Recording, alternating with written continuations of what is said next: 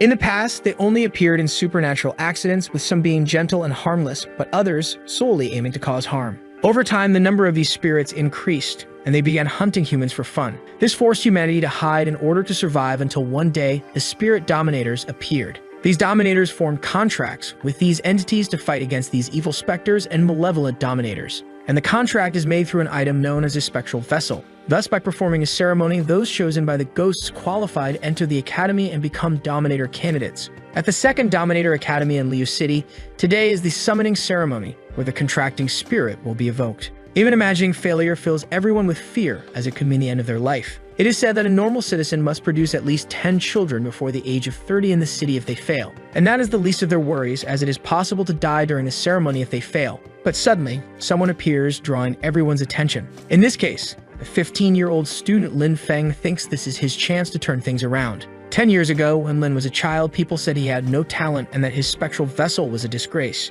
Because of this, his parents abandoned him, and on the streets, he began to be mistreated by other kids who had better contracting spirits and ethereal auras. However, Lin didn't take it lying down, and one day kicked one of the bullies square in the face. Today, he knows he must become strong so no one can mock him again, and this drives him to be determined to succeed in the ceremony. Breaking the silence, the odd person informs everyone that he will be the evaluator in charge of the summoning ceremony. In this case, he orders the students to stop stalling and take their spectral vessels, which are individual objects. With this, he instructs the students to memorize their mental spirit into the vessel. But Lin still doesn't know how he will summon a spirit with the object he has. Returning to the professor's explanation, he states that after a long maturation period, the spirit will be summoned. As the event begins, one of the vessels starts cracking and leaking blood. Meanwhile, a girl's ring begins to heat up, making her extremely uncomfortable. In response, the instructor explains that when the vessel comes into contact with the ethereal aura, a reaction occurs, signaling the spirit has been awakened. Then others continue attempting to stimulate their vessels for the same reaction. But the instructor warned that if there was no reaction, it meant the spirit had already disappeared and that those individuals could leave. At this, one of the children becomes angry and tells the instructor to shut up, claiming he isn't even human to be listened to. Indeed, he is merely a puppet controlled by a dominator. Now Lin has bigger problems to deal with, such as his unresponsive vessel. Faced with this, the earlier bully appears to mock the protagonist's situation. Because the vessel isn't responding, he suggests the boy become a breeder, as that's all he'll be good for. Pridefully, the bully tells the losers to give up, which makes the earlier boy want to fight him. However, before he can do anything, the instructor casts some kind of spell, causing the boy to collapse. This leaves the protagonist impressed by the power of a spirit tamer. The instructor, on the other hand, becomes irritated and warns that those without a contracting spirit are not on the same level as the others to argue. Thus, Lin sees no other option but to leave the room. Outside, while the professor talks about spirit summoning, the protagonist questions whether he truly lacks the ability to summon anything. Inside the room, one by one, the students begin successfully completing the process to become dominators. But suddenly, something catches everyone's attention as a sharp blade emerges from within the bully, causing him to scream for help. It becomes clear that the bully's contractor is a malevolent spirit. The moment it manifests, the student's body is overtaken, making him attack his peers. Fortunately, the bully's attack only causes superficial injuries, but he continues to chase the panicked students. However, as he witnesses all this, the protagonist questions why the instructor does nothing to help. And as the bully leaves the room, he encounters Lin and charges at him with bloodlust. Before the worst could happen, the boy's contracting spirit, called the System, is detected. Then the spirit begins to take the form of a little girl who appears in front of Lin, surrounded by a magical circle. Obviously, our protagonist doesn't understand why his contracting spirit is a little girl. The System announces that a spiritual piddle and 50 experience points have been obtained, in addition to the spirit's ability being shattering. Despite finding it strange, Lin still thinks the little girl is cute, and the System informs him that the spirit can be enhanced with the pill. Knowing he is in a dangerous situation, he decides to use it, evolving the spirit from rank F to E and improving his body by 30%. All of the protagonist's senses are enhanced, and now the mission Connection is opened, asking for a name to be given to the contracting spirit. At this point, the boy remembers his past and decides to name her Tong Tong, awakening a summoner spell called the Shadow Mode. However, the bully only becomes angrier and more powerful, engulfed in darkness. Then the instructor appears and orders the students to stand behind him, as the delinquent is entering berserk mode. At this moment, the protagonist is about to fight against a rank D spirit. Since he doesn't know what Tong Tong can do, he understands it's best to be cautious. But now that Lin is a spirit tamer, he grabs a chair and decides it's time to prove his worth. When an attack comes his way, the boy manages to dodge, noticing an improvement in his reaction time. He counters, completely destroying the wooden chair. But that isn't enough to defeat the bully, so he increases the size of his blade and attacks again. The protagonist becomes desperate, unable to dodge, but fortunately, his spirit saves him. Before he can even be surprised, the spirit transforms into a red version, destroying his opponent's weapon. This transformation causes massive destruction along with an unparalleled release of aura. The protagonist is stunned by this transformation, and the instructor is even more shocked. Back in the fight, the little girl lands a magical strike on the bully's face,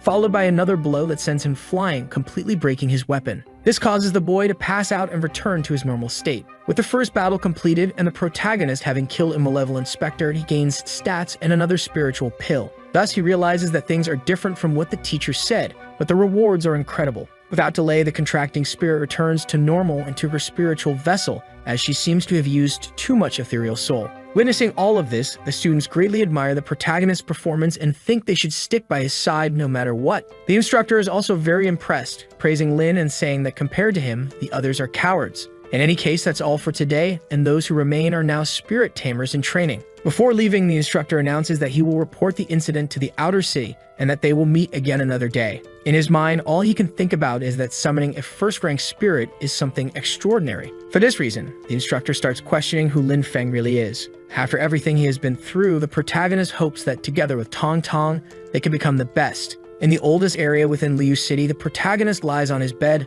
looking at his vessel. Out of curiosity, he decides to summon Tong Tong. As expected, the temperature drops when a spirit appears. Getting straight to the point, the hero praises his spirit for her performance today, but she doesn't respond. In this case, he wonders if the girl is unconscious or if he needs to level up to interact with her. At that moment, the system announces that because Lin talked to Tong Tong for 5 minutes, he earned points indicating the existence of daily tasks. Looking at his stats, the boy notices the Shadow Mode spell, something he's never heard of, especially since spirits don't usually have summoner spells. Very cleverly, he thinks he should stop using the spiritual pill until he understands how the system works to avoid drawing attention. Even though he can't touch the girl, Lin gains experience by attempting to pat her. He also gains experience by trying to teach her to read and watch a movie together. Moreover, spending time with the contracting spirit alone completes some missions. At the end of the day, the boy farms a total of 50 spiritual experience points and 10 affinity points. So he decides to sleep because the next morning he has Dominator training, but it ends up being difficult with her staring so much.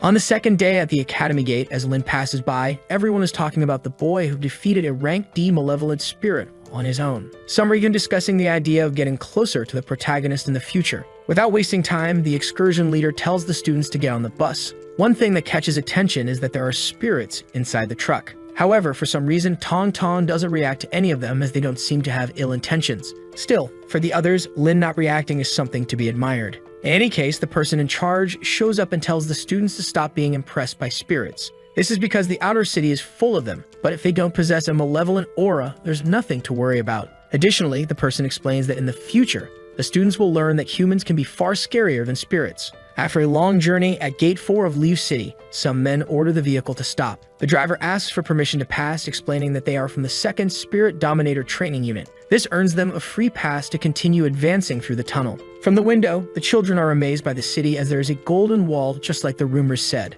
It's a layer of gold 1 meter thick, designed to prevent malevolent spirits from crossing. Gold has the ability to block all ghostly attacks, and the inner city uses these walls for protection. With that, the trip ends and the spirits start leaving the bus like normal people. Outside, the large outer city of Liu City is revealed. As for the spirits, someone asks why they're all staying close to middle-aged men. The protagonist explains that after the age of 40, these men no longer have reproductive value and are only left with physical labor. However, obviously, no one pays attention to the explanation since they are in the presence of the Academy's famous student. Suddenly, out of nowhere, the earlier instructor shows up and tells the students to follow him. He then explains that the kids will have 3 months to become dominators and will be given a map with a tracker and a spot in the area with buildings. Each house contains sealed spirits, and to claim them, one must defeat the spirits. Teams can be formed, or students can fight the guardian alone, and the larger the house, the stronger the spirit. Obviously, the strongest spirits reside in the mansions, and the instructor mentions that anyone brave enough can try their luck there. Thus, the day is set for the mission, and the system will reward Lin with spectral redemption and experience based on the size of the house.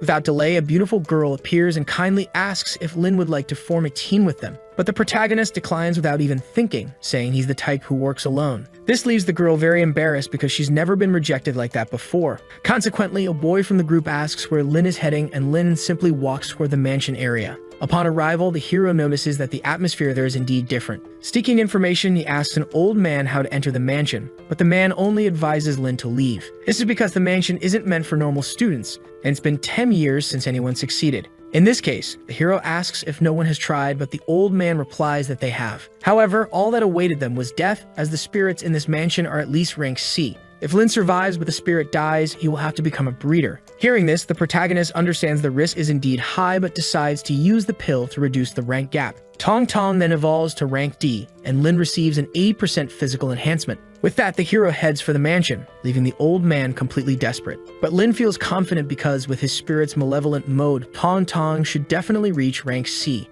Inside, Lin begins to wonder where the rank C spirit might be hiding. Looking up, the boy unexpectedly spots it, but as he pursues, it simply vanishes. However, the hero hears the sound of food being prepared, leading him to think the spirit is in the kitchen. So Lin rushes to the spot, but upon arrival, everything is in disarray and the noise stops. Suddenly, from behind the boy, a knife approaches, only to be stopped at the last second by Tong Tong. By entering a fight, the spirit runs off, attracting the hero's contracting spirit. This makes the protagonist desperate, and other malevolent spirits take the opportunity to attack Lin in the kitchen. Faced with this, the hero is confused about why there are so many ghosts instead of just one, and worried because he can't summon Tong Tong. But since he has no time to think, the boy starts running, dodging all the attacks. At least Lin received a physical enhancement, making him much faster. With this, he escapes from the room, and unexpectedly, the spirits disappear. Because of this, Lin decides to test if they only activate when someone enters the room, and when he steps inside, his theory is confirmed. Due to the restrictions of the area, they were trying to lure the boy to the second floor. However, the hero forgot to look for Tong Tong, so he starts running again. When he reaches the banquet hall, he shouts for the girl to run away, saying it's a trap. Above the boy is the ghost that attacked Tong Tong, likely the main body prepared to stab him. Without thinking twice, Lin slashes it with his golden dagger, but unexpectedly, the cut has no effect. However, when the monster tries to pursue the hero into the hall, it simply disintegrates, revealing that it is just a puppet. The others, however, notice the intruder's presence and move closer to attack him. By drawing their attention, our hero can now call this contractor back into the vessel. After doing so, he quickly runs through the hallway and jumps off the mansion, landing on the ground and creating a hole into the basement. A few seconds later, Lin wakes up feeling a bit dizzy, thinking that dealing with a rank C spirit is truly challenging. But when the boy looks closer, right in front of him is a strange monster that keeps making a bizarre noise. This is the main body, a soul-devouring monster incapable of moving and feeding on souls to grow stronger. In front of the guests, the monster attacks Tong Tong, and the girl defends herself until one of the strikes hits her. To help his contractor, the hero draws his dagger and starts cutting the tentacles, but ends up getting caught. The little girl tries to help her master, but the protagonist begins to be devoured, and its consciousness starts to fade. Meanwhile, outside the mansion, the instructor asks if Lin Feng really entered alone, and the old man says yes. Hearing this, the teacher rushes to save his student, but as Lin was being devoured, Tong Tong began transforming into a red version. Once fully transformed, she grabbed her master's hand and entered the monster along with the hero, embracing him. At that moment, a red energy started emanating, even alerting the instructor, who descended immediately. But unexpectedly, an explosion occurred right in front of him, even frightening the old man outside. When the dust settled, the teacher realized the rank C spirit had been defeated. With the battle over, the contractor returned to the vessel, and the system awarded Lin 1,000 experience points and 1 spiritual potential point. The instructor left, understanding there was no need to stay. Returning to her original form, the instructor was actually a girl who was very impressed, so her butler asked if she had discovered anything. In response, Yan, the leader of Leaf City's branch, explained that a boy named Lin Feng has a spirit with a very powerful second state. In this case, the butler suggested that the hero was someone very lucky, but the leader disagreed. To her, the protagonist has a psychic body.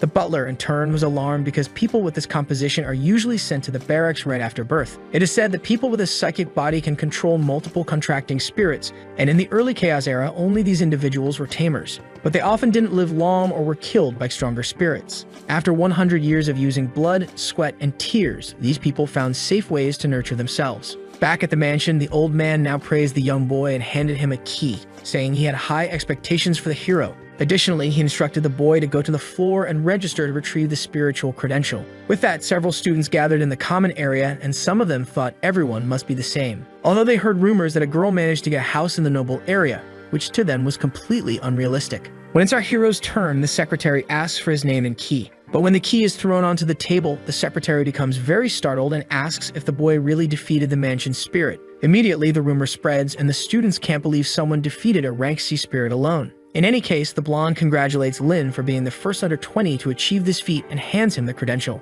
Additionally, he informs Lin that there's a reward of 10,000 credits for expenses, but the rest must be earned through missions. Grateful, the hero thanks him and leaves. As Lin departs, a girl becomes envious because she only received 3,000 credits, while another wonders if Lin would let her live with him if she were his girlfriend. Later, Lin calls Tong Tong and thanks her for a job well done. He also mentions that with the reward they received, they can go shopping, and unexpectedly, Tong Tong nods in agreement. This startles Lin as he begins to think that his contractor has finally awakened her own consciousness. In the outer area of Liu City on Suzaka Street, a voice announces that passengers who wish to disembark should do so now. Our hero then exits along with his contractor and heads to a store called No Taboos. Even after earning 10,000 credits, Lin decides to be frugal and spend only 1,000 on essential items. However, upon reaching the checkout, he realizes a bedsheet costs 800 credits, and the clerk explains it's due to the city's current crisis. In this case, the hero decides not to buy it, using the excuse that it's been quite hot lately. Regardless, the clerk asks if the other items are also his, and as he turns around, the hero sees Tong Tong the pile of things. Among them, most are rolls of toilet paper. As a result, the protagonist spends 639 credits. At the snack area, the girl fills the cart, leaving the hero indignant because he thought ghosts couldn't eat. In the clothing section, the girl grabs a lot of items and even more in the weapons section. At this point, the inventory storage reaches its limit and an upgrade requires 500 credits, making Lin even more anxious. By nightfall, the two return home having spent a total of 9,187 credits, but at least the spirit's favorability increases by 30 points. However, the hero knows he must be cautious with spending because ghosts are expensive. Back at the mansion, they now need to complete missions to earn points.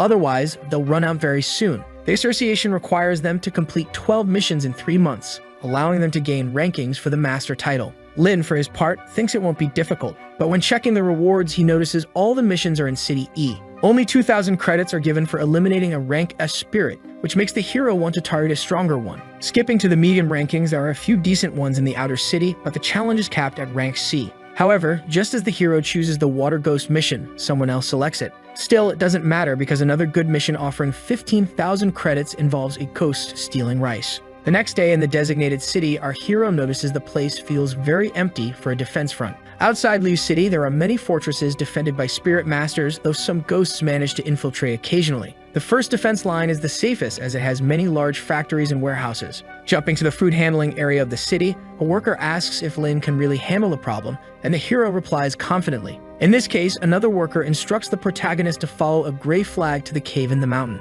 It's said this ghost is difficult to locate and Lin may have to stay there for a few days. However, our hero doesn't mind, which leaves the workers confused by the boy's reckless attitude. But since the boy seems eager to die, one of them remarks they won't intervene. In this world, there's a lot of mist, and the city uses special devices to disperse it. However, in the jungle, there's only half an hour of sunlight daily, during which ghosts hide, referred to as the safe time. After a long walk, the boy finds a cave entrance. Upon arriving, Lin asks one of the guards if this small place is really the food reservoir. The guard confirms, but not before explaining that appearances can be deceiving and that the place can isolate human auras during an invasion. In this case, the protagonist decides to take a look, and inside, Lin reflects that this ghost is not the attacking type but the kind that causes trouble. Recently, a ghost spirit master came, but as soon as the human entered, he disappeared, which is why they couldn't find him. Thus, Lin called Tong Tong to begin the hunt, which scared the men quite a lot. Getting straight to the point, the hero asks his contractor if she can sense the ghost's aura. The girl points outside, but before anything else, Tong Tong also transforms into her second level.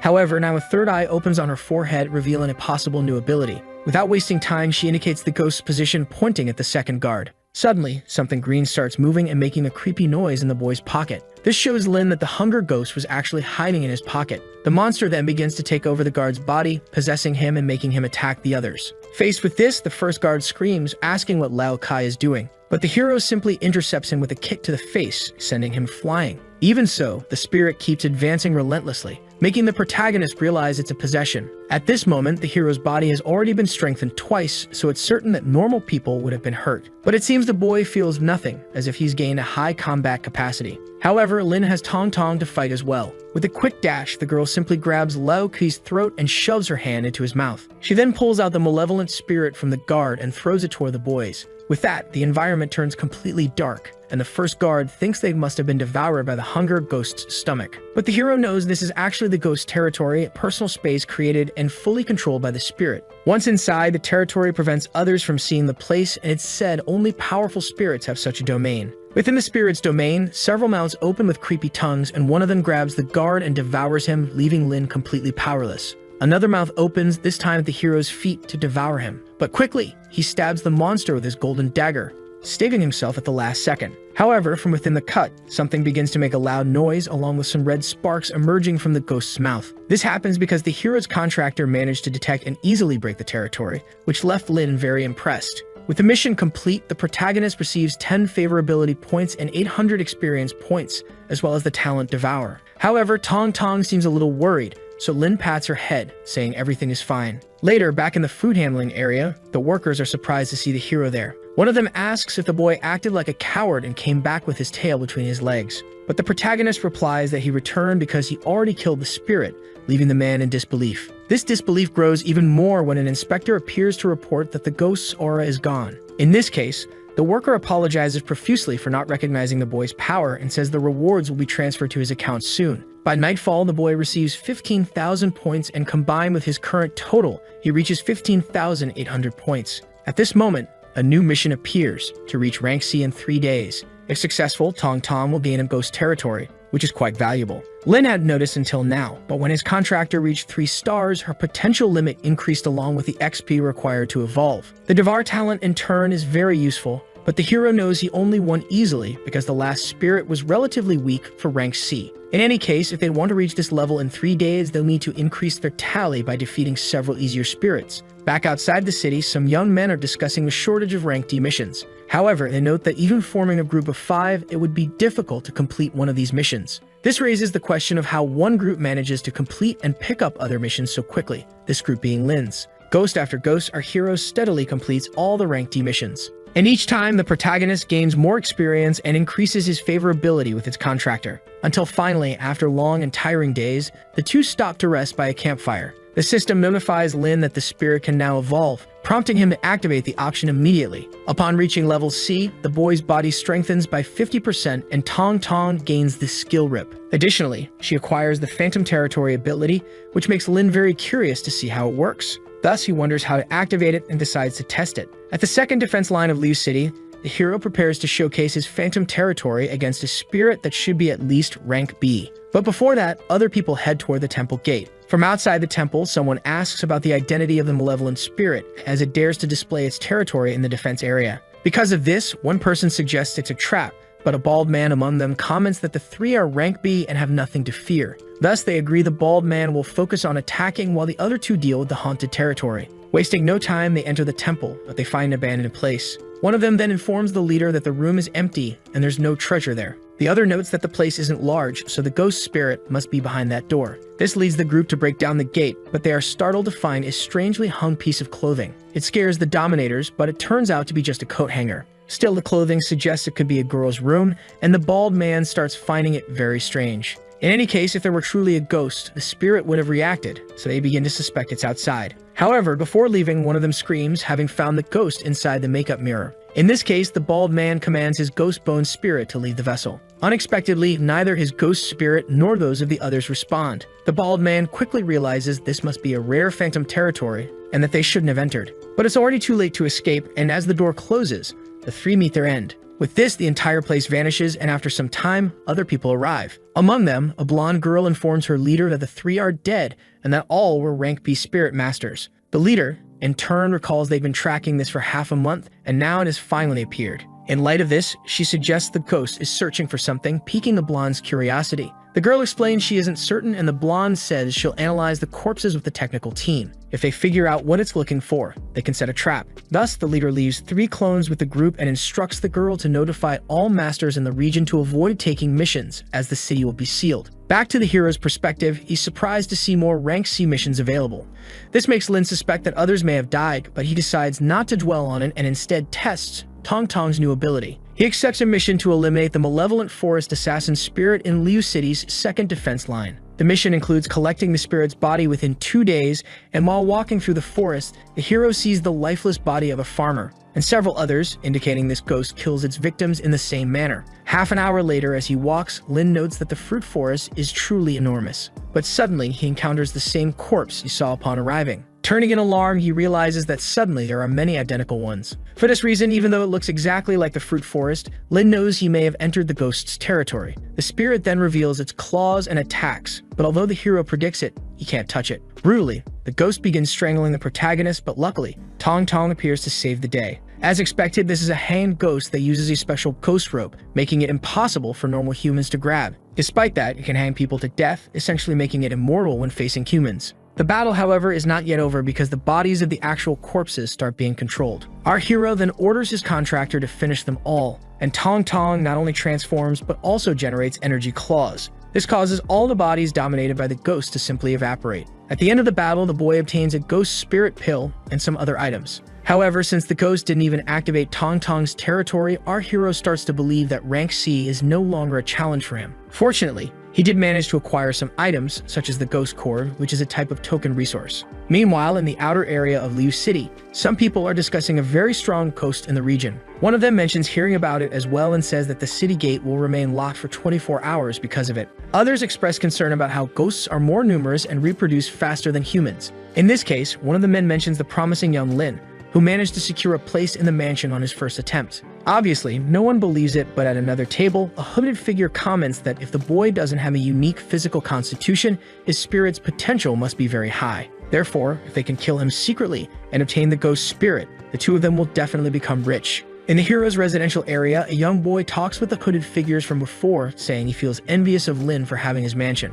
However, in the past few nights, its lights remain off, which indicates that Lin has been out completing missions. The hooded man is clearly impressed by Lin's boldness, but the boy explains that Lin is a normal and that his spirit is almost rank C. Regardless, the boy asks why they're looking for him, but the men only give the excuse that they're curious. Since Lin isn't in the city, one of the suspects asks what they should do, and the other doesn't hesitate to say they will hunt him outside. Additionally, after killing him, the criminal plans to use his grave sack to capture the hero's spirit and get rich. In any case, the outer city is very large, but the same man claims to have a trick. Back on the protagonist's excursion, he steps out of the cabin at dawn and asks Tong Tong if she really protected him all night. The girl shyly replies yes, as though asking to be praised. In response, the protagonist pats her head and thanks his contractor. Activating the satellite signal on his mission device, Lin prepares to find another rank C mission. But he notices some unread messages, including one that says all the spirit masters have returned to the city because of a powerful ghost. Another message is from Xiao Di, the boy from before, warning him about the hooded men who came looking for him and likely have bad intentions.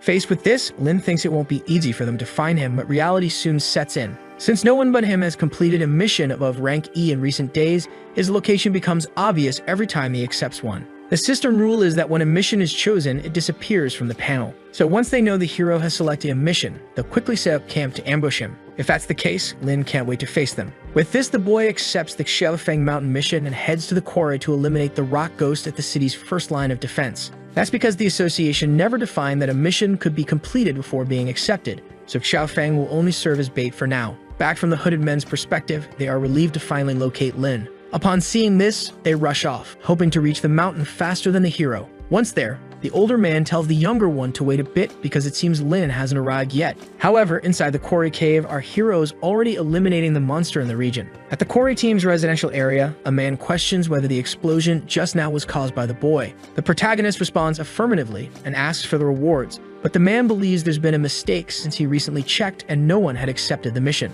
Lin clarifies that he's not lying and shows his device, proving he accepted the mission just moments ago. Back at Xiaofeng Mountain, the brothers notice another mission has been accepted, this time at the quarry. The younger one asks if there might be another spirit master working in the area, and the older man responds that's probably true, so the two conclude that the best decision is to separate. However, before leaving, he warns his younger companion not to attack Lin if he encounters him, but to send a message instead. 2 hours later, the hooded figure arrives at the quarry and the town elder informs him that a boy indeed eliminated the ghost. The delinquent then questions where the boy went, asking for his destination. But all the elder knows is the general direction, which is enough for the man to sprint away. The elder, though injured, quickly grabs his device while grumbling about the attitude of that spirit master. Meanwhile, in another region, the hero receives a message from the elder confirming that someone is indeed pursuing him. 3 hours earlier, the hero had devised a plan with the village elder to provide false information to the pursuer in exchange for 5,000 credits. So far, it seems they believe the boy is weak, but the plan is working since, if one is at the quarry, it means they split up.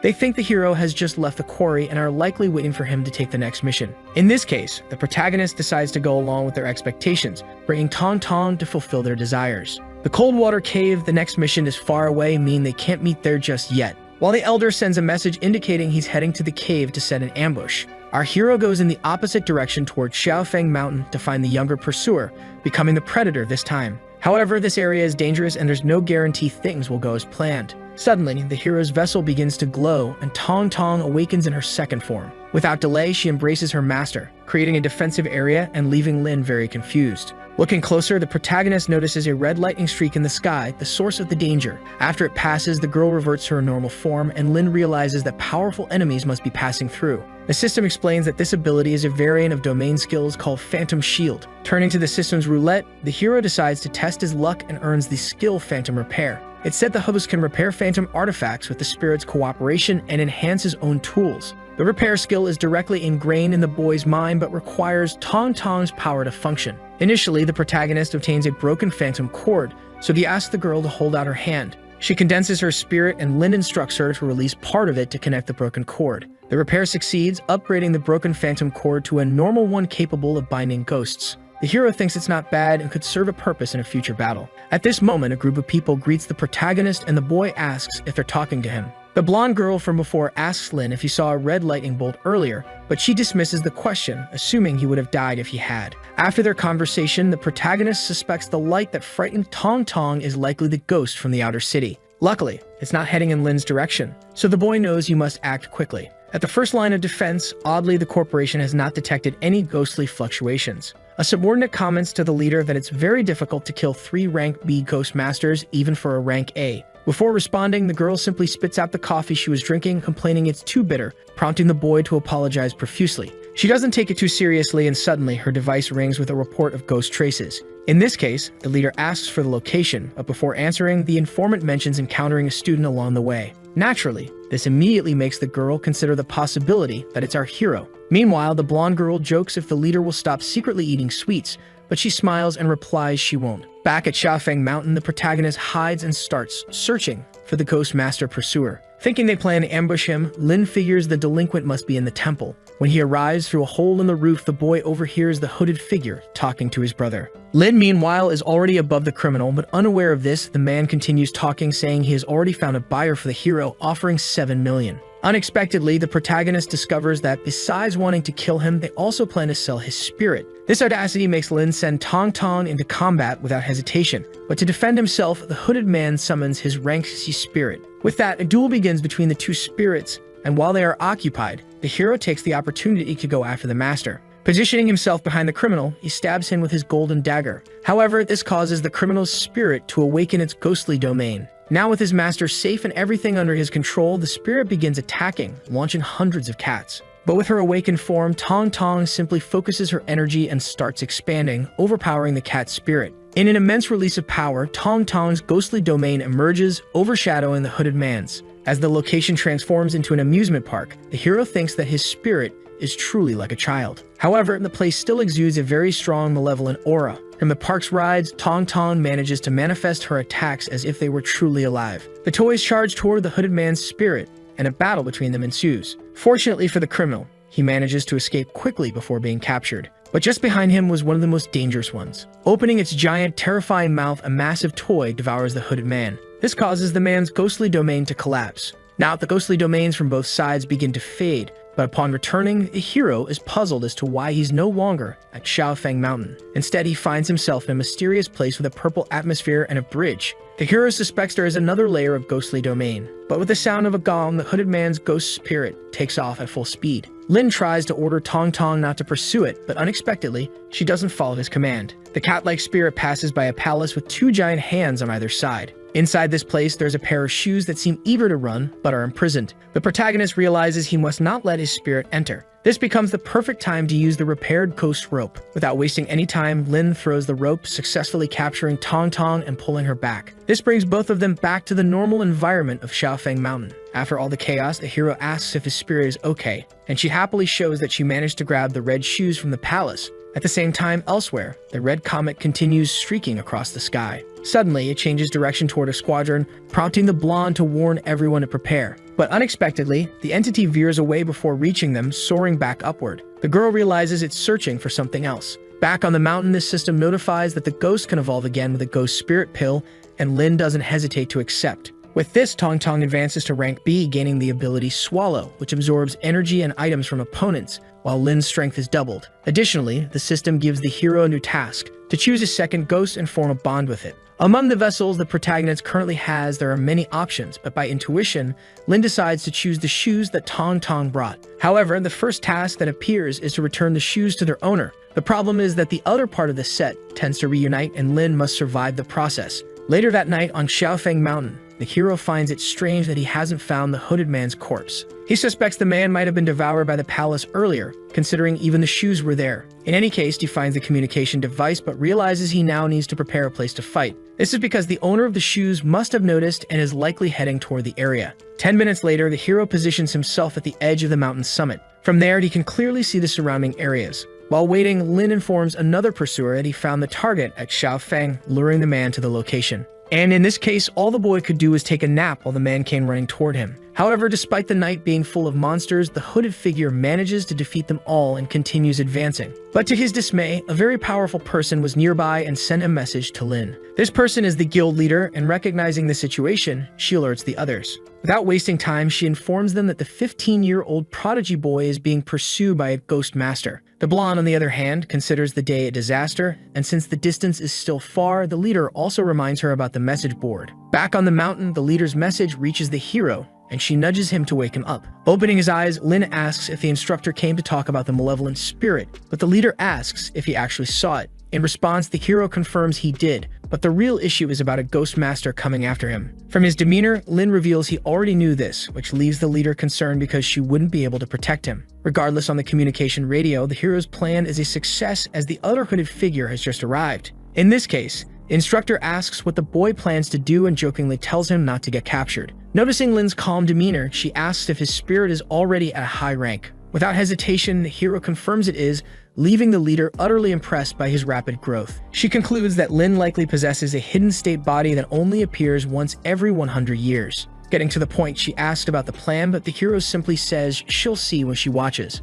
After a long journey, the hooded figure arrives, and via radio, his younger brother instructs him to head to the summit tree. However, upon arrival, the man sees no sign of his partner. At the base of the tree, though, he notices a shiny red shoe that catches his attention. In a secure location, a note asks if the embroidered shoes are really the artifact the bride is seeking. The hero confirms they are since they're part of the set, and as she's almost there, the target will be this man. In this case, the leader understands that if the bride is stronger, she will defeat him, and if she's equal, she will tire him out. Soon enough, from a distance, the bride approaches at high speed, leaving the hooded figure puzzled by what he sees in the sky. She stops in front of the man, radiating her powerful presence. The moment she arrives, the bride engulfs the entire mountain in her ghostly territory. Switching perspectives, the hero wonders where the leader went. At that moment, she appears with her group, greeting the boy and leaving him confused about whether she's truly the guild leader. The girl, for her part, asks why Lin doesn't recognize her. Sincerely, the hero explains that he always thought the leader was an older man in his 40s. This slightly irritates the blonde, but the leader takes it as a compliment.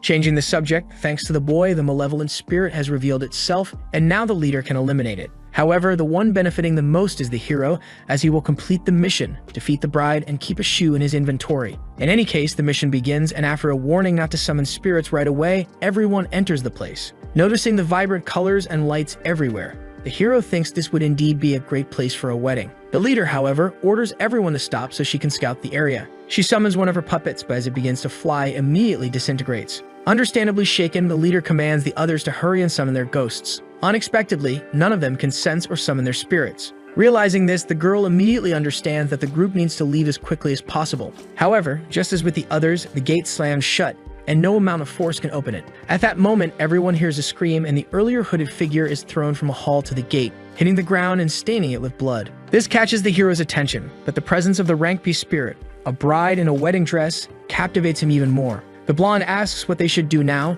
and the leader advises against acting rashly, as she plans to sacrifice herself to awaken Shou Bai. The hero, however, asks if the ghosts can be summoned if the domain is separated for a while. to which the girl responds affirmatively. In that case, Lin summons Tong Tong, leaving everyone astonished at his ability to call upon his ghost. The system is quite powerful and imposes no restrictions on interacting with the ghost despite its many problems. With this advantage, the hero manages to use his ghostly domain. Since this is equivalent to an independent space, the warriors are now able to summon their ghosts and counterattack. This results in massive explosion from the sheer number of attacks by different spirits. Among those that appear are Feng Yu, a rank C, and Xiao Bai, a rank B. The hero realizes that these are the true ghosts under the leader's command as opposed to the others, which were merely supports. Without wasting time, Xiao Bai uses her spear to try and pierce the monster, while Feng Yu provides long-range support. However, the bride manages to trap all the feather attacks with red threads to defend herself. Despite this, the strength of the two spirits seems equal, creating the perfect opportunity to deploy the shoes.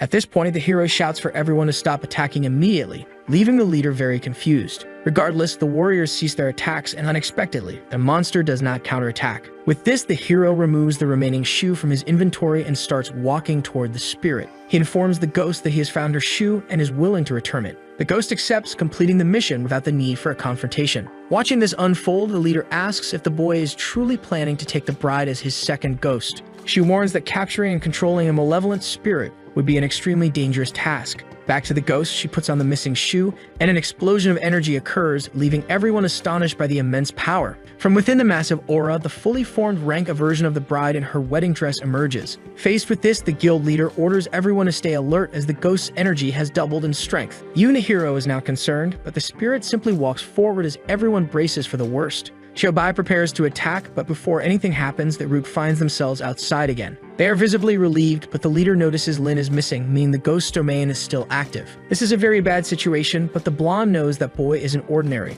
The leader Yan asks since when she's thought that way about him, leaving the girl embarrassed. Regardless, Yan tells everyone to rest and assures them she will handle the matter of the boy. Before anything else, however, she forbids spreading information about the bride's unique special domain. Back in the domain, the hero wonders why everyone suddenly disappeared. At that moment, a second mission appears, tasking him with going to the bride's room and helping her comb her hair. Immediately, the boy heads to the location, but he's unsure how to comb the ghost's hair since he can't see it. Upon closer inspection, he notices that the mirror reveals the ghost's face, and beside the table sits the comb. Using the mirror, which reflects the ghost's image, the hero guides himself. This allows him not only to sense but also to truly comb her hair, improving the ghost's expression significantly. Thus, the mission is completed with a favorability gain, but another appears with the objective of stopping the bride's wedding. The spirit then blows a mysterious gas, and Lin gradually loses consciousness while hearing promises of marriage. Later, he opens his eyes and finds himself in the place and time where the spirit once lived. At the same dressing table, the ghost asks her husband if she looks beautiful after getting ready. The girl is Xuan Hua, 17 years old, from the wealthy Xuan family,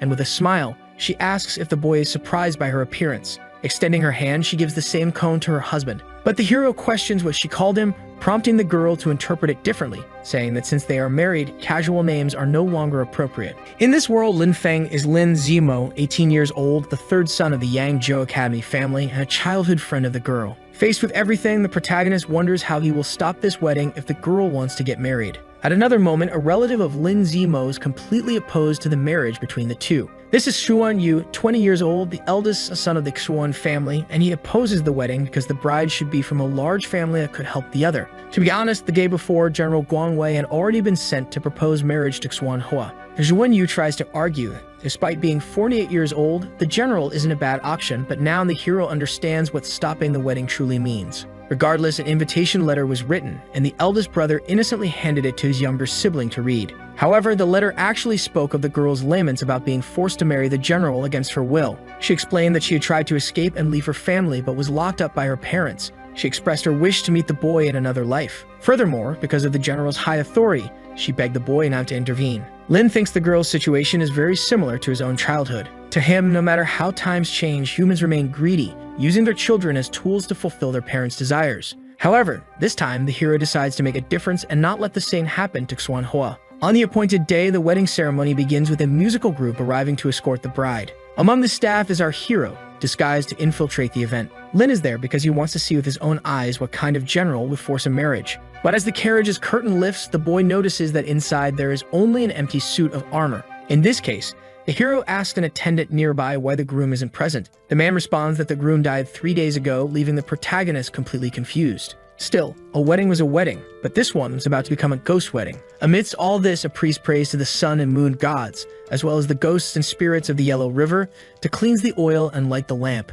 He then asks the sealed souls with the mysterious phoenix and the soldiers of death to pave the way for eternal peace. So far, Lin had only heard that ghost weddings were meant for two deceased individuals, not between a living and a dead person. On the bride's side, a servant informs her lady that it's time to go. She says that after drinking this peanut porridge with red dates, the girl will have many children. The father orders his daughter to hurry because the general is waiting, so she begins eating. Back to the hero's perspective, Lin runs thinking he must find Suan Hua quickly. He pushes through the crowd until he reaches the bride and sees that she's fine. Obviously, the girl is confused to see her former husband there, but Lin tells her he's come to take her away, making her very happy. The father, however, becomes angry and orders the boy to stop interfering with the girl's wedding. Lin doesn't care and simply pulls Suan Hua to start running. By now, the boy has already sent people to distract the guards at the gate, so all they need to do is get on the carriage to escape. But suddenly, the young lady lets go of the hero's hand and collapses, coughing blood. Obviously, the protagonist is confused, but as he holds her, the girl mentions that the earlier porridge was poisoned. Hearing this, the girl's mother cries and explains the situation with the general,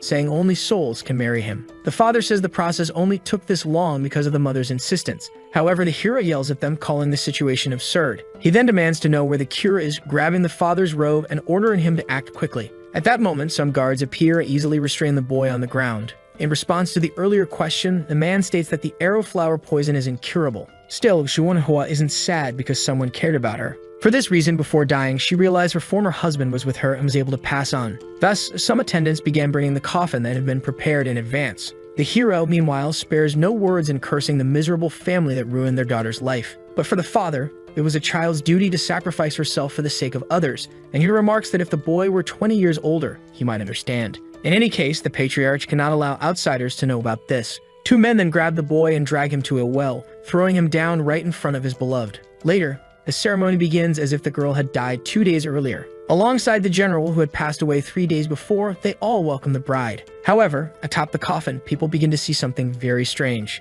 It is the bride's spirit, born from the girl's accumulated resentment. To avenge all she had suffered, she ended everyone's lives, bringing true despair. At the bottom of the well, the hero laments the pain he feels, barely able to breathe. Outside, the sky turns red, much like the clothes Suan Hua used to sew. And so, this tragic way, the story of the two came to an end. In another moment, the hero awakens to find a little girl speaking in front of him. Here, Lin is 6 years old, and a girl named Tong Tong asks for the boy's name. She also offers him a piece of bread, which he eats desperately, making her a little worried. Seeing this, she asks if they can take the boy with them, but her grandfather firmly refuses. Later, after much conversation, the man understands that the little boy is there because he was abandoned by his parents. Lin's mother had said he was a useless child who would only waste resources, and naturally, the old man found this incredibly cruel. Regardless, the elder advised that if the little boy wanted to cry, he should do so for one day. Lin then broke down, saying he hated his family but missed them nonetheless. This prompted the little girl to hug him for comfort and declare that she would be the hero's new mother.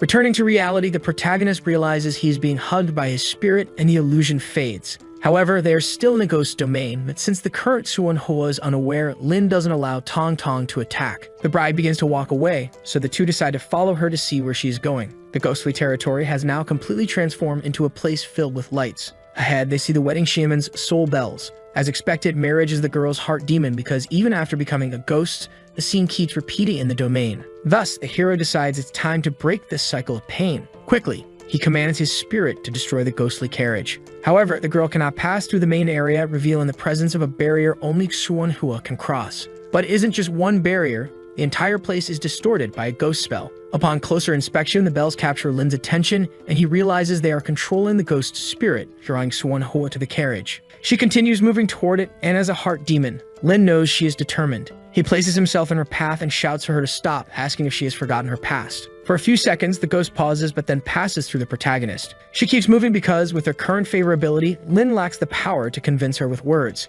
However, there is still one method worth trying, so the boy ties himself with the ghost rope and jumps into the well. At the bottom, he finds Lin Zimo's skeleton, along with a scripture about meeting again in another life. Unfortunately, this never happened because his beloved became a malevolent spirit. Nonetheless, the boy takes Zimo's calm and returns to the bride's room, where the two parts are reunited. This releases a dense energy that interferes with the bells. Suan Hua senses it and instinctively begins moving toward the hero. The protagonist then asks if she remembers this calm. The bride's hand reaches for the object, and after taking it, she begins to cry profusely. Even after waking up, however, she continues running toward the gate. This time, she destroys the portal and demolishes the entire interior with impressive speed. Unfortunately, it's not effective because the carriage regenerates instantly. After being attacked, it transforms into a giant monster that, with a roar, destroys the ground beneath it. Faced with this, Tong Tong charges forward and the hero thanks her, but after cutting the monster's legs, they regenerate. It appears this ghost is immune to physical attacks, so the hero retreats slightly. He lights a Molotov cocktail and throws it into the carriage's interior, setting everything ablaze.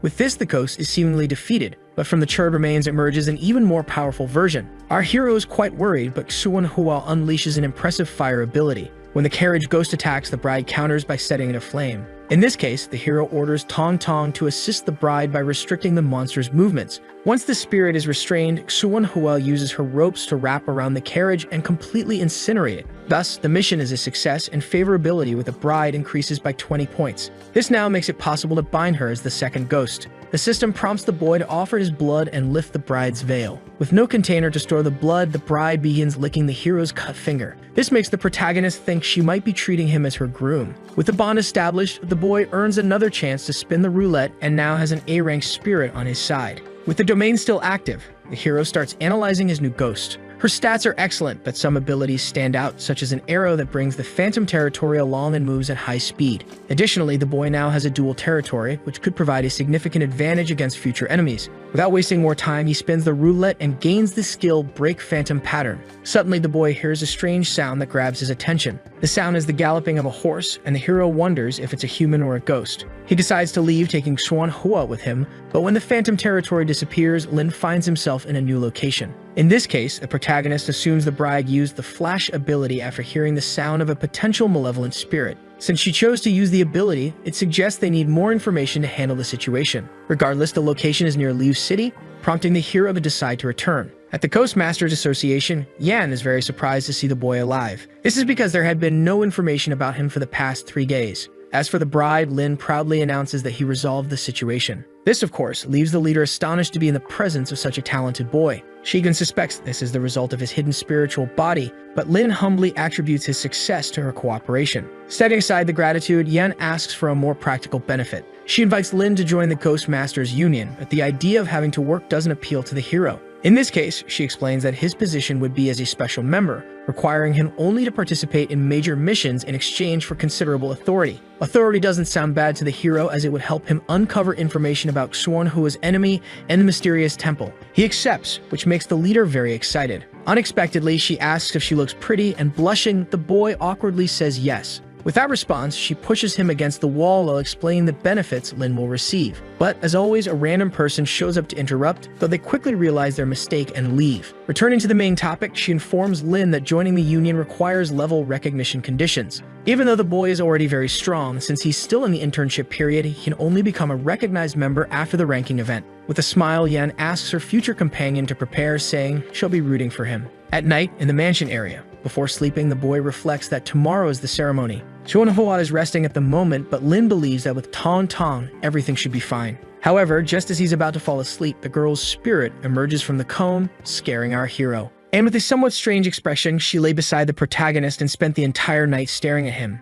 In the morning, Lin wakes up in a panic to the sound of his alarm clock. Fortunately, Suwon Hua, treating the boy as her husband, ensures he doesn't oversleep. However, getting dressed is still something the hero prefers to do on his own. Later, a host excitedly welcomes everyone to the Ghost Master evaluation ceremony. This time, there are over 3,000 participants, so she announces that it will be thrilling and declares the event open. She explains that most participants are recent graduates, but there are also some from other years, including an intern. In the stands, the greedy redhead from before notices Lin, and someone comments that passing the exam requires more than just combat power. This proves true during the event, as some people see the protagonist and doubt his ability to succeed. The first round, the written exam, begins, and anyone who answers incorrectly on any of the 30 questions will be disqualified. By question 23, 1/3 of the participants have already been eliminated, and the questions become increasingly difficult for the veterans. However, for our hero and 50 of his students who pass, the exam was far too easy. The second round involves a mental test where 3 examiners release the auras of their malevolent spirits to challenge the students.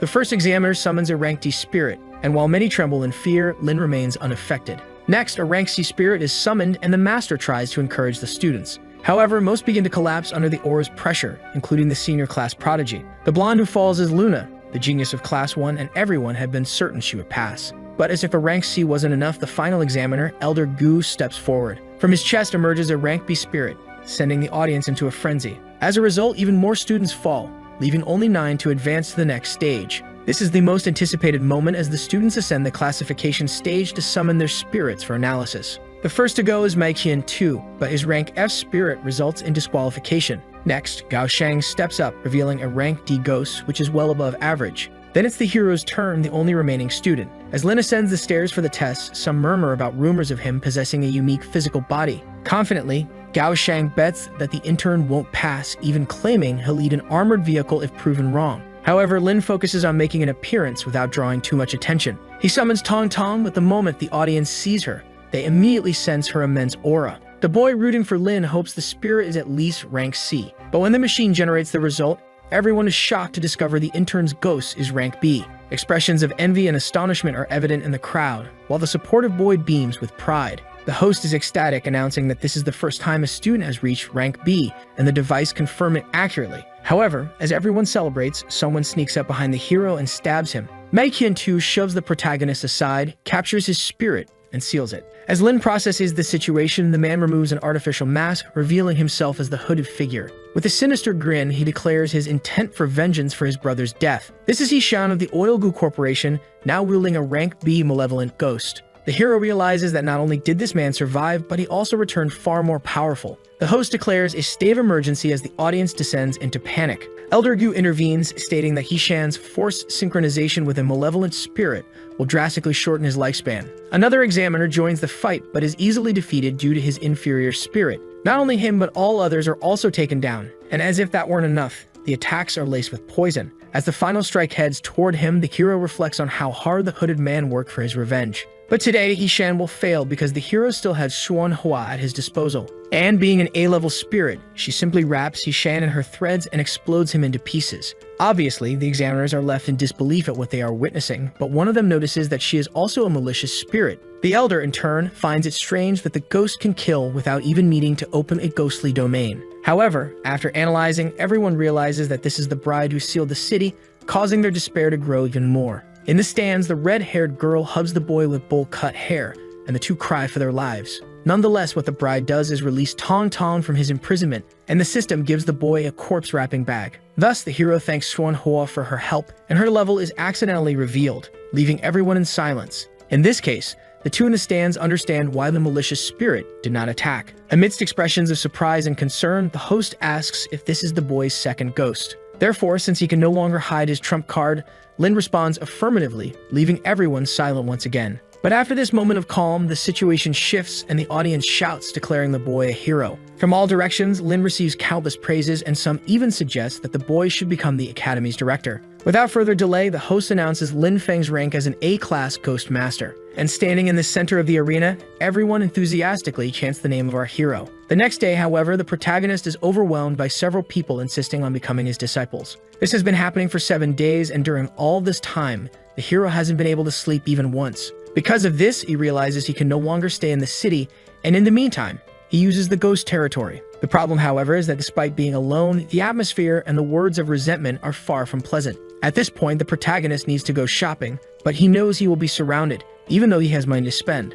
He really wants to spend money, but outside, the host of the event is doing a report, and everyone is participating. Even the guild leader is there, but she understands that the situation is becoming unsustainable for the boy. Later, at headquarters, the hero asks if Yan is really heading to High City. She replies that she's going on a business trip and that the boy will follow her as part of his training. It is mentioned that Hai is one of the 5 great cities, and one of the branches of the Ghost Master Association is located there. In the west, besides the south and north, all have an area considered the largest city, and in Hai, as there are many strong people, it's possible to sell ghost tokens. Thus, the hero sees this as a good opportunity because Chuan Hu's territory has many of these tokens. In any case, Yan tells the boy to get ready so they can leave the day after tomorrow, but Lin finds the girl's expression a bit strange. 2 days later, the hero asks how far the city is, and Yan says they are a few hundred kilometers away. They will pass through a desert area with many traps and a B-class master. But since the association has a private road, everything will be easier. In this case, Lin realizes that the school's teaching is limited and that there are many things he still doesn't know.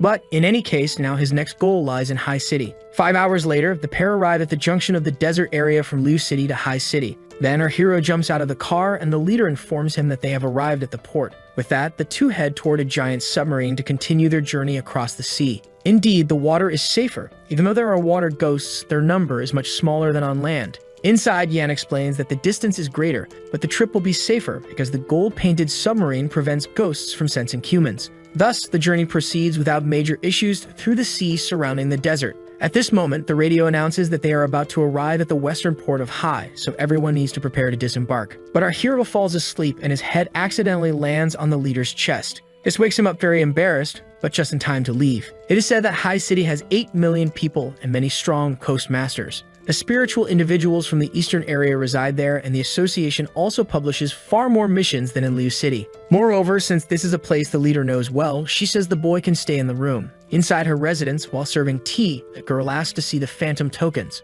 So our hero calls for Tong Tong and asks her to bring the phantom spirit. With that, the rank B token, Small Axe Head, appears. And Yan is completely shocked, which prompts her to question how the boy managed to obtain it. In response, the hero explains that besides this one, there are 5 more, all found within the bride's wedding territory. Obviously, the girl is at a loss for words, as this is the first time she's seen something like this, since most of these spirits are nurtured by masters from a young age. Getting straight to the point, Yan mentions that the spirit will sell for at least millions and tells Lin to rest while she contacts the auction house. In the house's bathtub, the protagonist finally begins to enjoy a relaxing evening. But as he remembers that High City also has many high-level missions, Lin thinks his spirits will grow stronger soon. Suddenly, the hero notices Xuan Hua's presence in the bathroom, even though he's certain he locked the door. However, locking a door is useless against a ghost unless it's sealed with gold. Anyway, the hero asks what Xuan Hua is planning to do, but she doesn't respond and simply crouches behind him to wash his back. Then, after a few minutes, the hero leaves the bathroom deeply embarrassed,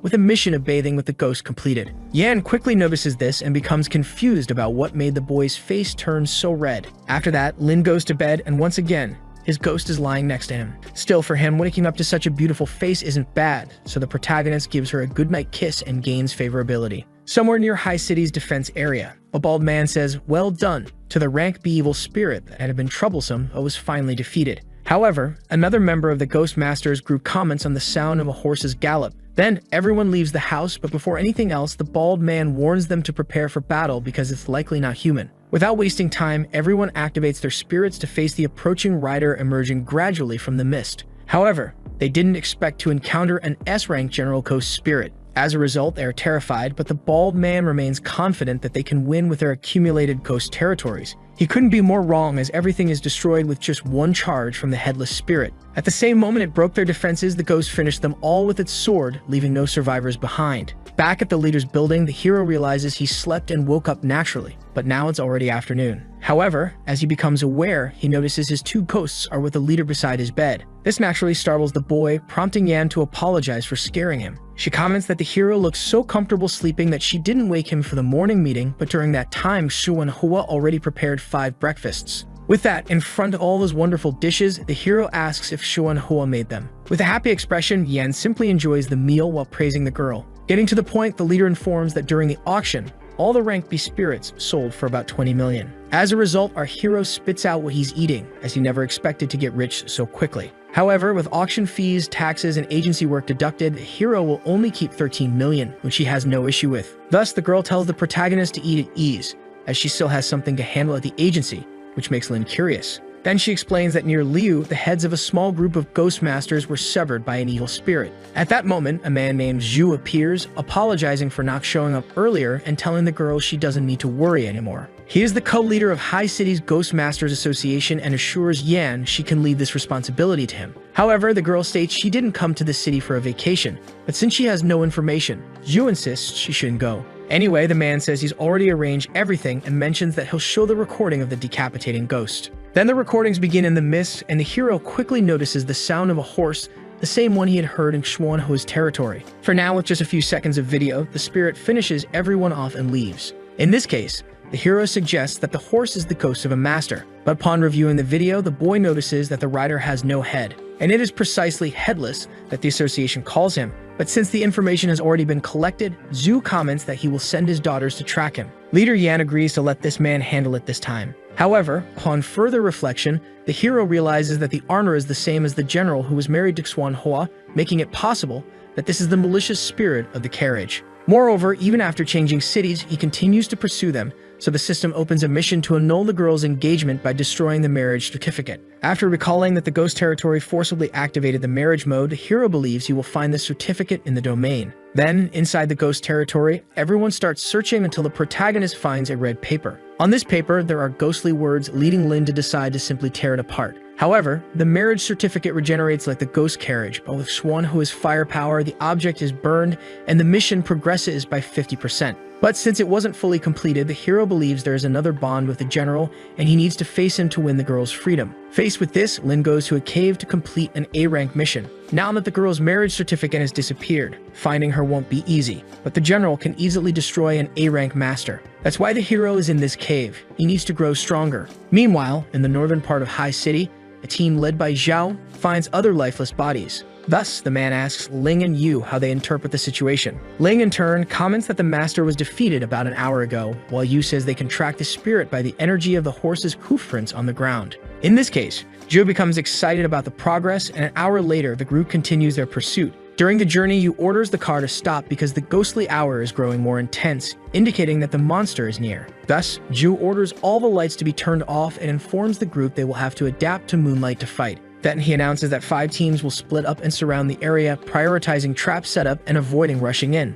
The platoon proceeds with the mission, and Ling sends her butterfly spirit to gather some information. But despite dealing with something so dangerous, Zhao's plan is still to capture the monster alive. Following Ling's butterfly, it advances until it is trampled by the ghost's horse. With this, the girl feels a bad premonition, but Yu tries to comfort her sister, reminding her that there are 30 ghost masters, including 3 A-rank ones. Therefore, the girl hopes that everything will truly work out, and at the same moment, the Headless begins to approach. Wasting no time, Zhu orders all teams to use their concealed ghost territories to seal the area. However, the general doesn't evade, so the association's co-leader warns everyone to prepare for battle. Unexpectedly, the ghost manages to destroy the territory with great ease, frightening the warriors. And since the spirit's ability is very unique, the leader understands that they need to act now to help. However, so far, a team of 7 B-class individuals has been instantly defeated by the monster. In this case, the elder activates his spirit Jin Wu and asks it to use the ghost territory to stop the general from advancing. Then a massive area is created, and fortunately,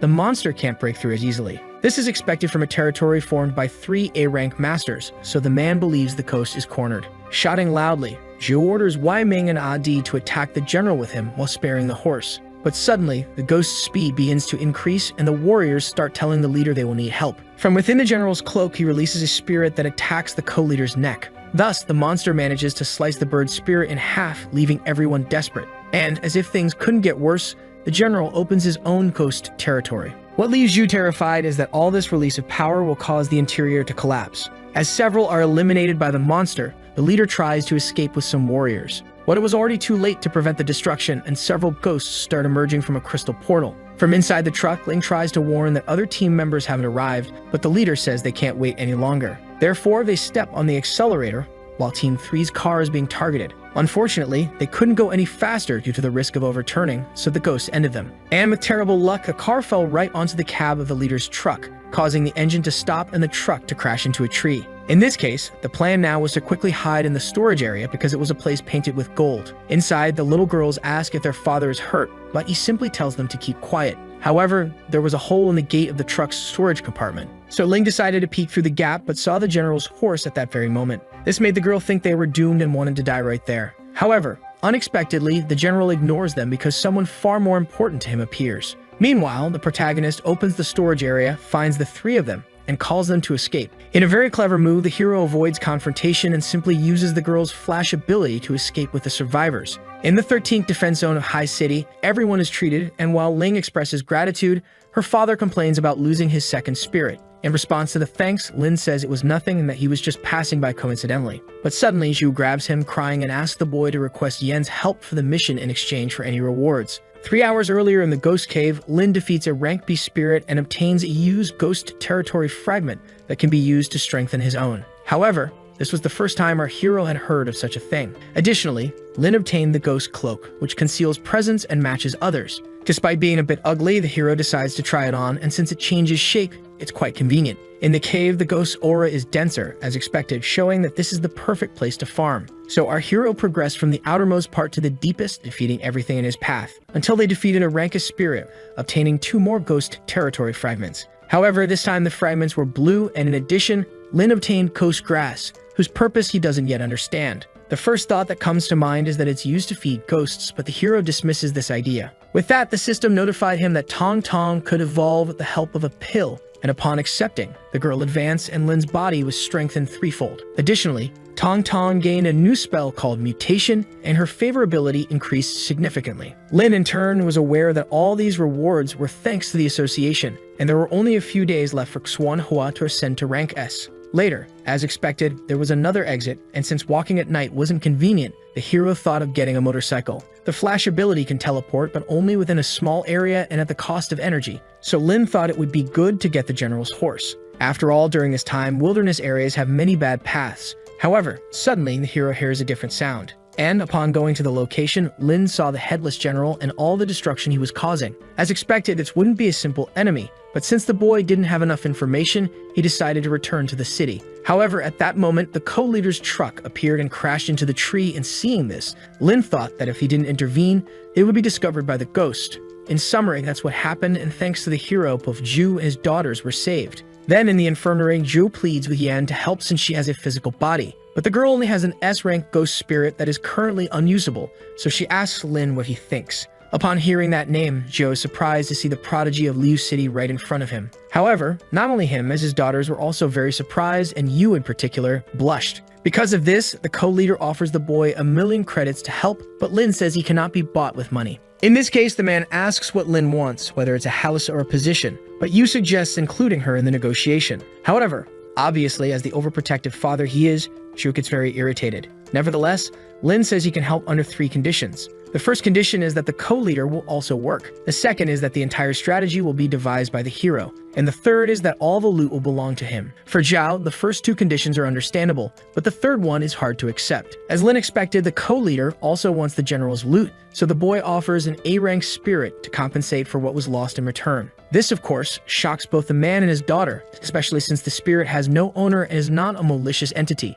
Returning to the main topic with these 3 conditions, Lin also offers 10,000,000 credits but gives the elder only 30 seconds to decide. This leaves Yan very impressed with the boldness the kid is showing. For a few seconds, Zhou contemplates what to do, but the hero keeps counting until time runs out. This forces the Ghost Master to accept, and thus everyone prepares to leave the next day. Later, just as discussed, the Headless General has never fully used his territory because any flaws would cause it to collapse. As for the domain's power, it likely comes from the Ghost Course and not the General. Since the territory is unstable, a strong domain from a single ghost will be required. Because of this, Lin turns to the bride and asks her to open her domain. The moment the 2 enter, the system notifies them that the fragments of the territory can be used to make alterations. As expected, the boy finds the domain's wall and decides to try using the fragments to expand it. Upon opening the options, the boy finally understands the different colors of the fragments, as each can create something unique. He decides to use the forest fragment first, shaped like a sakura tree. This fills Xuanhua's territory with many trees and causes it to continue expanding.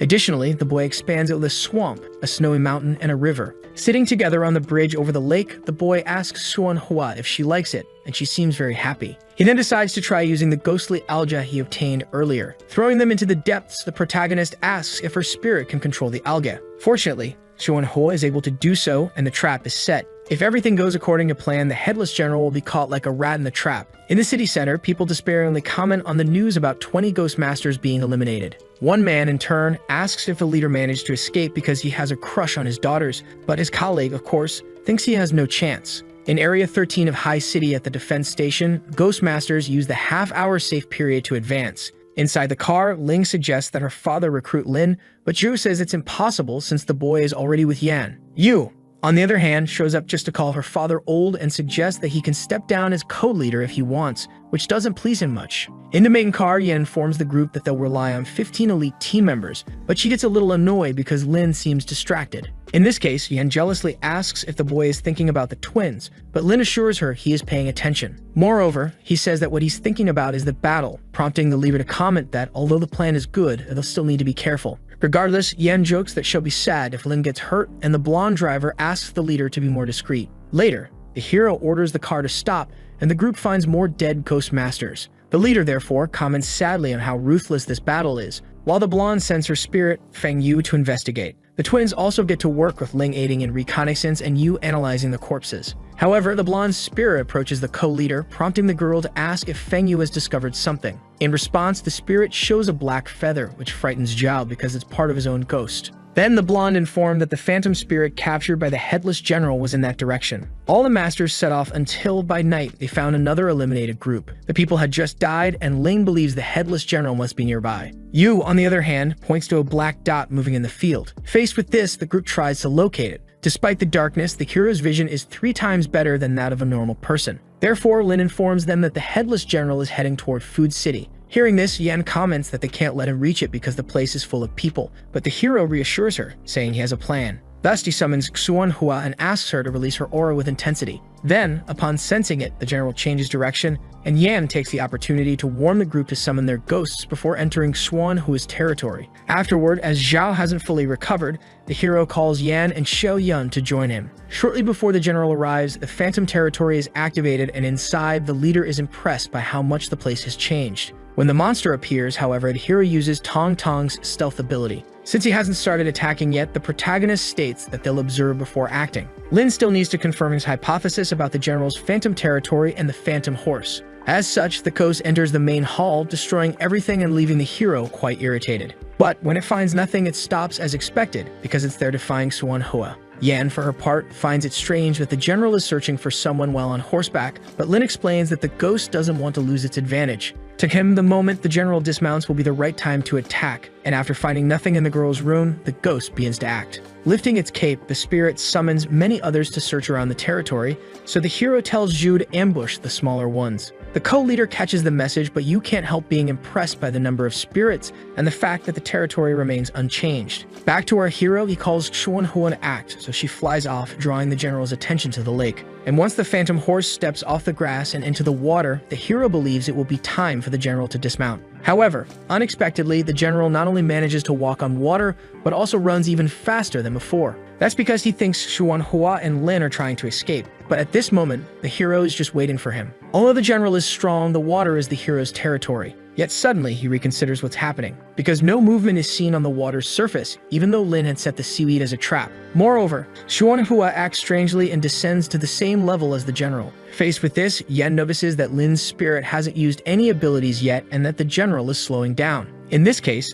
the hero assumes the girl decided to use herself as bait, luring him in so they can utilize the seaweed. Additionally, since the two have a marriage contract, the general won't be able to kill her instantly, so Lin thinks it's time to act. Thus, at the moment the ghost lets its guard down, the girl activates the seaweed to trap the spirit. This is highly effective because if the horse is in full sprint mode, it can't be stopped. When the ghost is in aquatic combat, its ability is reduced by at least 1 rank, and the seaweed slows it down even further. Because of this, the remaining ghosts begin to approach to support their leader. But in response, Lin orders everyone to protect the perimeter, preventing the spirits from getting through. Thus, the strongest ones from each group charge forward, and even an S-rank spirit named Xiao Hu appears. She can cultivate plants and belongs to the guild leader Yan. As they advance, Yan warns Tong Tong to be careful because she's beside an A-rank ghost. However, with just 1 strike, she destroys the spirit and gains the life recovery ability. This, of course, leaves the leader very surprised because in just a few days, Tong Tong has risen to rank A. At the center of the battlefield, the hero's spirits surround the engaged pair, ensuring no one interferes.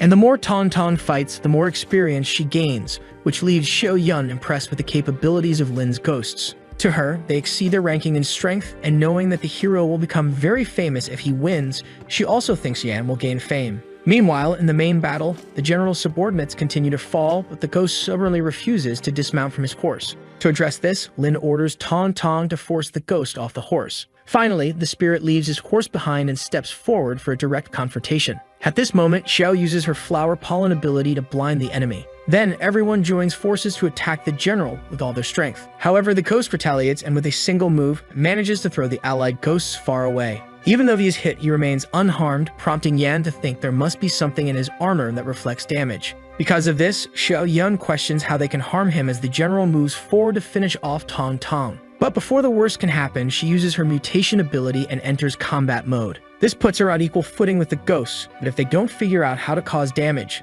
they won't be able to defeat him. Thinking quickly, the hero asks Xuanhua to use her ghost flame, as both the wedding carriage and the contract were dealt with using it. Obeying her master, the girl unleashes the attack, and, as expected, it causes significant damage. Tong Tong and Xuanhua then attack together, leaving the ghost in a very weakened state. Yan feels relieved that the battle seems to be over, but she warns that they haven't won yet. That's because the system hasn't sent any notification, and as expected, the general suddenly attempts a surprise attack. But even with his strategy of feigning death, our hero remained vigilant, allowing him to grab a golden sword and stab the ghost. Thus, the boy not only obtains the armor, but also a ghost's sword and a ghost cloak that can dominate defeated spirits, making them his own. In addition, Lin gains the ghost horse, which can travel tirelessly and bypass ghost territory barriers. The protagonist thinks that the general might as well be called a treasure chest. With the battle over, Ling suggests that her father start helping Lin, but Zhou finds it odd since she recently told him to stop working. Suddenly, the ghostly territory disappears, prompting the father to ask if they've won. However, Yu sees the headless general approaching, leaving everyone in despair. But fortunately for them, the one riding the ghost horse is our hero. To reassure everyone, Yan announces that the headless general has been killed by the protagonist. Naturally, the co-leader's daughters are astonished because the ghost had taken down 20 people by himself. Zhao, on the other hand, is slightly annoyed that a mere 15-year-old boy now possesses all the ghost's benefits. In this case, he asks if the hero is selling the ghost and states he's willing to pay 50 million credits. However, the protagonist refuses, so Zhou keeps increasing the offer until it reaches 100 million. This makes Ling think her father is crazy for offering so much just to get the horse. Regardless, since the Zhao family has noble family, Yan believes it's not a lot of money for them. Lin, however, feels slightly irritated by this display of wealth and declares that some things cannot be bought with money. Yan understands the boy's point because right now the most valuable thing is a powerful ghost master, as only they can save humanity during an apocalypse. Thus, since Lin is already so strong at such a young age, it's clear the boy's future will be great. So great that it cannot be measured in money and will carry unimaginable weight. After that conversation, the leader asks if the hero needs a ride, but he says he'll return on the horse. Yan understands his decision as he's acquired such a cool means of transportation, but she asks for a ride next time. To avoid traveling alone, the hero summons his two spirits to celebrate. The boy thinks that this feeling of having them by his side isn't bad at all. But suddenly, Tong Tong encounters a malicious spirit, presenting the perfect opportunity to test the ghost course's abilities. With brutal force, the protagonist invades the territory of a B-rank spirit and destroys it. The hero then reflects that this ghost course and sword are incredibly useful for gaining experience. But even so, within a short period, they were able to return to High City. Before anything else, the protagonist knows that entering like this will attract a lot of attention. However, he doesn't know what to do with the horse, so the system informs him that the inventory space can be upgraded. By upgrading the inventory space to level 2, it now has 5 cubic meters. The system automatically forms a wardrobe room and a phantom stable. Additionally, it's stated that the host can feed the phantom horse with seaweed to restore its stamina. At that moment, Tong Tong taps the boy's shoulder to inform him that something is happening. Taking a look, the hero notices it's an evil spirit, but its energy is strange as it seems even weaker than that of a rank E. Furthermore, it's ignoring Lin, which makes him think it's the type that only attacks when it has a chance of winning. Then the protagonist notices a messenger bag that might hold a treasure. So Lin instructs Tong Tong to grab the bag, and as expected, the moment she does, the spirit's aura increases significantly. However, unexpectedly, the hero is transported back to the cave, possibly due to the bride's power. In this case, Lin thought that Xuanhua acted likely out of feeling threatened by the messenger ghost, which piqued his curiosity. Without further delay, the boy asks Tong Tong to check what's inside the bag, and from it, 2 phantom letters emerge. They were quite similar to a marriage contract, but the delicacy of the letter showed it was crafted by a woman. The system in turn informs that the bride can assist in reading it with the ability to decipher phantom words. So the two begin, but all the letter's author says is to be saved. Unexpectedly, the system notifies Lin that he can choose the unknown female ghost as his third spirit, and in doing so unlock the favorability mission.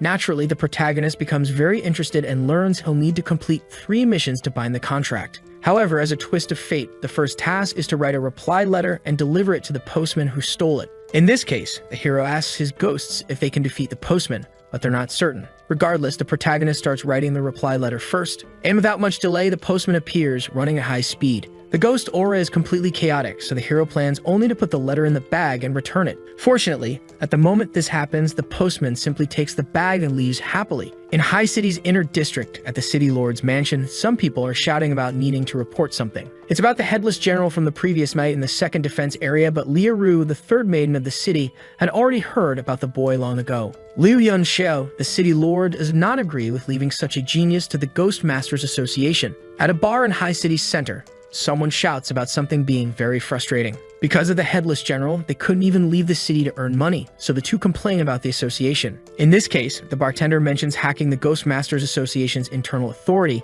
and because of this, he asks the boy to guess who killed it. Not knowing, the employee informs them it was Lin Feng, and naturally, the two are very impressed, as it's about a boy only 15 years old. In response, an old man comments that occasionally a genius like that appears, suggesting they focus on having children, as they might excel at that instead. The two masters agree, thinking that since Lin is in puberty, the boy has probably never even touched a girl. Meanwhile, in Lin's room, our hero is sleeping next to Tong Tong and Xuan Hua. Breaking this peace, Yan shouts for the boy to wake up, and when he asks why, the leader explains that a beautiful and important government figure has come to speak with him. Later, in a meeting, the girl praised the hero's accomplishments, but Lin simply asked why she had come to see him. In this case, Liu Ru explains that although the boy is already affiliated with an association, she wants him to participate in Hei's governance. The hero warns that he'll likely disappoint her, but she asks him to let her finish speaking first. With that, she explains that the Hai Union was established by a powerful ghost master and that with Lin's talent, he could receive the best resources. Therefore, the protagonist asks if what the girl is trying to say is that joining them would be better.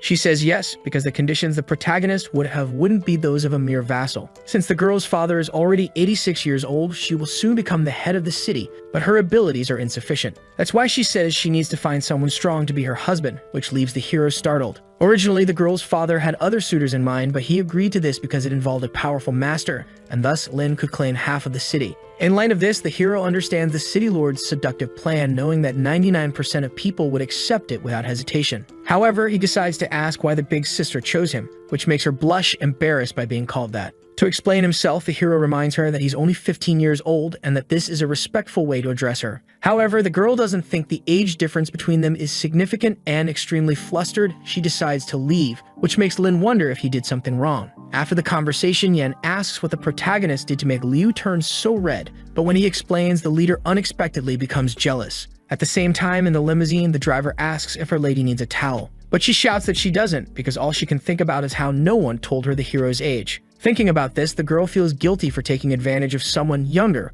but remains excited to see if he'll accept. In a conversation with Yan, the hero comments on how young the City Lord's daughter is, and she explains that the Lord only had children when he realized he might not have heirs. Liu Ru is his legitimate daughter, who will soon have to inherit the Lord's position, as 86 years is considered a limit for Ghost Masters. In this case, the protagonist asks what will happen to the City Lord's ghost spirit when he passes away. Yan explains that because it is so strong, it will likely roam the city causing trouble. Therefore, before he dies, he should go to the ghost prison. Naturally, the hero asks what this ghost prison is. It is then explained that the Union headquarters has a golden prison called the Wheel-Tooth Prison. There are many malicious spirits, and the spirits of strong ghost masters are imprisoned before they die. Before their death, they enter the prison and their spirit is sealed until, many years later, when their partner's favorability diminishes, someone else can attempt to tame it. Yan, for her part, has been excited for a long time about the day she'll be able to try taming a ghost in the prison, and the one she wants most is number 55. Since she needs more credits, she says the hero must continue helping her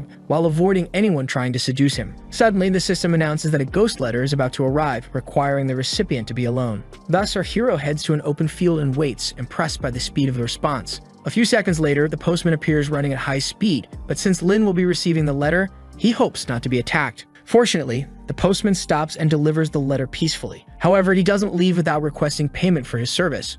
Zhuanhu then hands over a bit of her energy for the malicious spirit to absorb. With the postman's departure, Lin calls the girl to read the letter, first using the ghost resolution ability. Upon reading it, the letter mentions a monastery in the southeastern part of Liu City, providing a clue to follow the ghost's energy. At that moment, the hero recalls the monastery where he found Xuanhu's shoes, making him think the ghost might also be trapped there. As for the other words, the protagonist couldn't read them clearly, but he requests to be taken to the southeast of Liu City. With that, Lin uses the ghost horse and sets out to tame his third spirit. After a few minutes, the boy begins approaching the desert area, indicating that he'll reach Liu soon. However, he suddenly receives a message from Leader Yan on his communication device. Ghost hordes are the most dangerous unnatural disasters, and often, after a few years, they appear in the outer areas of a city. Cities often have several external defense lines, and even without walls, they contain aura detection devices. Once again, if the defense line fails, the hordes of ghosts will break through, and the entire city will face a chaotic crisis. Of course, at the Second Academy of Ghost Masters in Liu City, the teacher says there's nothing to worry about here. But a little girl raised her hand because her mother said this incoming horde was the largest in history, which caused some panic. Additionally, the girl asked why the teacher, who was a master, wasn't going to the front line, but he simply avoided answering. At the northern defense line of Liu City, someone asks why Lao he is still there. That's because they heard this time the horde would be dangerous. But a girl responds that it will come from the west, meaning this place is still safe. However, suddenly, an A-rank evil spirit breaks the defense line, forcing all the masters into combat. One of them commands their ghost to check if the mass attack is really happening. Soon, they realize the gravity of the situation and that they won't be able to handle it. Desperation overtakes the ghost masters, but the girl shouts, asking if Lao he hears the sound of hooves. At this moment of crisis, our hero arrives mounted on the headless general's horse, breaking the territory. The spirit is defeated with just one strike, which leaves the girl from before in despair. But upon closer inspection, they notice it's a ghost master, not another evil monster. Getting straight to the point, the hero asks if they are ghost masters from Liu City, and one of them confirms and informs him about the horde from the east. The same man also warns the hero to be careful, but he simply leaves without listening. At this moment, the ghost masters realize the boy is Lin Feng and are amazed at how much the protagonist has evolved in such a short time. On the western side of Liu City, at the first defense line, the hero thinks this place is truly perfect for farming. Despite that, a horde is indeed occurring, and if there are already so many at the first line, Lin can barely imagine the entire outer area. As Yan once said, the defense line is like a sieve that gets smaller and smaller. The third defense line has stronger masters, but they'll only handle high-level enemies. Therefore, Lin sees this as a good opportunity to eliminate them first. With this, the protagonist charges straight through the swarm, destroying every ghost he encounters. With one victory after another, even though B-rank spirits don't give much experience, the sheer number of them changes the situation. At the second defense line of the western area, a girl informs her brother Yuan Feng that the third team has been eliminated and they won't hold out much longer. Thus, Yuan tells Han Su to stay behind while he lures the A-rank evil spirit to the station. However, suddenly he sees a spot that's clearer of ghosts where Lin is located. Because of this, Yuan heads toward the region, but not before bumping into two other A-rank spirits. The two spirits corner him and collide their domains, causing a massive explosion. Extremely frightened, Han Su watches everything unfold. Luckily for her, the protagonist breaks the spirit's territory and saves Yuan, throwing him to the ground.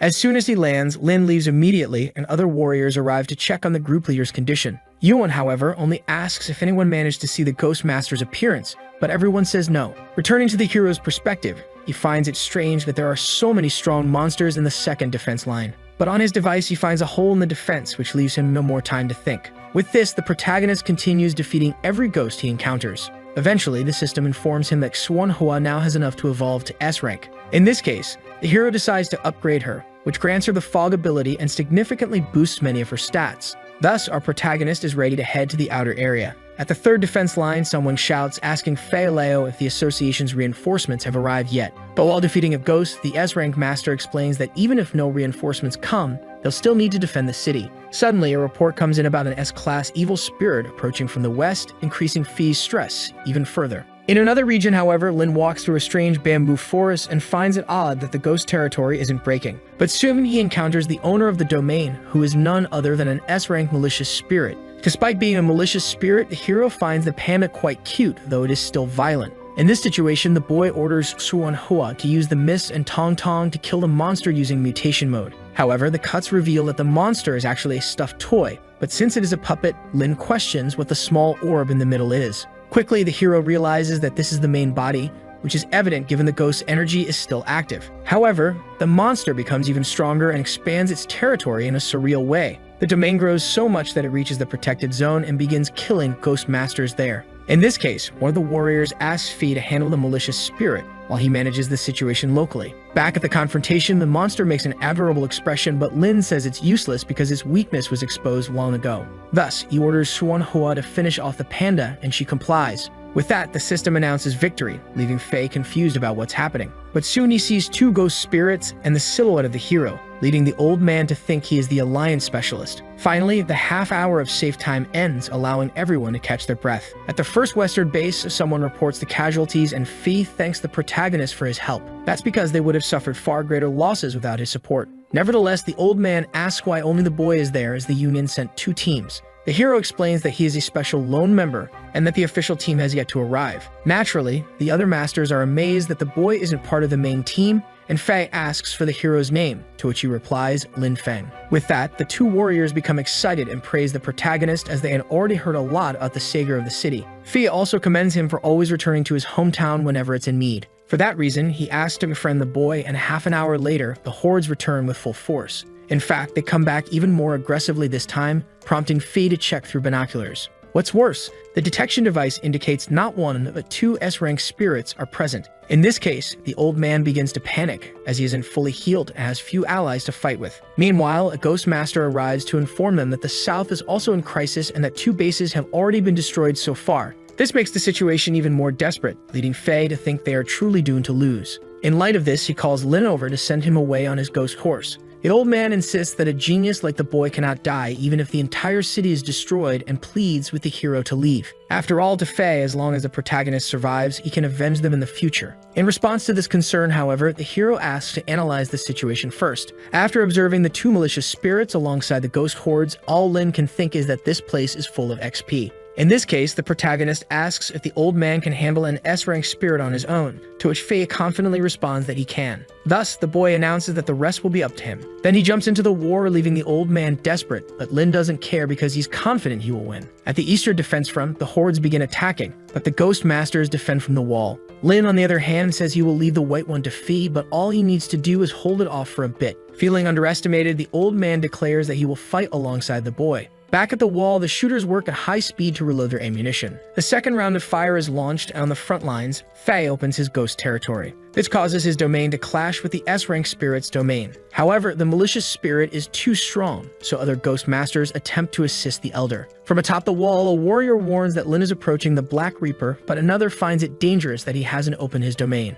Lin in turn commands Tong Tong and Xuan Hua to follow him so they can attack within the Phantom's territory. As expected, the Black Reaper has 8 A-rank spirits waiting for their leader's command to attack. The hero thinks this is good because he can easily eliminate all of them with his speed. Lin instructs Xuan Hua to lure all the A-rank spirits into her domain while he distracts the S-rank spirit, which the girl does successfully. Naturally, those watching from the wall are astounded that the hero can open his domain within another and trap so many ghosts inside. However, since Lin plans to fight 2 against 8, they believe he's being overly arrogant. But as soon as they all fall into Xuan Hua's territory, they can no longer use spells. So Tong Tong simply eliminates all of them at once, earning 12,000 experience points from the system. Because of this, the other ghost masters think the little girl is truly fierce. Meanwhile, our hero thanks both girls for their excellent work, but he notices the Black Reaper is moving faster. Unfortunately, it's too late, as an explosion occurs, leaving the 2 ghosts frightened. Luckily, our hero is wearing the Headless General's armor, which reflected the attack. In response, the ghost attempts to use magic, but the protagonist doesn't give it a chance.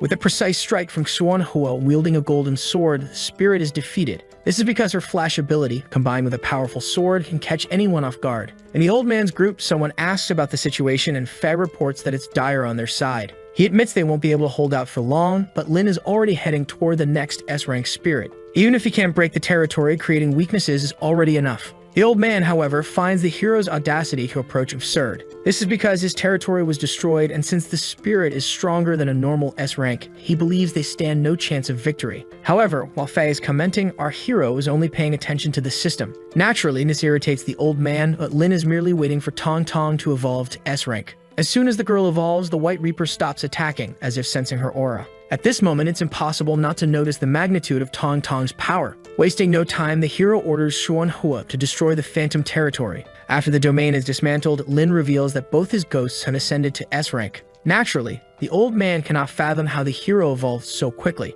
But now there are no more excuses not to attack, so Tong Tong goes for the final blow. In response, the White Ghost summons several cloth and paper puppets for defense. As they combine into a giant puppet, it manages to block Tong Tong's strike on its avatar and counterattack. In this case, the old man orders everyone to cooperate with the hero to defend the outer area. Since the puppet is trapped by Xuan Hua's domain, the hero thinks it's a good idea to use the cloak. He releases several low-level ghosts to attack the monster, but it retaliates. However, this distraction is enough for Tong Tong to prepare a precise strike. The White Reaper begins to approach, but the girl cuts the puppet in half. Faced with this, the ghost engages in direct combat against the girl's avatar. But with a powerful strike, she slices the spirit in half, tearing it into pieces. Even so, the system shows no notification and Fei notices on his device that the Reaper escaped. Currently, it's already 500 meters away, and the protagonist can see this with his enhanced vision. Despite being an easy target, the protagonist decides not to pursue it because defending the city is now more important. All that remains for the Ghost Masters is to be amazed at how talented this boy is.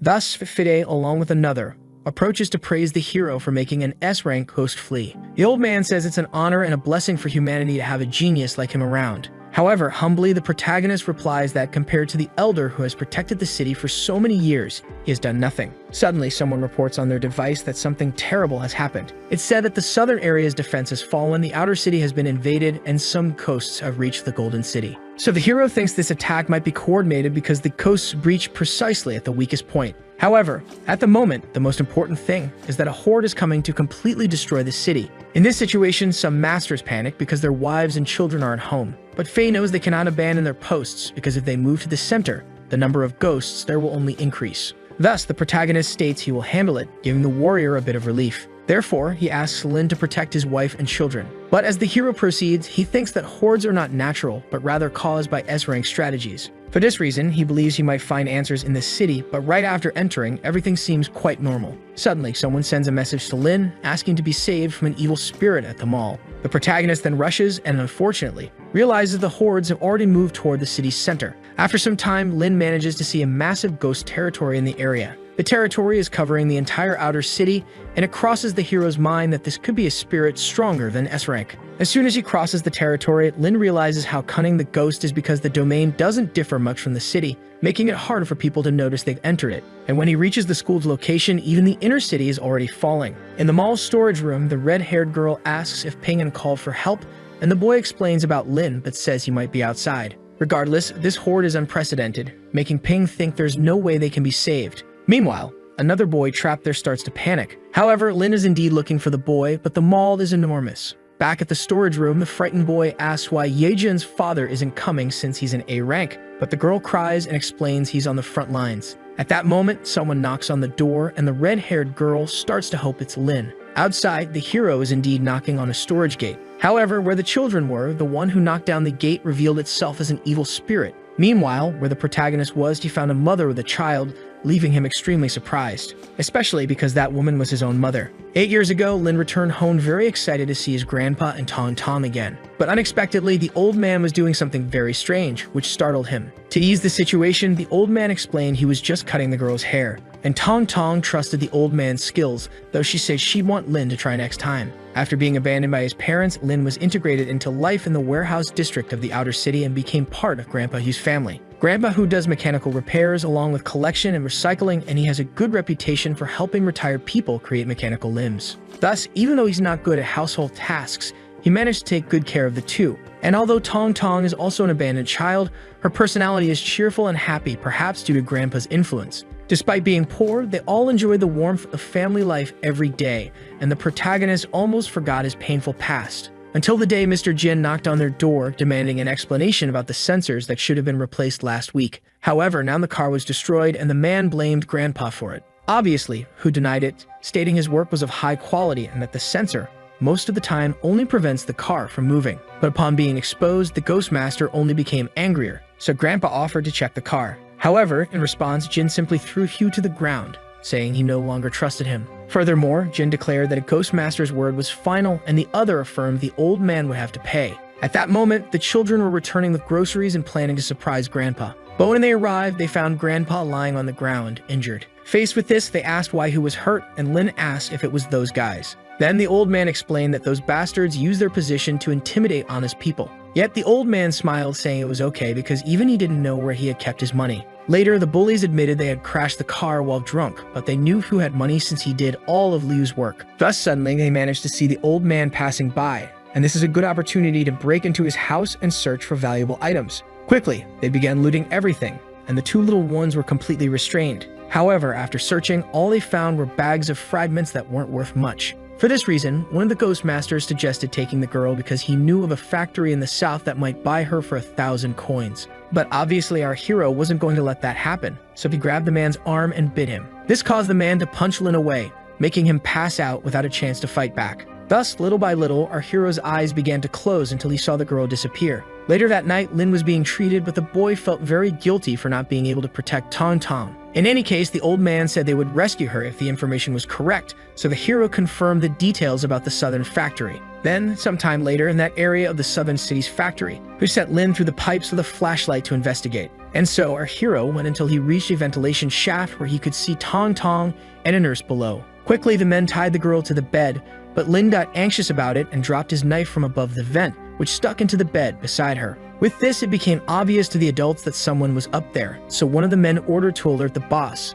The protagonist in turn knew he had to run away as fast as possible, but one of the men used a weapon to break the structure, causing Lin to fall to the ground amidst some boxes. And upon taking a closer look at the entire situation, the hero couldn't understand what the hell that place was. It was the secret fertility factory of Liu City. One of those present asked if Yi, the nurse, was okay, but another told he that they needed to catch the intruder immediately. In this case, he ordered them to check the face of this brave child. And, unexpectedly, when their gazes met, the protagonist realized that those were his parents. At this moment, outside, the old man managed to hear that something bad had happened. While facing this reality, the hero began to understand that his parents worked there. And Yi, in turn, asked why Lin was there, but the father was much harsher and punched him, saying he wasn't his relative. Then, to save the day, he appeared, breaking through the wall with a crossbow and saying he wouldn't let this continue. Thus, Lin informed them that Tong Tong was captured in this place, and he asked who this man was. Shouting, Hugh said he wanted his granddaughter back, but he wasn't willing to give her up, especially since she had been sold to them.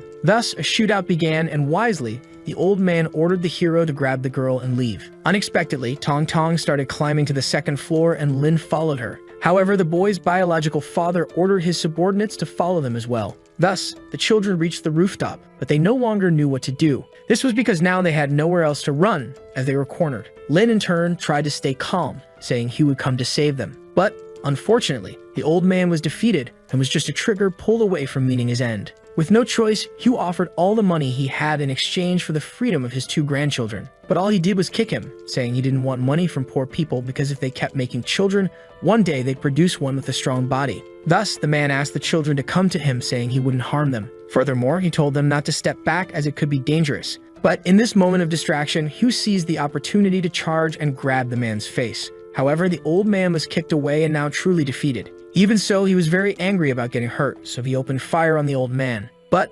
unfortunately, Tong Tong was heading toward her grandfather and didn't notice the bullet approaching. Thus, she was hit squarely and the two fell off the building, causing a huge commotion. Lin screamed and tried to help but was unable, and seeing them on the ground, the boy really couldn't believe it. He, in turn, only cared about the money he lost, so his subordinate asked if they should kill the boy. But, as Yi still showed some kind of feeling, the father decided to let the boy die alone. On this day, Tong Tong died and Hugh became paraplegic, but even with everyone saying they should be dead, Lin was happy to still have his grandpa. The worst part was that the situation happened because of his true relatives, and it was on this day that the hero understood how human hearts could be. After some time, naturally, Hugh passed away, so the boy went to an orphanage, but he never sought to make friends with anyone. This was because he promised himself that he would become the strongest ghost master, even if that was the type of person he hated the most. Back in the present, Lin's mother screams as a movie plays in her mind. Desperate, and Yi begs this boy, whom she assumes is a ghost master, to help them. And it happens as expected because the mother doesn't recognize her son after 8 years. And Yi in turn explained that they were attacked and she injured her leg. Furthermore, she found a child and they hid together. In any case, the hero asks where her husband is, and after some thought, the woman explains that Q always runs away when things get tough. Once again, as expected, Lin realizes that Bastard is cold and doesn't care about family. Nevertheless, because they saved a child, the hero believes she might have talent and he doesn't want her to go through what he went through. At this moment, a message arrives saying reinforcements are coming and asking Lin to head to the refugee area, which he acknowledges. Thus, putting his resentments aside, he offers help to his mother and carries her along with the child. Upon meeting another ghost master, Lin asks the man to put the two in the vehicle while he goes to save others. However, before they leave, Yi says she has a request for the Lord. With great sadness, she informs him that her husband is on the 3rd floor of the mall and begs for a rescue because he might still be alive. Obviously, the hero asks why she still wants to save him despite his abandonment. Then Yi responds and pleads because despite his faults, he is still a family member. A few minutes later, the hero finds and pings communication device, which makes him wonder if he might be too late. Faced with this, he orders his 2 ghosts to wait while he goes up to investigate. But suddenly, a noise is heard on the roof, which starts to crack and collapse. However, in that corner it's the helipad and many ghosts are surrounding the helicopter. Inside the vehicle is the boy's father, who despite shooting a lot cannot defend himself against a monster that starts invading his face. Coincidentally, the protagonist arrives at the most desperate moment for his father. Therefore, the man begs to be saved, claiming he has many contribution points and a lot of gold. However, the boy does nothing, which only makes his father more desperate, offering all kinds of trivial things. What he didn't expect was that with each offer, Lin only felt less willing to help. Then he tried to appeal emotionally, saying he had many children who are ghost masters helping the city. But his hands started to melt, and as he couldn't get help, he tried to kill the man who refused to assist him. However, obviously, none of the bullets hit the boy. And, ironically or not, he meets his end by falling off a building in the same way as Tong Tong. Lin, for his part, feels no remorse for his father's death and simply leaves while the ghosts destroy the horde. At the eastern exit of the inner city, a school bus explodes and the one behind tries to swerve to avoid a collision. Fortunately, they managed to get through moved by a hair's breadth. However, the fire was caused by a ghost, so a master used his Jianwu spirit to block the exit. Inside the school bus, the teacher tries to calm everyone, saying the seniors will be there soon. However, the residential area is already completely destroyed by the monsters. At this moment, many ghost masters run desperately along with the students who are trapped in the mall. But Yuma's strongest are losing the battles they face, which only leaves everyone even more desperate. At this moment, the boys find a school bus, and they believe that if they get inside, they can go to the inner city and survive. Inside the bus, a man shouts at the driver to leave, but he still wants to wait since it's the only vehicle heading east. Unluckily for everyone, a massive ghost appears, causing an earthquake and almost toppling the bus. Thus, for those inside, all hope is completely gone, and the driver believes he's going to die. However, from a portal, an enormous happy train emerges, leaving the hurried man from before utterly confused. His train was part of Tong Tong's domain, and now that it's there, she strikes the ghost's face with a powerful attack. Next, Xuanhu does the same, and our hero approaches to deliver the final blow with the golden sword, causing a massive explosion. With that, the students are left very confused, and the executive asks who this person is. Then one of them announces that this is the savior of the city and the hero they wish for. Obviously, they realize the boy is Lin Feng from the student group, but others think it's impossible because he must at least be an A-rank veteran coastmaster to do that. However, what happened wasn't a lie, and getting back on his course, the hero ordered everyone to follow him. Thus, some girls fell in love and a few boys were a bit confused by the power gap despite being in the same class. Inside the bus, the second-class teacher praises the protagonist, saying he is proud of him. On a communicator, the hero announces that he is taking care of the wounded and asks the other teams to follow his lead. Thus, the rescue mission continues with the hero in the lead and ghost masters escorting the school buses. Eventually, they manage to reach the entrance of the eastern city. There, a warrior asks everyone to form an orderly line and enter slowly, but Lin never imagined such a structure existed within the inner wall. At that moment, someone appears and thanks the protagonist for his help. Removing her hood, she reveals herself as Yan and asks if the boy missed her, which makes him happy. At the eastern shelter, the hero asks about the current situation. The leader then explains that the golden walls cannot yet block the strong spirits that fly or travel underground. It is said that if the Union had sent elite members, the situation would be under control, but the outer city and the southern city wall were damaged. In this case, the hero comments that it seems ghost masters are the key to stopping the horde, and Yan agrees but laments the heavy losses they've already suffered. Regardless, the leader asks about the western side and how Faye is doing since Lin came from there. The hero explains that he helped the old man defeat 3 S-rank spirits, and that he should be fine now. However, after being surprised, Yan obviously doesn't believe it, thinking it must be some kind of joke. At that moment, a guard appears to report another S-rank malevolent spirit that has shown up. In this case, the leader calls the hero to support the city lord on the southern side. When asked about the city lord, the girl explains that although he doesn't appear much, he is a peak S-rank master fighting on the defensive line. At base note, 3 of the first southern defensive line in Liu City, chaos is widespread. Since it's the only base left, all the malevolent spirits are heading there. Because of this, the Lord orders the warriors not to leave their territory as they only need to stop B-rank spirits or higher. However, another bad report arrives informing them that yet another S-rank spirit has entered from the west. The city lord becomes furious because instead of dealing with the threat, the warriors paid by the government are running to report it to him. Later, our protagonist approaches with Yan riding on the back of his horse, and she comments that the ghost horse is very cool. Regardless, Lin asks her to hold on to him as they will increase their speed, which makes her blush. Suddenly, on the radar's right side, a ghost appears. It's the same one that fled earlier. Upon seeing this, Yan gets excited because Xiao Bai has the same attribute as the White Reaper, so if he absorbs it, he can become stronger. Thus, knowing the spirit specializes in escaping, the hero announces he will set a trap while the leader lures it in. Quickly, Yan uses her paper ghost to catch the Reaper's attention, and the spirit falls into the trap. Under Xuanhua's suppression, the spirit can no longer use a clone or its domain to escape. In this way, Tong Tong appears and shatters the White Reaper into pieces, allowing Xiao Bai to absorb its energy. However, since the protagonist defeated the S-rank spirit so easily, Yan begins to think that what was said earlier might actually be true. However, she still didn't understand how someone could become even stronger in such a short time. Lin, in turn, asked if the guild leader liked the gift, and while thanking him, she thought that very soon the hero wouldn't need his big sister's help anymore. Suddenly, at the southern front line, 4 S-rank entities appeared, so Yan informed them she would be there in 5 minutes. At the location, the warriors couldn't believe what they were seeing on the radar. Out of nowhere, a green energy began to manifest along with a very macabre mirror. With that, the lord of the city warned the others to be cautious because this was a unique ability of an S-rank spirit. However, this evil spirit's color on the radar changed to orange, which could indicate an even greater danger. Then all the city's glass started reflecting the creature's face as the warriors wondered what was happening. As expected, the one responsible for this horde revealed itself as an abyss-level evil spirit.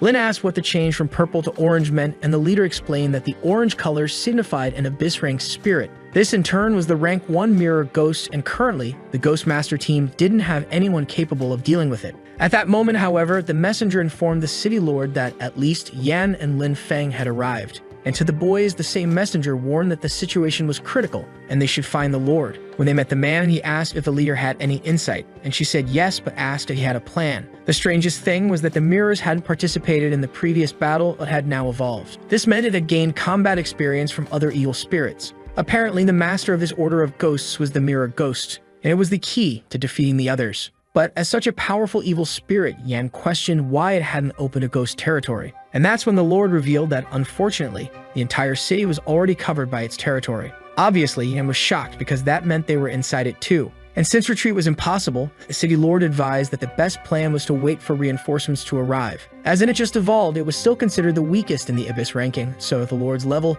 he could delay it temporarily. However, for its rank, its territory was much larger than usual. Thus, the lord reasoned that to grow in one area, it must have worse stats in another. So all the 2 heroes needed to do was help identify the ghost's weakness. In this case, Lin said he would handle the east while the girl handled the west, and that the priority now was to defeat the S-ranked ones. Since there were only 3, the hero thought it wouldn't be too hard, but suddenly, 6 appeared. It became clear that this could be the mirror ghost's ability, but since it was just an illusion, the hero thought he only needed to find the true body. Together with Xiao Hua, the guild leader declared it was time to test their powers. With a swarm of flowers, she attacked one of the ghosts, but the 2 reacted, counterattacking and showing that both were real. At this moment, at the frontline, warriors reported that the number of ghosts was increasing. To everyone's misfortune, the B and A-level ghosts were also being cloned. Thus, the guild leader informed everyone that the mirror ghosts weren't illusions and asked all ghost masters to gather. Then the hero realized that this meant the 3 clones would have the same abilities as the original S-ranked ones. Yan confirmed this, saying that although its ability was extraordinary,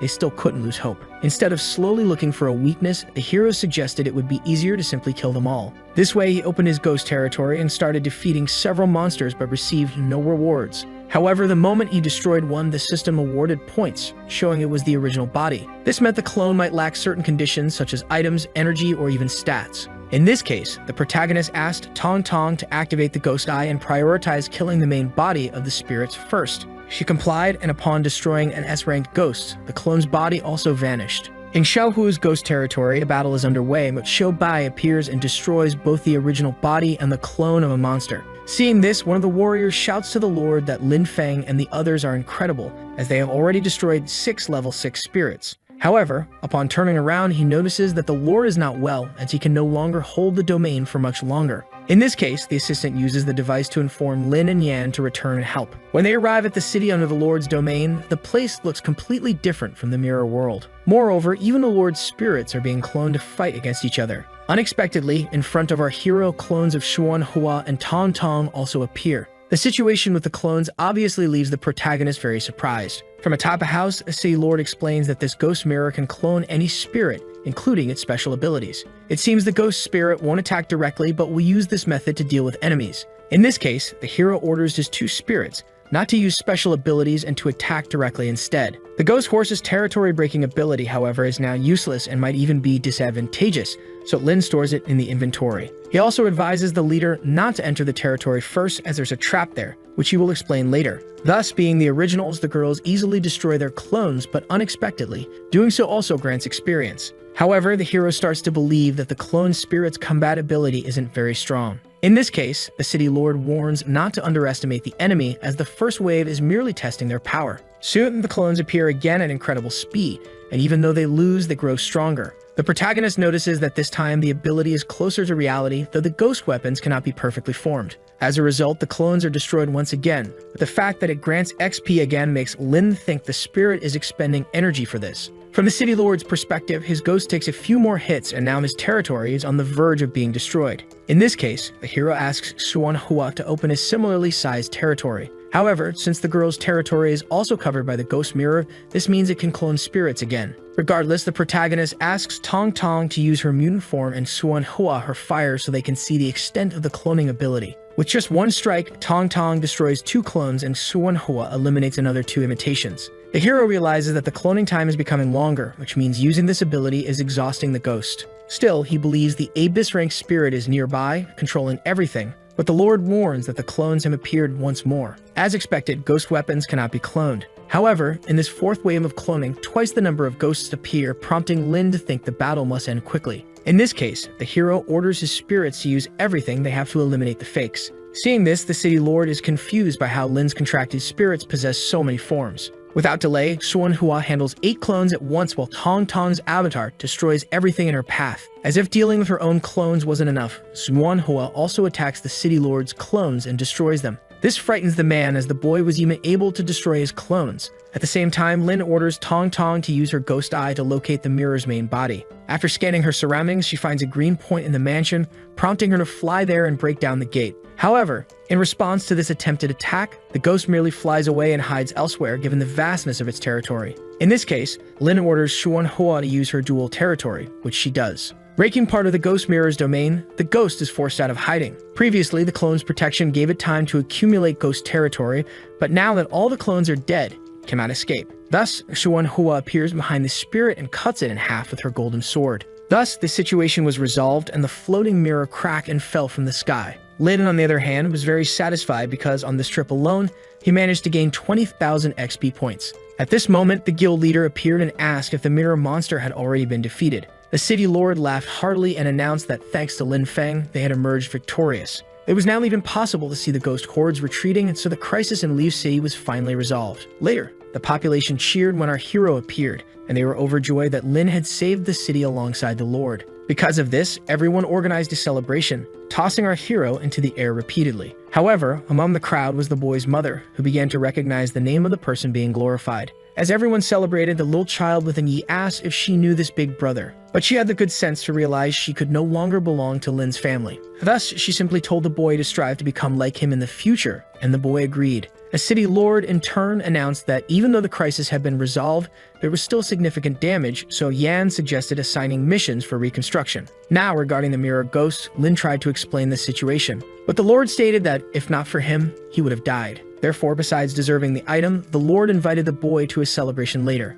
Lin tried to decline, saying it wasn't necessary, but Yan spoke on his behalf, assuring them they would attend. Later, the dead were covered and reconstruction efforts began. However, amidst all the destruction, the protagonist stood alone, and that's where Yan found him. The leader sensed that the boy seemed different, appearing worried, but the protagonist claimed it was nothing and that he was just tired. Lin confided that since he was young, he had wanted to rise to the top of the Ghost Masters to make those who looked down on him regret it, but today many didn't even remember him. Because of this, he believed that in the end he was truly alone. However, Yan asked about the boy's loved ones and whether they weren't by his side. By loved ones, she referred to the ghost spirits that had accompanied him for 15 years. Even if they didn't speak, they protected their contractors, and it was said they shouldn't just be tools for battle. They were meant to form bonds and act as friends, taking care of one another. So Yan told the hero never to say he was alone when he had 2 spirits and of course, by his side. Additionally, the leader expressed hope that in the future, the protagonist would protect her and take her across the world. Although he didn't fully understand, the hero thanked her for her words and said he now felt more motivated. Later, the reinforcement team from Hai Sei reported to the president that they were approaching the first line of defense.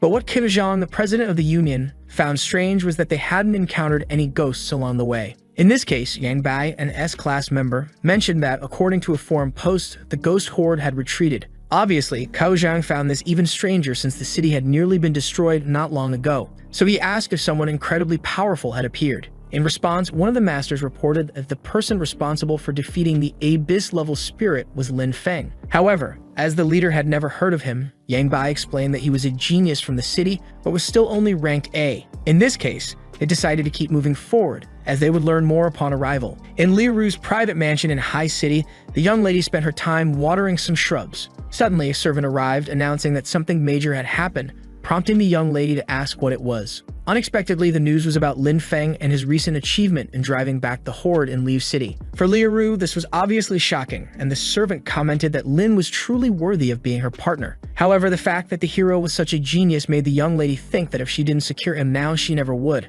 In this case, the servant reminded her that she wasn't just beautiful, but also the future lady of the city, which could be very appealing. Even so, Liu remained thoughtful and embarrassed by the fact that the boy was only 15 years old. Changing the subject, the servant mentioned that other families in the city were competing for Lin, which made the jealous young lady order all of them to be monitored. Later, at the mansion of the Lord of Liu City, the hero enters alongside the leader, and Lin is surprised by the luxury of the place. Quickly, they encounter Fi, who, full of excitement, says it's great to see the boy again. To make up for lost time, the two hug, and shortly after, the old man introduces the two people standing behind him, Kao Zhang and Yang Bai. Kao Zhang, in a somewhat rude tone, remarks that the boy made them come for nothing, which makes Lin a bit uncomfortable. Because of this, Yan asks the president to stop joking, and he laughs, commenting that it's truly better to have no work because it means the world is at peace. Yang Bai, on the other hand, praises the hero and says he hopes they can work together in the future. However, he also mentions that the rumor about Liu has already spread, and it's recommended to avoid leaving the city for the time being.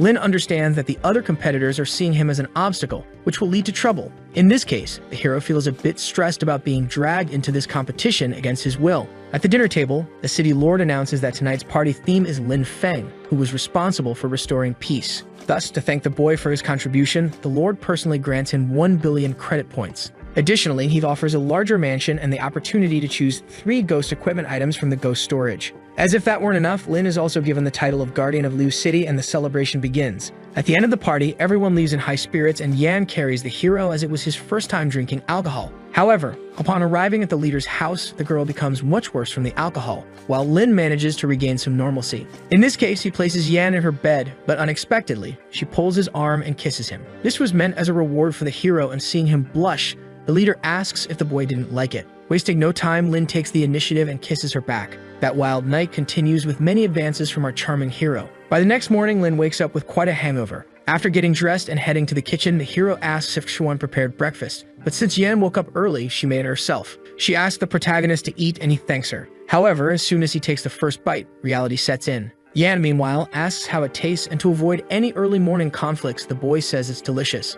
Changing the subject, Lin tries to bring up a certain topic, but the leader turns her face away and says goodbye, mentioning she has a mission in the West. It seemed like Yan was upset, but in truth, she was just too embarrassed to talk to Lin after the previous day. All the hero wanted to ask was if there was any water to drink. With the end of the ghost horde, Lin can now finally resume his search for his third spirit. At the city's exit, the hero asks Xuan Hua if she can sense the direction of the ghost energy, but the girl says she cannot. In this case, Lin reasons that the card's energy might be dispersing, so he wonders what to do. Since the daughters of Leader Zhou are skilled trackers, he decides to head to Hyde to ask for help. At the Ghostmasters Union in High City, Lin announces that he is there to make a request, and Zhu asks what the boy needs. Because of their previous experiences together, the leader says he'll do whatever he can to assist. Lin explains that he came to meet the man's daughters because he needs their help to find a ghost territory. Naturally, the two girls become quite embarrassed. Without wasting time, the hero hands an envelope to Yu to sense the energy. Using her abilities, she manages to locate it, though the direction is somewhat unclear. In this case, the hero asks if he can borrow Yu for a few days, which is clearly not something Zhu is expecting. Lin clarifies that what he means is he needs her just to track a ghost and ensures her safety. For Zhao, there's no issue regarding security, but handing his daughter over to a boy is still difficult for a father. However, he decides to respect his daughter's decision, and unexpectedly, Yu accepts without hesitation. Her excuse was that her father taught her to repay others when they help you. However, Ling also volunteered to join as she was very skilled in tracking. This was unbelievable for Zhu to see his daughters offering themselves in such a way, but in any case, he accepted their willingness. In this case, the protagonist left, informing them he would pick up the two the next morning. But as the boy was leaving, he bumped into a hooded figure, who turned out to be none other than Liu Ru. Seeing this, the girl became embarrassed and mentioned that her father was looking for him. Then Lin asked if she meant the city lord wanted to see him. Liu Ru confirmed the invitation to visit the city lord's mansion for a personal discussion. The hero accepted, believing he could learn something about the mysterious temple from the city lord. However, during the trip, Liu Ru stayed very close to him, and Lin thought it might be problematic to meet her father in such a manner. Without delay, the two arrived at the mansion in a limousine, and the protagonist helped the girl out of the car. At that moment, the city lord appeared with two butlers, delighted to finally meet Lin Feng. Greeting the hero, he remarked that Lin's appearance matched the reputation of having so many girls admire him. Regardless, the old man invited Lin to see what he had to show. The hero thought the city lord seemed strong and far from being someone who would die in 5 years. Thus, they all walked to a golden room, where the city leader placed his hand on a device causing a door to open. Liu, on the other hand, asked where they were, noting she had never been there before. Her father said she would find out later. Suddenly, Lin felt something descending, leading him to think they were in an elevator. 5 minutes later, the golden square stopped descending, indicating they were at least hundreds of meters underground. Without further delay, they arrived at a place called the Golden Chamber of High City. This chamber was a facility only the city lord could use, inhabited by some special spirits. Lin asked if it was something similar to the golden prison of the Ghost Master Union. The lord responded that Lin was knowledgeable, but more precisely, the prison was modeled after this chamber, as his father had built it 80 years ago. At that time, the old man's father became the city leader and personally experienced the ghost descent incident. In just 1 year, evil spirits had occupied the entire world, cutting off all communication and reducing Hei's population by 99%. Thanks to the shelter, the remaining people survived, and after years of hiding and training, they nurtured the first generation of ghost masters with physical bodies. This development made High City one of the few cities still standing after the incident. Back then, ghost masters forcibly subdued the evil spirits, but they didn't live long, and after their deaths, the ghosts ran rampant. In this context, the city lord's father created the chamber for imprisonment. When the current lord was about to be born, his father sealed himself inside. The city lord inherited his father's will, continuing to expand the defense and discovering methods to create regular ghost spirits. In this case, the Ghostmaster Union established the Golden Prison by copying the design of this chamber. What the old man planned to show now was the spirit they had recently captured. Liu Yun explained that this spirit had no sight but could sense space and kill with sound waves, as well as mimic anyone's voice. It was said that the ghost in Room Z was highly special and anyone other than its owner would die upon seeing it. Moreover, no one had seen the true form of the monster until now. Thus, the hero asked how they managed to capture a ghost that killed with a single glance. Liu Yun explained that due to its extreme danger, they initially intended to kill it. But after creating the golden box capable of absorbing a ghost's spirit, they unanimously agreed to seal it inside. As could be seen, many powerful spirits were locked there, and if war ever broke out, they would be the key to protecting the city. At this, Liu asked what her father meant by war breaking out. The old man quickly explained that when peace prevails, humans begin fighting among themselves, just as they did 100 years ago before the incident when nations used nuclear weapons. So for Liu Yun, humans are a race that causes problems and eventually leads themselves to extinction. In response, Lin agrees, as human life is a cycle trying to survive while seeking death. Changing the subject, the old man says he has been observing the hero for a long time. He mentions that this year he has seen many brilliant ghost masters, but most of them had only a fleeting moment of glory before falling. Some even offered their life force, causing the death of an entire city along with them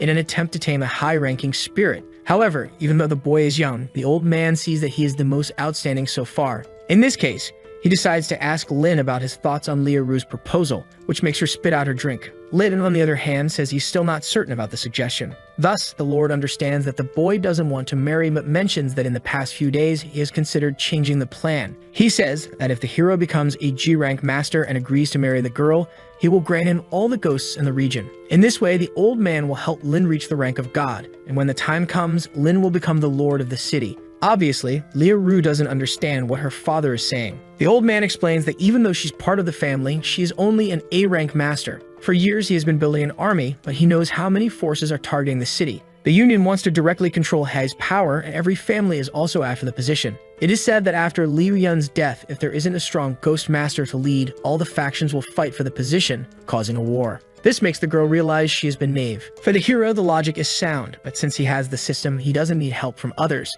so he suggests that the young lady become that powerful warrior instead. Obviously, the two don't take it too seriously, as Lin might be forgetting that leveling up isn't something that can be achieved in just a year or two. However, the girl's father doesn't lose hope and encourages her to grow stronger so that perhaps in the future, she can become a leader. After that conversation, the old man says he at least wants Lin to become friends with his daughter, and Lin agrees to consider it. Before leaving, the hero says he has a question and asks if Liu Yun has ever heard of the Solitary Temple. The old man begins to ponder because the name sounds somewhat familiar. Suddenly, he remembers that 50 years ago, this place was a nunnery that was destroyed by ghosts. During his time, the temple was a historical site for nuns, and after the appearance of ghosts, it also produced many powerful masters. However, they only accepted women and didn't interact with the outside world, making them appear mysterious. 50 years ago, the Lord traveled to the northern side and felt an intense ghost energy. Later, he discovered that a battle had taken place at the temple, and it said that a powerful malevolent spirit went berserk and destroyed the place.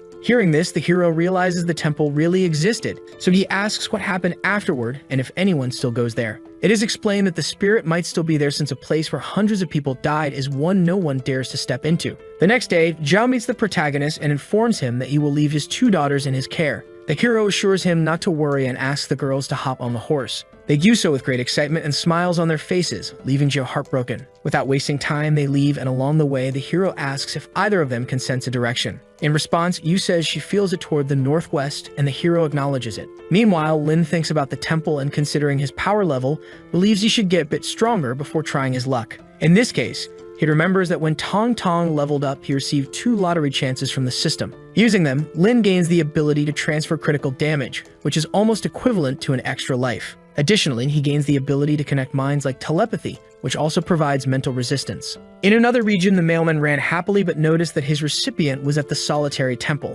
Because of this, he felt a little scared, but entered the territory anyway. Upon arriving, however, the mailman saw a parasol flying and delivering a letter to the ghostly worker. Smiling, the mailman left. Meanwhile, the parasol spun, creating a whirlwind in the domain. Additionally, other parasols began to appear and fly, opening and covering the temple. But suddenly, they were burned by a malevolent purple energy that destroyed them all. In a canyon on the western side of High City, someone asked their Uncle Lai if the ambush plan was correct. The man responded that Lin had headed west along this route, so he should pass through there. Meanwhile, another man with a sniper rifle boasted that his shooting skills were the best in the entire city. In parallel, our hero walked through the canyon and, considering the others, asked if they wanted to rest, to which Ling replied yes. In this case, Lin informed them that after crossing this mountain, they would find a place to camp. At that moment, one of the ambushers spotted the hero with binoculars and relayed the information. Upon hearing this, the sniper confidently declared that he would handle it and that the protagonist would be dead with just 1 shot. Without any mercy, he aimed for Lin's head and fired, sending the bullet at high speed. However, just before it reached him, Lin turned slightly, as if sensing something. Unexpectedly, the attack hit, but the critical damage transfer ability was activated. This triggered the hero's spirits, and the 2 girls asked what had happened, but Lin reassured them he was fine. At this moment, the hero realized he had been shot, but fortunately, Tong Tong and Suan Hoa had absorbed the damage instead of him. From the bushes, the assassin couldn't believe it, convinced he had fired correctly. But now Lin could see the man and immediately thought that whoever had hired him must be someone significant for such a well-executed job. In any case, Lin decided to run to a spacious area first to gain a territorial advantage. With that, Lin asked Suan Hua to open her domain, which she promptly did. Back with the assassins, one of them grew angry at the hero's audacity in revealing his domain, while another decided to teach him a lesson. Inside the domain, Ling asked what they would do next, and Lin reasoned that news of him being an S rank had probably already spread. And since these people were still following him, it was clear they had confidence in their strength. This was true, as their leader was Li Kang, a G-rank master. This classification, known as Earth Demon, made Lin aware that he could lose in a direct fight. Because of this, before summoning his spirits, the protagonist devised a plan to lure them into Suan Hua's domain. Back with the assassins, Li Kang was visibly irritated by the hero's arrogance, while another suggested they summon their spirits immediately. However, the uncle warned it wasn't the right time, as doing so would give the enemy time to prepare. After entering, Lei Kang asked why the protagonist hadn't come out yet, mocking if this was how he treated his guests. Without much delay, Lin appeared riding a ghost horse and welcomed them to his domain. Ling, recognizing the man, warned the hero that Lai Kang was an earth demon master with 3 very powerful spirits. Lei Kang, for his part, didn't hesitate to praise the boy's accomplishments but remarked that, unfortunately, Lin had blocked the path of someone important. Regardless, Lin simply laughed and asked if the man truly thought he could defeat him. Lei Kang confidently affirmed and advised Lin to remember this lesson in his next life, as sometimes running was the best option. At this absurd statement, Ling asked why Lai was attacking Lin and if there had been some misunderstanding. However, there was no misunderstanding. The only reason he hadn't killed the girls yet was due to his good relationship with Zhu.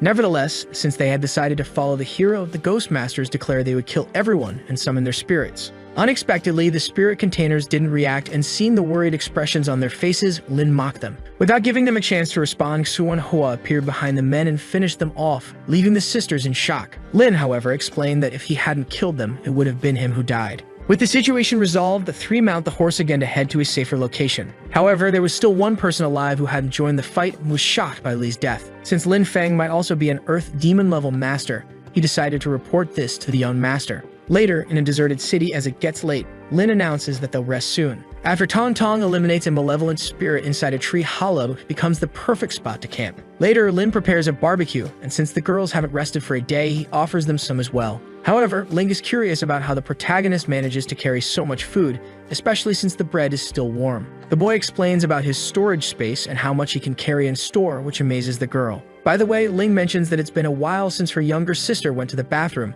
and to ensure everything is fine, Lin decides to check. The girl's remark proves to be miraculous because, as the hero starts looking, he hears a scream. When he finds Yu, she's about to be attacked by a giant malevolent snake. Quickly, the protagonist appears and destroys the snake with a powerful punch, then hugs the girl, assuring her that everything is fine now. Later that night, Lin takes the first watch to prevent anything like that from happening again. He tells the girls to sleep quickly since tomorrow will be a long journey. However, feeling embarrassed, Yu admits she's scared and asks Lin to sleep beside her. Naturally, the boy feels shy but doesn't see a problem with helping. He thanks him but also feels a little guilty for making Lin uncomfortable. With that, morning arrives and it's clear from the protagonist's face that he didn't sleep a single moment. Later, the group is already 500 kilometers away from High City, and with just a few more kilometers in this direction, they'll reach their destination. Suddenly, the protagonist notices something that catches his attention. The system informs him that the location of the unidentified female ghost has been found, and the mission tied to the letter advances to level 2. However, the companion favorability reward should be 8, and 5 is far from enough. While the hero helps Yu dismount, Ling asks if this is the solitary temple. Lin hears a sound that feels familiar yet very strange, and Yu warns that a ghost is approaching. Fortunately, there's nothing to worry about since it's just a male ghost. All the spirit does is collect its reward as usual and deliver a letter for Xuanhua to read. The letter mentions helping the ghost umbrella, but no one understands the meaning of the request. Nonetheless, a favorability mission appears, leading Lin to suspect the umbrella might be the third spirit. Before long, the hero spots the umbrella floating in the sky. He announces they need to help it escape, but Ling warns that both sides are stronger than S rank. In this case, the hero thinks that although Xuanhua hasn't been upgraded to Abyss class yet, she can still use her abilities. He instructs the girl to approach the umbrella, use a flash to escape, and return with her concealment ability. That's exactly what Xuanhua does, successfully completing the mission and earning Lin 10 favorability points. Suddenly, the temple's structure begins to shift, and before they can process what's happening, a purple mist envelops the three. They find themselves at the entrance of the solitary temple. However, since it can move, Lin believes it's not the real temple, but rather a domain. Still, the agonizing sound is the same as before, as is the control of the spirits. Now the hero uses his mind connection ability, and by activating it, both Xuanhua and Tong Tong regain their consciousness. Thus, the third mission activates, entering the temple and finding the third companion, revealing that the umbrella is not the ghost. In this case, the hero calls the girls to enter, but before doing so, they observe the mysterious place. There, they encounter a ghostly nun striking a piece of wood with a cat-faced spirit from before standing behind her. Because of this, Yu admits she's scared, but the hero grabs both their hands and leads them inside. Unexpectedly, the surroundings of the temple completely changed, transforming into a pleasant place. At that moment, two nuns appeared and asked about the identity of the intruders. Lin tried to explain, but since he was a boy, one of them ordered Yu Rong to call the convent master. Using a signal flare, many people arrived, assuming it was a ghost attack. However, when they arrived, they realized it was a man, and some began judging the boy's behavior for holding the hands of two girls.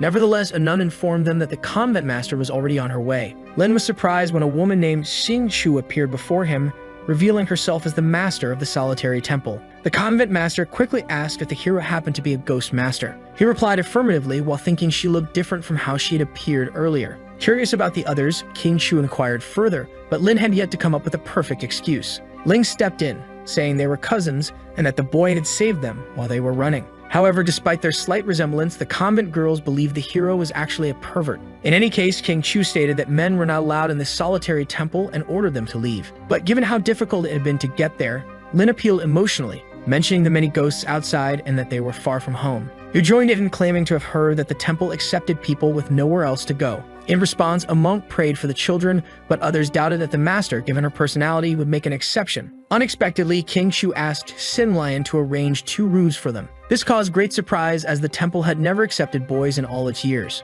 Thus, all the hero could do was express his gratitude, and Sin Lion took the lead, asking them to follow her. As they entered, the group passed by a ghost hitting a wooden fish drum. Sin warned the three not to get lost as the temple could accommodate more than 300 people. Finally, the group reached their assigned quarters in the Guyu courtyard, where Sin provided all the necessary information about meals and dormitories. Grateful, the three thanked her, and Sin told them they could rest now. At this moment, the hero realized his communication device wasn't working. It became clear that the entire group was completely isolated from the outside world. Ling found the situation strange, remarking that the temple had been destroyed 50 years ago. Yu suggested they might have traveled back in time. To clarify, the hero explained Swan, who is Tess, and mentioned that this was merely a memory of the ghost territory. Yu then asked if this place could be ghost territory of the convent master. However, if she had chosen this memory, the problem was likely tied to the destruction of the solitary temple. With that, Lin stood up and told the two girls to interact with the locals and gather information while he investigated his hunch. From the girls' perspective, the temple housed many women who seemed to have abandoned technology in favor of safety. Among the women, two discussed the ghost master of Ping City, describing him as very cruel, concluding that no man could be good. Another commented that a new union had recently been established to manage all ghost masters. At that moment, Yu and her sister joined a girl to help her with tasks, and she thanked them. Yu complimented the girl's beauty and asked where she was from. The woman revealed she was from Ping but had to leave because of the ghost masters. Ling argued that ghost masters fought against evil spirits and were, logically, good people. The woman disagreed, saying that as ghost masters, they would never understand what ordinary people endured. Despite fighting ghosts and saving cities, ghost masters dominated everything, imposing their will on others by force. Later, the protagonist walked along the rooftops while two women commented on him, one of them highly praising his looks. Lin, however, was more concerned with the details as the temple's scenery had changed since their arrival. Because of this, he left the temple and kept walking until he reached the ghost territory's wall, but despite seeing it, the hero couldn't leave. Reuniting with the group, all the gathered information was shared and the girls confirmed the barrier's presence. Now it was clear they couldn't leave as they pleased, but Yu didn't mind leaving her father alone for a few more days. At this moment, a nun appears to call the three for dinner. Upon arriving, Ling praised the appearance of the meal, commenting that she was starving. However, before eating, the hero stops her. That's because these are ghost foods, and in this situation, Lin thinks it's better to secretly store the food in the storage ring. As expected, since it's virtual food, everything disappears once stored. Suddenly, the monastery master arrives and Lin asks the girls to wait while he talks to her. Very politely, the protagonist thanks her again for the hospitality, but as the master eats, the hero can't help but think about how beautiful she is, even without hair. King Chu, in turn, asks if the boy has any questions, and Lin explains that the ghost pursuing them is a level 1 abyss malevolent spirit. Naturally, the girl is surprised, but since the protagonist survived, she comments that he must be at least S rank. The hero doesn't deny it, but also states that he might need to leave soon. King Shu, however, tells the boy not to worry as she will take care of it and invites Lin to visit her at the Mindful Hall the next morning. Faced with such a calm reaction to an abyss-level ghost, the hero grows curious about how the temple was destroyed. The next day, Lin goes to the Mindful Hall for his meeting and finds the nun in the same position as the ghost.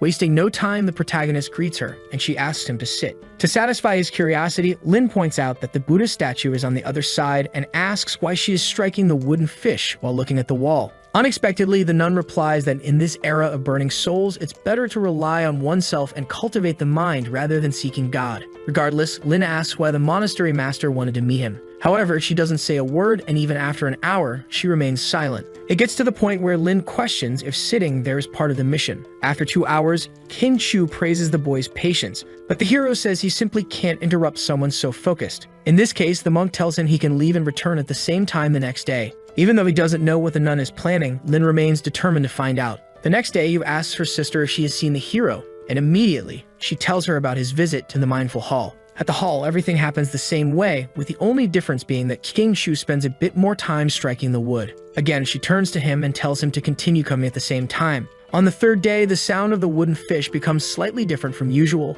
but it definitely helps with focus and makes time pass faster. Lin can't help but think the monk is testing him, but since she doesn't pursue him, the hero decides to keep observing what she's planning. 7 days later, the hero announces his return. While setting up a lantern, Yu asks what he's doing since Sisterkin is expected to give birth tomorrow. The boy, for his part, finds everything quite beautiful, and Yu explains that Xin Lian and Xin Yuan taught her. As evening falls, the girls say goodbye to the nuns to rest. Lin finds this type of friendship a bit strange, but Ling explains that after 10 days at the temple, they've learned a lot about the people and the place. In this case, the hero asks her to share what she knows. First, the people there believe they are living in the temple from 50 years ago in northeastern Hai, the third southern defense line in Pin. There are a total of 30 nuns, 10 of whom are ghost masters responsible for protecting everyone. Both Xin Lian and Xin Yuan are S rank. each controlling 2 malevolent spirits. Naturally, Lin is shocked, but Ling explains that in the temple, all the masters control malevolent spirits, and somehow, none lose control. At this time, ghost masters already knew how to nurture spirits,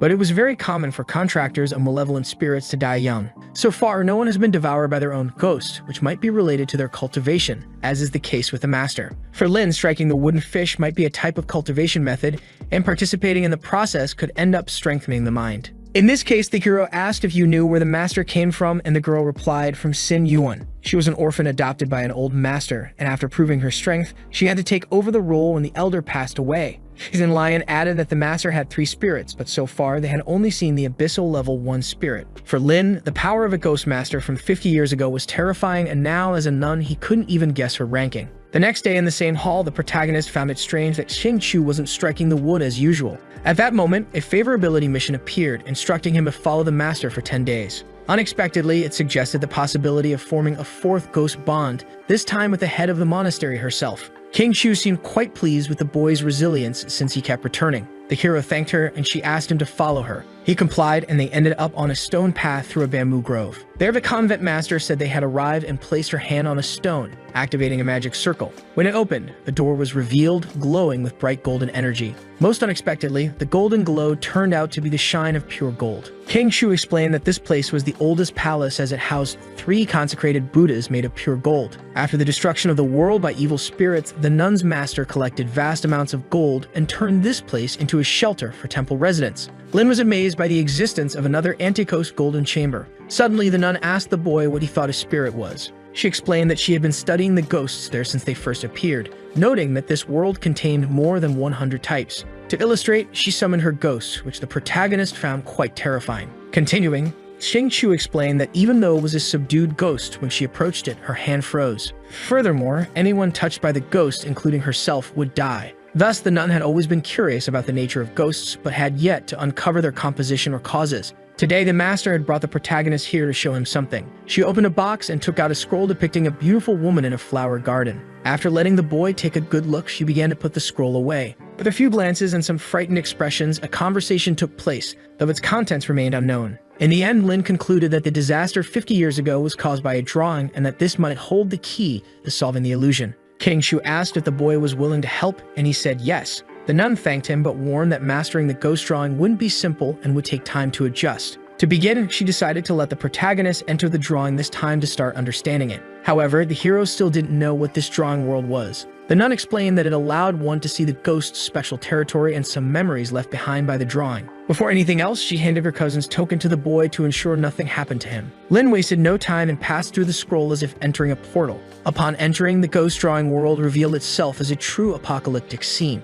Since the drawing was part of the illusion of the solitary temple, Lin believed this world must also be created by the convent master. For now, all he could do was walk and observe. Suddenly, the boy stepped on a bone and broke it, startling himself. But as he turned, something much scarier appeared before him, radiating an aura that couldn't belong to a normal body. Unexpectedly, ghost masters also appeared, but they were all sucked in and strangled by the ghost of the rubble. They joined others who had suffered the same fate, making Lin immediately recognize it as a hanging ghost. Unexpectedly, the spirit began sucking the souls of people, leaving the hero utterly shocked. All the souls started being drawn into a giant painting scroll in the sky. Not just the souls, but all the ghosts were also being absorbed into the artwork. At this moment, everything shatters and the hero manages to return. King Shu then asks if the boy saw what happened, because this was a memory of the first time the ghost sneaked out. In this case, Lin thinks it's dangerous for this thing to escape on its own and lose control, so he asks if it was hunting. In response, the monk explains that the spirit has the devotion ability and used the painting to devour all the spirits in the city at once.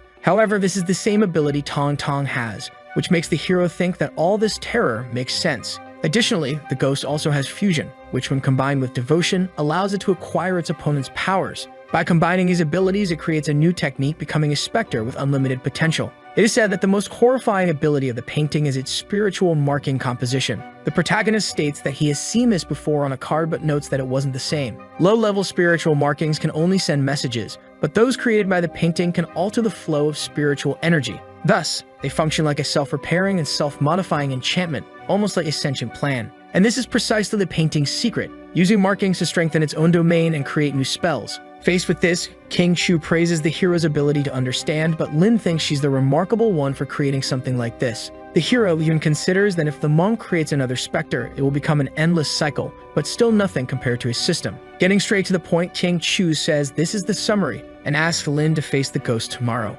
Additionally, she gives him a key that can open the doors to the chamber and the golden chest. However, she warns that everything must be locked, and if taming isn't possible, he should not attempt it by force. In any case, if Lin recites a prayer with the necklace, King Chu will come, and even if she loses control, she's confident she can seal it. With that, the hero leaves, thanking her for everything. Upon leaving, the system notifies him of the master's request to tame the spectral painting, and his favorability rises to 10. Now Lin understands that, since the painting was King Chu's creation and was responsible for destroying the temple, it haunts her to this day. Despite appearing very composed now, there's still a strong feeling of sadness lingering. Later, the hero wonders if these objects are real, and out of curiosity, he decides to place them in his inventory. The system confirms that Lin received blood artifacts along with a key and jade. This indicates they are genuine artifacts, and the jade in particular has the power to summon the master every 10 days. Moreover, if the monk is tamed, it will become a spiritual anchor. But to achieve this, the hero must first deal with the spectral painting. So far, Lin hasn't fully captured his third companion, but missions for the fourth and fifth spirits have already appeared,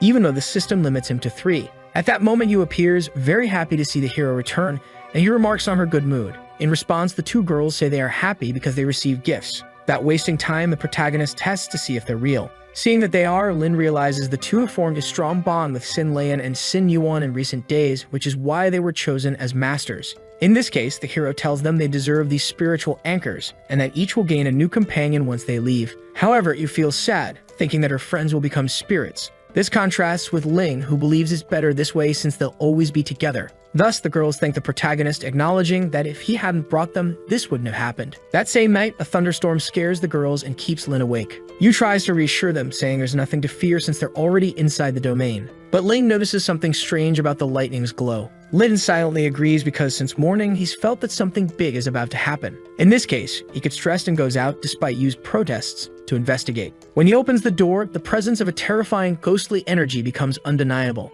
The two girls feel suffocated by it, even more frightened than before. Thus, Lin concluded that the event leading to the temple's destruction had begun. Surprised, the boy observed the colorful rays in the sky, but something struck him. He fell to his knees, feeling as though he had been knocked out by spiritual energy. Suddenly, the courtyard transformed once again into a haunted forest. Because of this, the hero ran back to the room, and as expected, it was empty. When he woke Ling, she asked what had happened, and the hero explained that the illusion had disappeared. Ling then asked where they were, and Lin replied that although they had exited the temple 50 years ago, they were still within the nun's spectral realm. This meant that all the friendships they had formed until now were lost. However, the items they had received offered some comfort, as they could still call upon them in the future. Lin thought that they had triggered all the events of the illusion, and therefore the spectral painting must now be sealed in the Golden Room. In this case, they decided to look outside, and as expected, there was no one there. As they walked, Lin talked about the painting and the Golden Room, but there was no path ahead. It was said that only gold could keep the painting locked, so it wouldn't be within the realm, but in the real temple.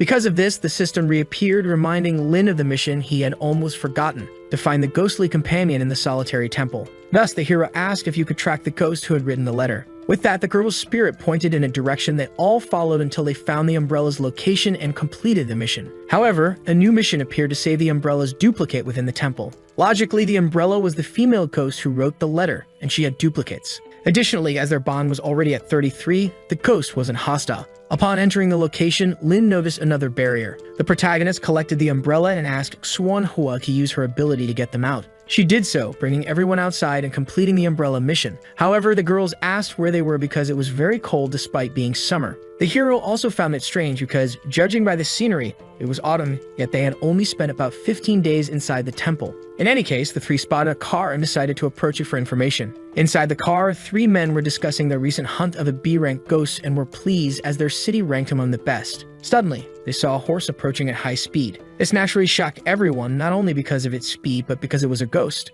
Because of this, the 3 men got out and activated their spirits, ready to fight for their lives. Fortunately, the protagonist calmly asked where they were. Realizing he was a ghost master, one of the men informed them they were near the leveled city and asked who they were. The hero responded that they were necromancers from Ocean City and directly asked for the location of the solitary temple. Given the situation and the boy's ghost, the warriors assumed Lin must be someone important. One of them apologized while another checked his device and informed them that the temple was on Bull Point Mountain on the northern third line. To clarify, the Ghost Master showed the location on his tracker screen. Unexpectedly, Although the information was correct, the date displayed was October 2136. The Ghostmaster didn't understand if there was an issue, but when the heroes had entered the temple, it had been July 2135. Hearing this, the heroes shouted in surprise, realizing the flow of time might be different within the spectral realm. Thus, although they had only spent about 15 days inside, a year and 3 months had passed outside. Obviously, neither of the girls could comprehend how this was possible. To avoid wasting more time, Lin thanked them and left. Before departing, the Ghostmasters couldn't help but comment on how strange these people were. Ling asked if they would search for the temple now, but Lin suggested finding a place to rest first. The hero apologized, as despite asking the girls for a few days, they had ended up traveling through time. Ling didn't mind, understanding it wasn't intentional, but Yu was slightly worried about her father. Her concern was valid because at the Zhu residence, the head of the house had sunk into alcohol and resentment over the disappearance of his daughters. At the leveled city's first-line dormitory, the girls said their goodbyes and went to rest. In a private moment, Lin feels happy to finally have a good night's sleep in the real world. Additionally, he takes this time to apologize to Xuan Hua for not being able to summon her during the days at the temple. At that moment, the umbrella begins to float around the house, but as it approaches, it catches fire. Xuan Hua attempts to protect the hero from the intruder, but fortunately, it's just the little umbrella the girl had saved. To make itself known, the umbrella opens, creating a space with a massive golden structure. This is its spectral domain, and the protagonist finds it magnificent. Within seconds, the small umbrella materializes into a large one. A final mission appears involving hearing the Necromancer Alliance and saving the third umbrella. In the end, the hero realizes that the orange and pink umbrellas are the same spirit, but there's another one at the Necromancer Alliance's headquarters. Lin suspects is trapped in the Golden Prison, as many special spirits are locked there. At the moment, an invasion seems difficult, but once the mission is complete, he will have the umbrella, which can create multiple clones, useful for group battles. Additionally, there may even be special powers unlocked only when all three umbrellas are together. For now, the hero asked it to follow him since they will seek the other umbrella, but not immediately. That's because for now, they need to locate the temple before deciding their next move. The next morning on Bull Point Mountain, Lin is already exhausted from searching. Suddenly, Yu points to one side, asking what that is. It appears to be the wall of an ancient castle built millennia ago, appearing in various locations. Though it seems useless today, it wasn't used to keep spirits out, but rather to keep people in. Additionally, Yu spots a temple inside the walls, so the three decide to take a closer look. When they arrive, the hero comments that the place strongly resembles an abandoned temple. However, Ling senses the presence of a spirit. Because of this, Lin asks the two to test their new spirits, Cillian and Sinuan. Noticing the presence of intruders, a malevolent spirit emerges from the structure to attack. But the girls summon their two spirits, and with just one spell, they neutralize the ghost, which leaves them thrilled. Lin, observing the scene, concludes that the two girls must be at least A rank, if not S. The girls attempt to converse with their former friends, but Ling realizes they no longer have consciousness. Unexpectedly, the two ghosts begin to leave, prompting Lin to shout for them to follow, as they might be heading to the temple. Thus, the three mount the horse and follow until the ghosts stop at their destination. Upon dismounting, the hero warns the girls to stay on high alert. At the temple's entrance, it's clear that time has not been kind to the place. Inside and outside, there are countless skeletons, prompting Lin to comment on how powerful the spectral painting must be. However, Ling points out something strange. All the skeletons are male. Indeed, upon closer inspection, the skeletons have broad shoulders and sculpted jaws, traits not typically seen in female anatomy. Ling asks why there are so many men at the temple, and Lin believes they must have died in battle. Additionally, there's a pass card on one of the corpses for the leveled city. Not just on one, Lin finds another, leading Ling to ask if they were all necromancers. The girl can't understand because, until now, she thought the painting had destroyed the temple. The protagonist suggests there must be something they don't know and that they should check the back of the temple. In the other area, things remain horrific, but here, there are also many female skeletons. The sheer number of lives lost is a catastrophe. In the bamboo forest, it is lush and overgrown, completely blocking the path. While moving through the forest, the hero hears something that grabs his attention. At that moment, all three freeze, unable to move their legs. In front of them is the aura of a high-ranking specter, and out of curiosity, Ling asks if it's the ghost from the painting. However, the hero warns that it's not. It's the companion of the temple master, a rank 1 abyss specter. Fortunately, he recalls his ability to instantly kill anything that touches it. The spirit tries to attack, but Xuan Hua activates her barrier. And as Tong Tong advances, our hero warns her not to let the ghost touch her. Tong Tong uses her mutant form and attacks with her sword, but even before reaching the specter's face, the blade freezes. As a result, the girl's face also begins to freeze and the sword shatters in half. For the first time, a unilateral defeat of Tong Tong occurs, accompanied by a massive explosion. While Tong was sent flying away by the great explosion of the Spectre's power, that immense amount of energy collided with the barrier. The protagonist caught Tong in time to prevent her from getting hurt, but noticed that Xuan's ghost territory was collapsing. Gradually, her barrier began to break more and more, and they were all exposed to a massive snowstorm. When the Spectre lunged to strike the protagonist directly, however, he was ready to react. But suddenly, the Spectre disappeared, and Feng realized it was because everyone had withdrawn from that space. It happened because Xuan had used Flash, allowing everyone to escape just in time to avoid something worse from happening. The two girls commented that despite their difference in combat ability, they were still no match at all for that opponent. Feng said that just this once he could invite the monastery master, taking out a Buddha pearl to recite his Dharma name and aid them. Suddenly, they stopped when they heard the sound of the wooden fish and prepared for what was about to happen. Quickly, they noticed that the ghost territory was covering the entire monastery temple, and suddenly, the sky shattered. A great scream echoed from that space, and Feng realized that the evil spirit was being suppressed. All of this happened because it had failed to successfully trap her, so King Zhu could not appear in her form. However, in the ghost territory alone was capable of significantly weakening the enemy. What was more, Ghost of Avalokit's Vera was originally its own ghost spirit, and Feng questioned Yu if the ghost sword could be repaired. The golden sword had not turned to dust, which meant there was some resistance, so the protagonist prepared once again. He declared that this time they would use this opportunity to defeat the Spectre, and Ling asked if Feng had a plan. Thus, entering the space, they found the Spectre, whose ghost territory was gradually being destroyed. Now they only needed to destroy the frozen barrier, and Feng activated the ghost mirror because it was time for it to shine. Meanwhile, Xuan would use her ghost fire to advance simultaneously against their new opponent. The ghost mirror could copy part of the enemy's learned abilities, but when copying an ally, it could reach its maximum potential. 3 times the extreme fire from the ghost fire, Feng could hardly believe it hadn't broken the frozen barrier before. Then he shouted for Yu to use her ghost sword, and they quickly realized that the barrier had melted. Rushing toward their opponent at great speed, the Spectre had no chance to defend this time or push them away. Soon, the victory notification appeared. They had managed to kill a rank 1 ghost spirit, the Abyssal Evil Spirit, and earned more than 8,000 experience points. Shortly after, the spirit vanished, and they received the frozen jade bottle, which could slow everything inside the ghost territory by 5 times for 10 seconds. With the battle concluded, the protagonists realized that they had accumulated enough experience for Tong, and now they could make good use of it. Successfully, they leveled her up, and Tong's rank gained 10 more favorability points, strengthening her host body's physical power. Tong also learned a new ability called Frozen Ghost Hand, an ice attribute attack that was highly effective against specific enemies. Now as a ghost spirit, she had reached rank 1 with a 4-star potential, becoming much more powerful than before. Feng sighed in relief as everyone returned to the real world, having achieved a great victory. Beside him, Ling celebrated because the protagonist had been truly incredible. He had many treasures at his disposal, and they had all been very useful. Speaking of which, Yu approached to check the ghost mirror, but suddenly, the frozen bottle began to react with the mirror, and as they noticed, an image started to be transmitted inside the mirror, to everyone's complete surprise. It appeared to be Master King Zhu's monastery.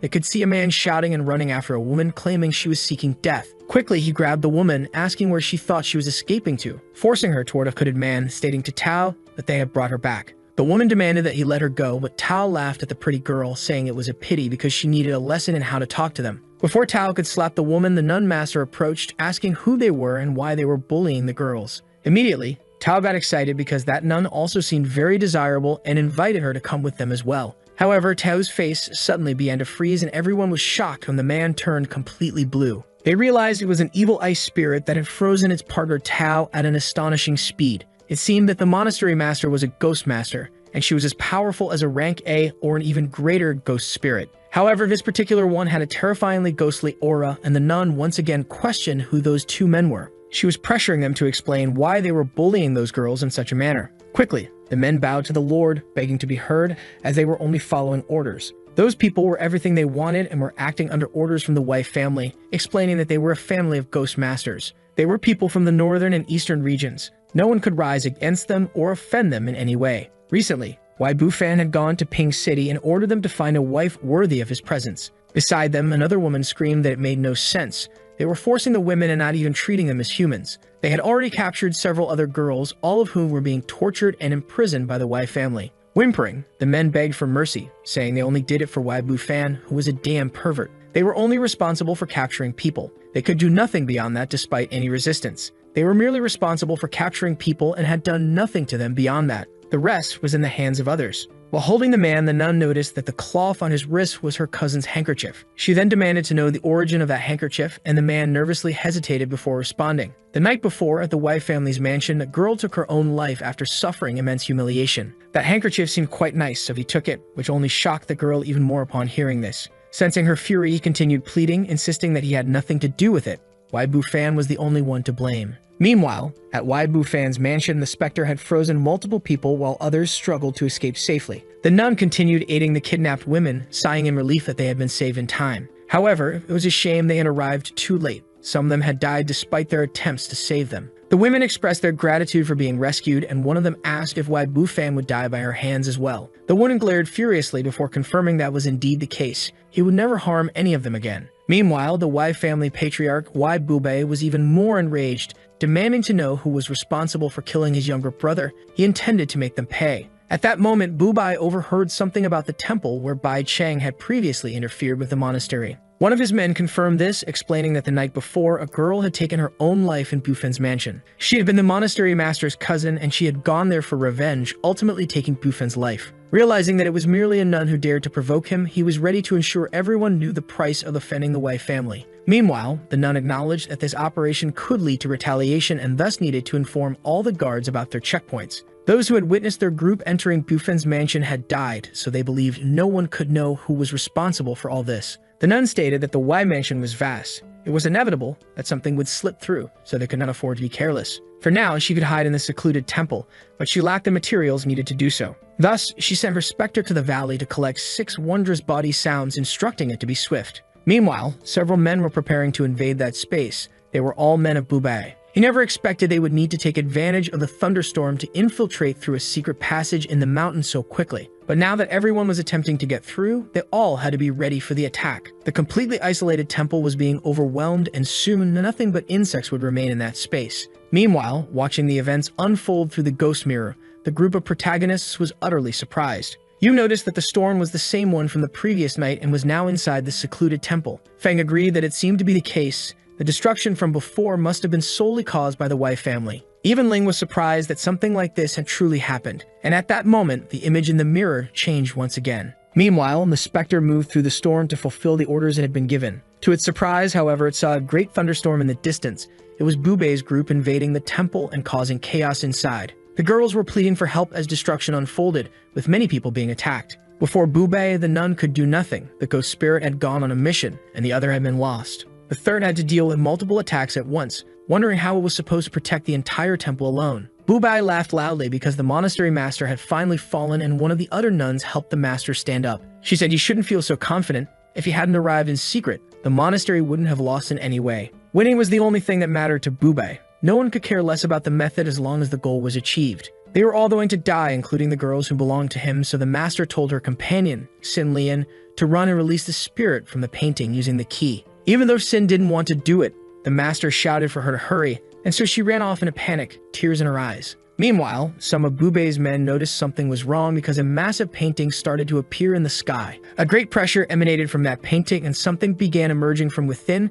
covering the entire temple. Quickly, the invaders ran in desperation as they were attacked, trying to survive the counterstrike. Under attack, the men began having their souls struck directly. Even Bubei's spirit started to be affected. At that moment, the master commanded Shadow to kill him as well, and it only took one move to shatter his body into multiple pieces. Suddenly, Xin returned, screaming that something terrible was happening. The ghost from the painting was losing control. In reality, it was attacking its own people instead of focusing solely on the intruders, which immediately alarmed the master. Instantly, the ghost began summoning spirits that were far too powerful, now attacking any living person that appeared in its path. If the master allowed this to continue, not only would the people of the secluded temple suffer, but millions in the city would also become targets. They couldn't let this go on any longer, so she commanded Shadow to use the same technique with unlimited power. Shadow's power shot up to the skies and struck the painting, and everyone around was shocked to see that the master had fused with the ghost spirit. However, they were all worried because she could die if she did this, yet she still persisted in trying to stop the ghost spirit. The power was so immense that even Feng and the others had to shut their eyes to avoid being blinded by the light. Then suddenly, the image in the mirror vanished, and they became concerned, wondering if the monastery master had managed to control the ghost painting. Ling commented that it seemed like this was the truth behind the great destruction, and Feng agreed that it must have been the case. But the cost of the spirit's destruction was the complete ruin of the temple itself, despite all their efforts to save everyone. At that moment, Feng said they should leave. The golden house shouldn't be far away, when you pointed something ahead of them. It seemed that what was there in the temple were the remains of the former master, who had tried to protect the entire temple. Feng observed that it looked as if the monastery master had desperately tried to seal the ghost painting. Even when she had become nothing but bones, she had still remained there, guarding that space for so many decades. Now it seemed the ghost spirit was indeed inside, but it was time for them to release the ghost as quickly as possible. The protagonist thought that after taming the ghost painting and fulfilling its wishes, it should now be able to rest in peace. Then Feng took out the key but hesitated, realizing they couldn't do this just yet, and Ling asked him why. Feng then stated that even though the master had risked her own life to seal the ghost painting, there was still something they needed to consider. Because it might not have been sealed inside the golden box. If it was merely trapped within the golden house,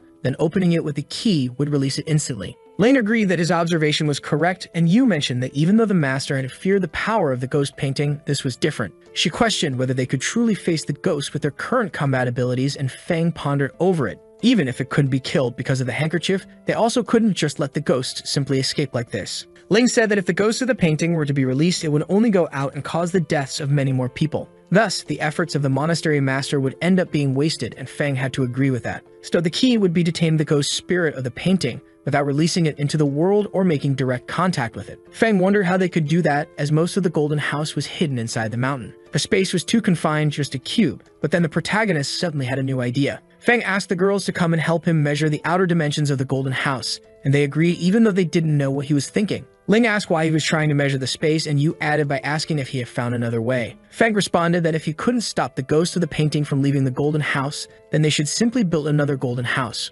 First, Feng would construct a space around the house using wooden planks, then cover the walls with golden paper and seal the empty spots with golden ink. Then they would have Shuwon use her ghostly powers to carve new restrictions. If her ghost spirit couldn't leave, then the others wouldn't be able to either. The girls agreed that it was indeed a spectacular idea. Even if the ghost of the painting escaped the first layer, it would still have to escape the second. With that, Feng said they should move forward, bury the master's body, and then descend the mountain to Ping City to buy more gold. The place was surrounded by mountains and a river, which wasn't bad at all. Even Yu mentioned seeing smoke rising from a distant place. Someone seemed to have buried something and was burning it, and Feng suggested they should approach to check what it was. Meanwhile, in Ping City, everyone quickly took pictures as they saw their horse passing by the cars. People were shocked because he was riding a horse in the middle of the city. They didn't even know there was such a thing as a ghost horse. They had never imagined they could capture something like this in a photo, so they hurried to take pictures and take advantage of the situation. Finally, they arrived at the Association of the Ghost City Master. Gold was a strategic material they had to make good use of. Feng needed a large amount of it,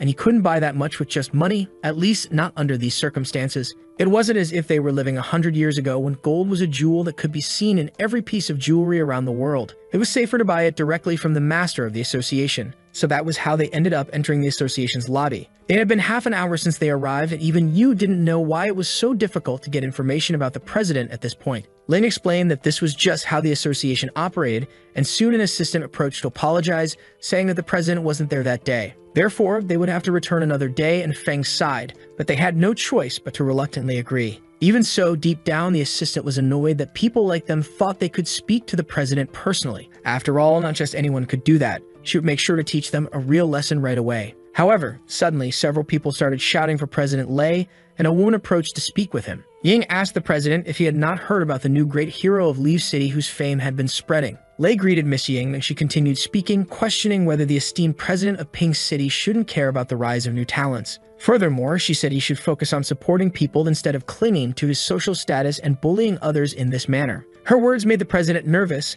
and Feng was surprised because it seemed that the president actually knew Ying. At that moment, Ying approached to greet the protagonist, but she told him he could just call her Sister Ru if that was easier. She had heard a lot about Feng's achievements, especially regarding the ghost horde from nearly a year ago. But Ying hadn't expected to see him in person in Ping City. She was deeply honored to meet him face to face. The protagonist thanked her for her compliments, unable to believe that such a charming woman was standing before him. She was likely someone of high social standing. Around them, people whispered among themselves about how impressive it was that Feng had received praise from a veteran. Even though he was very young and had a remarkable history, he was still undoubtedly a great genius. At that moment, Lei stepped forward and commented that he had just forgotten, apologizing because he obviously knew who Feng was, laughing nervously. Then Ying asked if it would be convenient for them to sit and talk together, and Lei agreed with the idea, asking them to follow him. Feng also agreed with the proposal. After all, it just so happened that he needed to request something from the association as well. As they sat down to talk, the president said there would be no problem in resolving the matter regarding the gold. Feng explained that he needed 1,000 square meters of golden paper and 50 kilograms of golden ink as well,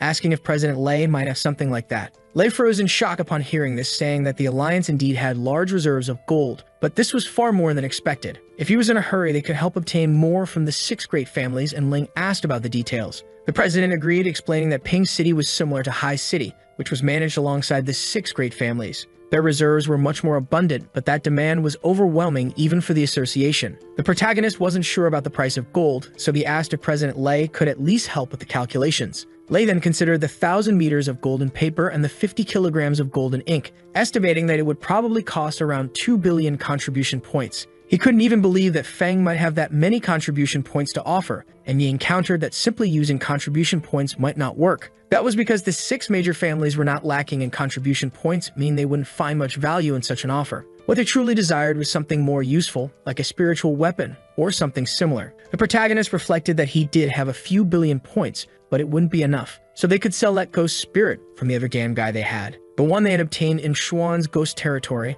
After those Earth Demon Ghost Masters attacked and were killed, they had taken their belongings, and their ghost token had been suppressed within Xuan's territory. The company should have some rights to use it. With that, Feng asked President Lei how much that spiritual ghost token he was holding might be worth. Then, being asked for Ghost Chai Mei sensed the spirit of that ghost, which was referred to as a ghost spirit. In a bizarre manner, Chai twisted its neck backward and revealed something behind it, and Feng was surprised as a strange power touched the token. That was how they extracted the ghostly body of the Rank 1 Abyss Examiner, and it appeared to have no owner. Then Ming stood up in shock, questioning why he had such a rare treasure, leaning over the table to press further. After all, instead of trying to sell it, Feng could at least make use of the item as the true master of the ghost. Yang laughed, saying it wasn't bad coming from Feng. He was more powerful than she had expected, and she promised to repay him for it later. An unknown Abyss-ranked spirit, if used properly, could create an Earth Demon-ranked Ghost Master within 10 years. Its value couldn't even be calculated. It was worth more than even a few billion contribution points. Yang asked the president if it was alright to leave it with him, and he quickly agreed, looking very satisfied. Lei planned to release the news soon, arranging an auction that would take place in about 3 days. The starting price would be the golden paper and golden ink that Feng desired, and if they could place their bets, it would contribute the points. The 6 major families would be drawn in by this, which was good for Ying since it would make them support with significant contributions. Even the 2 girls were surprised that Ping City had so many wealthy people, even their own families were rich enough. Feng agreed with the proposals and thanked President Lei and Ying, and she responded that it was no problem to help them. But she wanted to have a moment with Feng, so they stepped out to appreciate the view and the warmth of the sunlight. The protagonist said he had always thought it was incredible how those people had dissipated the fog to clear the air. Ying wanted to secretly tell the protagonist that the sunlight in this city wasn't due to anything they had done. It was simply because there were enough humans, and the effect of a large population was what created such a phenomenon. The protagonist could understand that there was a special method behind it, and Ying responded that in reality, they couldn't do such a thing. To prevent people from being lost to the ghost horde, they had to build a new line of defense. Many people now felt that humanity was growing again after experiencing the dark century of the past 100 years. Even with the counterattack, it still only allowed some lost lands to be recovered, and currently only the Ghost Masters knew about it. Humans had only gained footholds. If they weren't careful enough, they could end up bringing even more danger to humanity. Thus, the Ghost Master Alliance kept geniuses close and continued to support them, just as was the case with Feng. Furthermore, Feng was the same as Ying. He had an existing spiritual body, but there were only 5 such bodies in the entire world. Existing spiritual bodies were important, which was why she, despite being so young, was treated with such great respect by President Lei. But Feng couldn't deny that he had an existing spiritual body. It was truly an impressive system. At that moment, Ying mentioned that Yan Yan had spoken about Feng before, and the protagonist was surprised that she knew Yan. Ying confirmed it, explaining that Yan had a physical body and was sent to be nurtured at the headquarters. She had even taken her under her wing for several years. After leaving the temple, Feng hadn't been able to contact President Yan. An entire year had passed since then, and he wondered how she was doing now. Ying said that Yan had told her that Feng was searching for freedom, that he disliked being restricted by the Alliance. And she could understand that, but she still hoped he could visit the headquarters so she could personally nurture him. Even so, Feng never understood why everyone always wanted to become his teacher. But it seemed like a good idea to visit the Ghost Master Alliance headquarters. Perhaps he could even obtain a ghost umbrella in the golden prison. That would give him more confidence in taming the ghost of the painting, so the protagonist asked if she could arrange for him to visit the headquarters in person. Yang agreed that it wouldn't be a problem, and with that, the two finished their conversation. Shortly after, she left to speak with the president as well. He approached Yang and told her that the information had been spread, and the 6 families had received it. He had even been called multiple times. 3 family members in charge had already contacted him. They wanted to offer the best deals and highest prices possible for the item, which made Yang sigh. As expected, the offer had drawn attention, but she suggested they shouldn't give it to anyone yet. They should make them wait 3 days until the auction began. Meanwhile, Yu informed Feng that the artisans had gathered everything they needed, and her sister had gone out to buy more tools.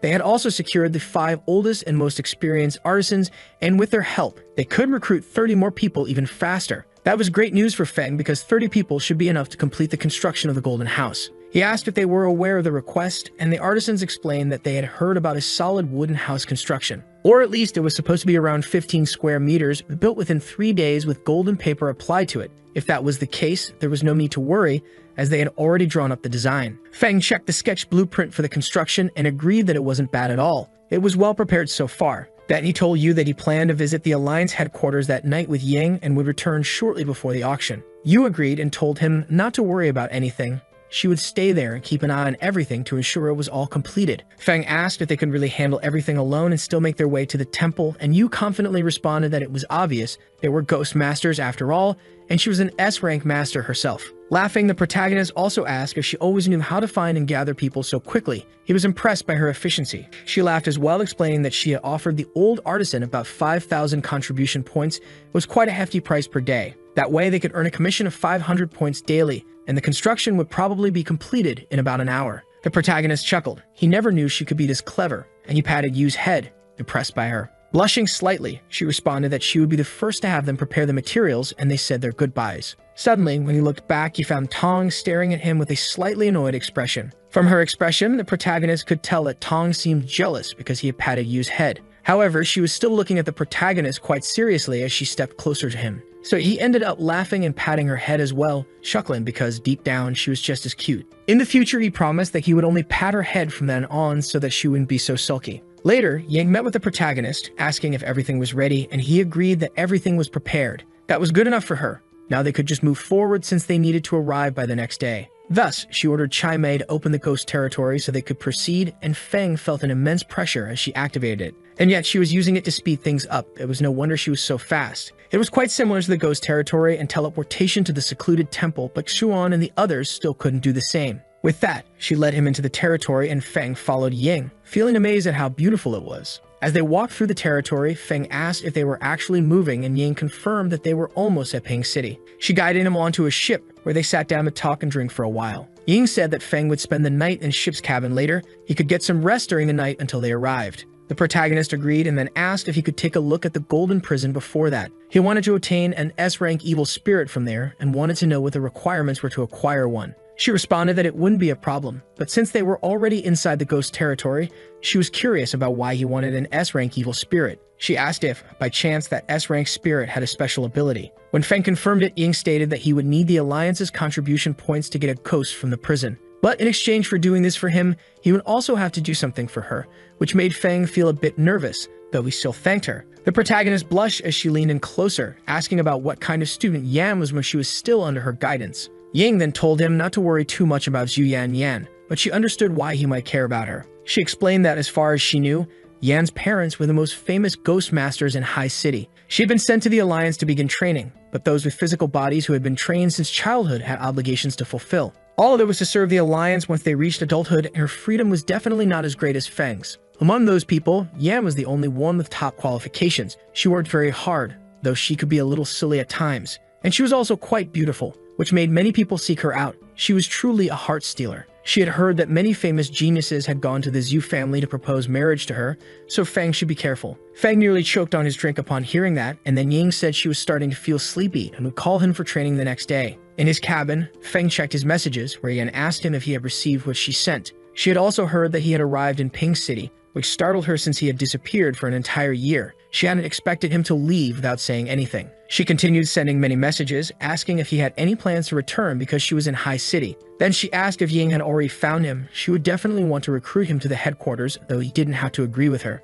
If he felt bad about rejecting her, he could just tell her that he was the Zhu family's brother-in-law, and if that were the case, she would definitely laugh at Ying. Feng was surprised that she had sent so many messages and was still paying close attention to his movements. Inside the ghost territory, there was no signal, so he would have to wait until later to send her a message and let her know he was safe. Yan cared a lot about him, and it was probably because of what happened that night, which still lingered in Feng's mind. On the second day at the Golden Prison, Ying finally guided him to the location, telling him they would have to go inside the mountain next. They proceeded toward the entrance, and Feng felt relieved that he had finally arrived at the Golden Prison and could search for the ghost umbrella after all this time. However, even after opening one door, the protagonist realized there was still a second door right behind it. The Golden Prison's security measures were at the highest level. Ying explained that they would have to go through multiple layers before reaching the back. They had to go through authentication methods and even biometric scanning. They continued walking deeper into the prison, and Feng was shocked because the scale of the chamber was enormous. It was hundreds of times larger than High City's own chamber, and he questioned how much gold had been used to construct it. Ying replied that the outer shell had 2 layers of golden walls, and in total there were 44 floors below, that added up to 800 tons altogether, something that couldn't even be carried in credit points. The one who received them inside was Grandma Xu, who welcomed them with a smile upon recognizing Ying. Ying smiled back at Xu, commenting that she was still as full of spirit as ever, and the old lady chuckled in response. She was already old just a few more years, and she feared she would have to take a golden house and wait for death. Laughing, Ying replied that she was still young enough to not be thinking about such things yet. Then Ying introduced Feng, whom she had mentioned before, and he also greeted Grandma Xu when they met. Quickly, the old woman grabbed his face, laughing, saying that he was a big and handsome boy. If only she had been a few decades younger, things might have been different. Then she asked what kind of ghost he was looking for, and Feng replied that he was searching for one in the shape of an umbrella. It needed to be within the S rank. Xu thought for a moment. There were a few umbrella-shaped ghosts, but now that he mentioned S rank, the possibilities narrowed. If she remembered correctly, it had to be the one she knew, so she hurried to check the system. Then she asked if this was the one he was looking for, and Feng immediately agreed upon seeing the ghost's image. With that, Xu instructed them to follow her deeper into the golden structure, saying that it was located on floor -11. They descended using an elevator that played an old song, and Feng couldn't help but comment on how slow the elevator was. Even Ying agreed. Xu insisted that they would arrive soon, but she warned them in advance that the evil spirit they had chosen was quite special.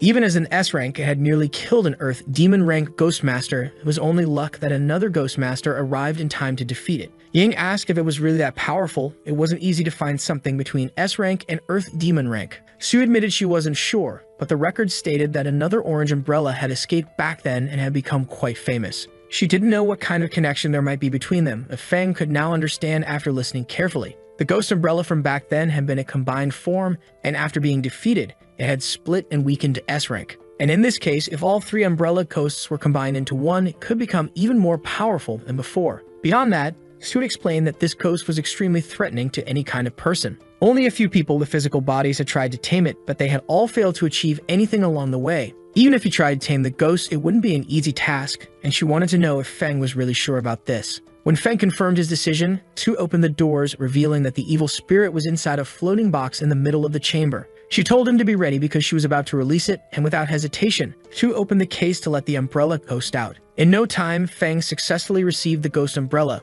which left Xu completely shocked. She couldn't believe that the evil spirit didn't even resist.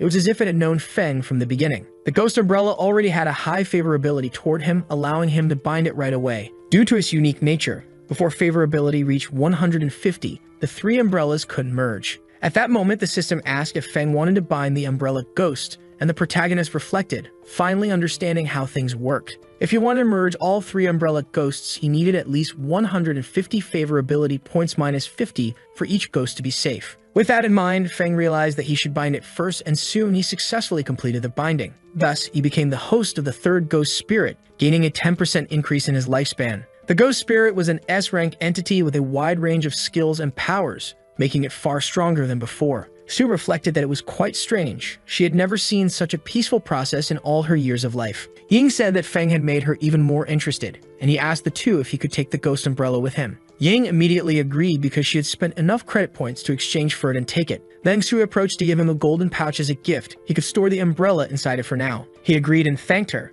and then Feng asked the old lady if she knew where ghost spirit number 55 was. That made Ying laugh, asking if he meant the ghost that Yan wanted, surprised that he even knew about it. Xu replied that number 55 was a female Azura who had once lost control and reduced an entire city to ruins. It was an evil spirit with a high alert status. It always depended on luck how it would react. The protagonist acknowledged her explanation and thanked Exu for clarifying everything, and then they returned via the elevator. Ying thanked Exu and promised to come back and visit her when she had time, and the old woman reminded Ying that she herself was not so young anymore. So if she had a man in her heart, she should find him and marry him. She shouldn't end up living a lonely life like Sui had. That made Ying laugh because she didn't care about any man to that extent, and with that, they left the Grand Golden House. As they exited, the protagonist asked Ying if they should go to the Alliance now, and Ying asked if he was really that eager, running around so much. For now, she said they should go back home, take a short break, and rest instead. At Ying's mansion, she guided the protagonist, telling him to be gentle and slow and not to stop until he was done.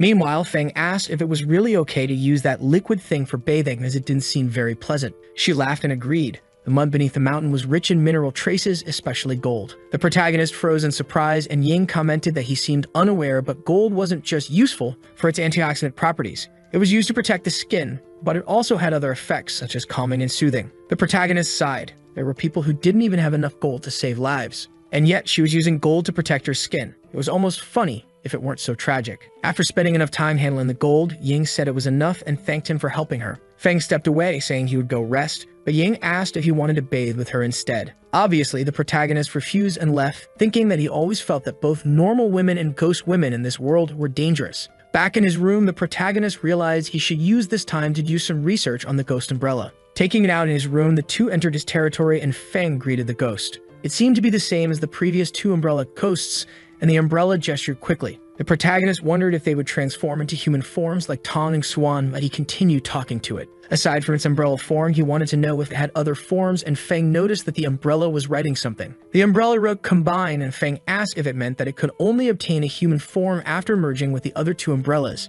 After engaging in conversation with the ghost, he gained one more favorability point with it. Feng was quite surprised that he even managed to earn favorability points. He remembered that the condition to combine them was 150 points. If that was the case, he would try to increase favorability daily to expand his ghost territory. So he decided to use one of his fragments, starting with a water fragment, which granted him the ability to expand the ghost territory. The more he expanded, the more his favorability increased. The total favorability had reached 72 points, and the expansion of the ghost territory was reaching its limit, which made Feng wonder if there was something else he could do. At that moment, the protagonist decided to clean the ghost umbrella's body as well to further increase its favorability. Doing so, he managed to raise the points to 100, and the system asked if he wanted to merge two umbrellas into one. When he did, the umbrella's level increased, turning it golden, which was certainly not bad at all. Feng spent the entire night increasing his favorability, making sure not to waste his efforts on everything he had achieved. The next morning, the protagonist stepped outside and greeted Ying, who asked how his night had been, wondering if he had encountered any problems. Feng then explained that he had managed to tame quite a lot in time, and Ying was shocked to hear that.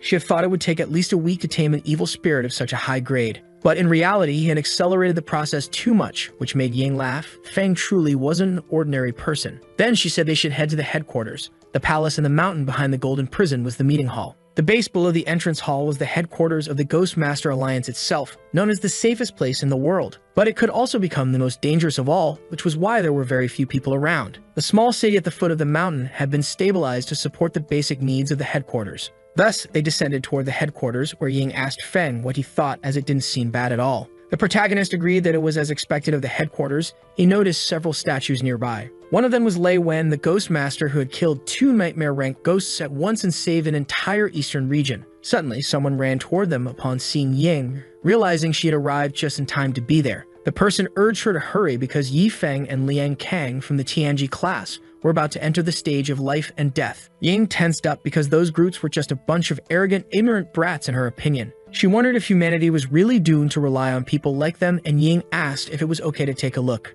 Meanwhile, several people were watching the battle between Feng and Kang, who were competing over Dai Ling, a girl. The two argued, with one of them declaring that today he would disgrace the other so badly that he would never be able to lift his head again. The other laughed, saying that the one to be humiliated was him. He should take the opportunity to run back home while he still could. Suddenly, the one who stopped their fight was Ying, who was their instructor, and she approached the two students to talk.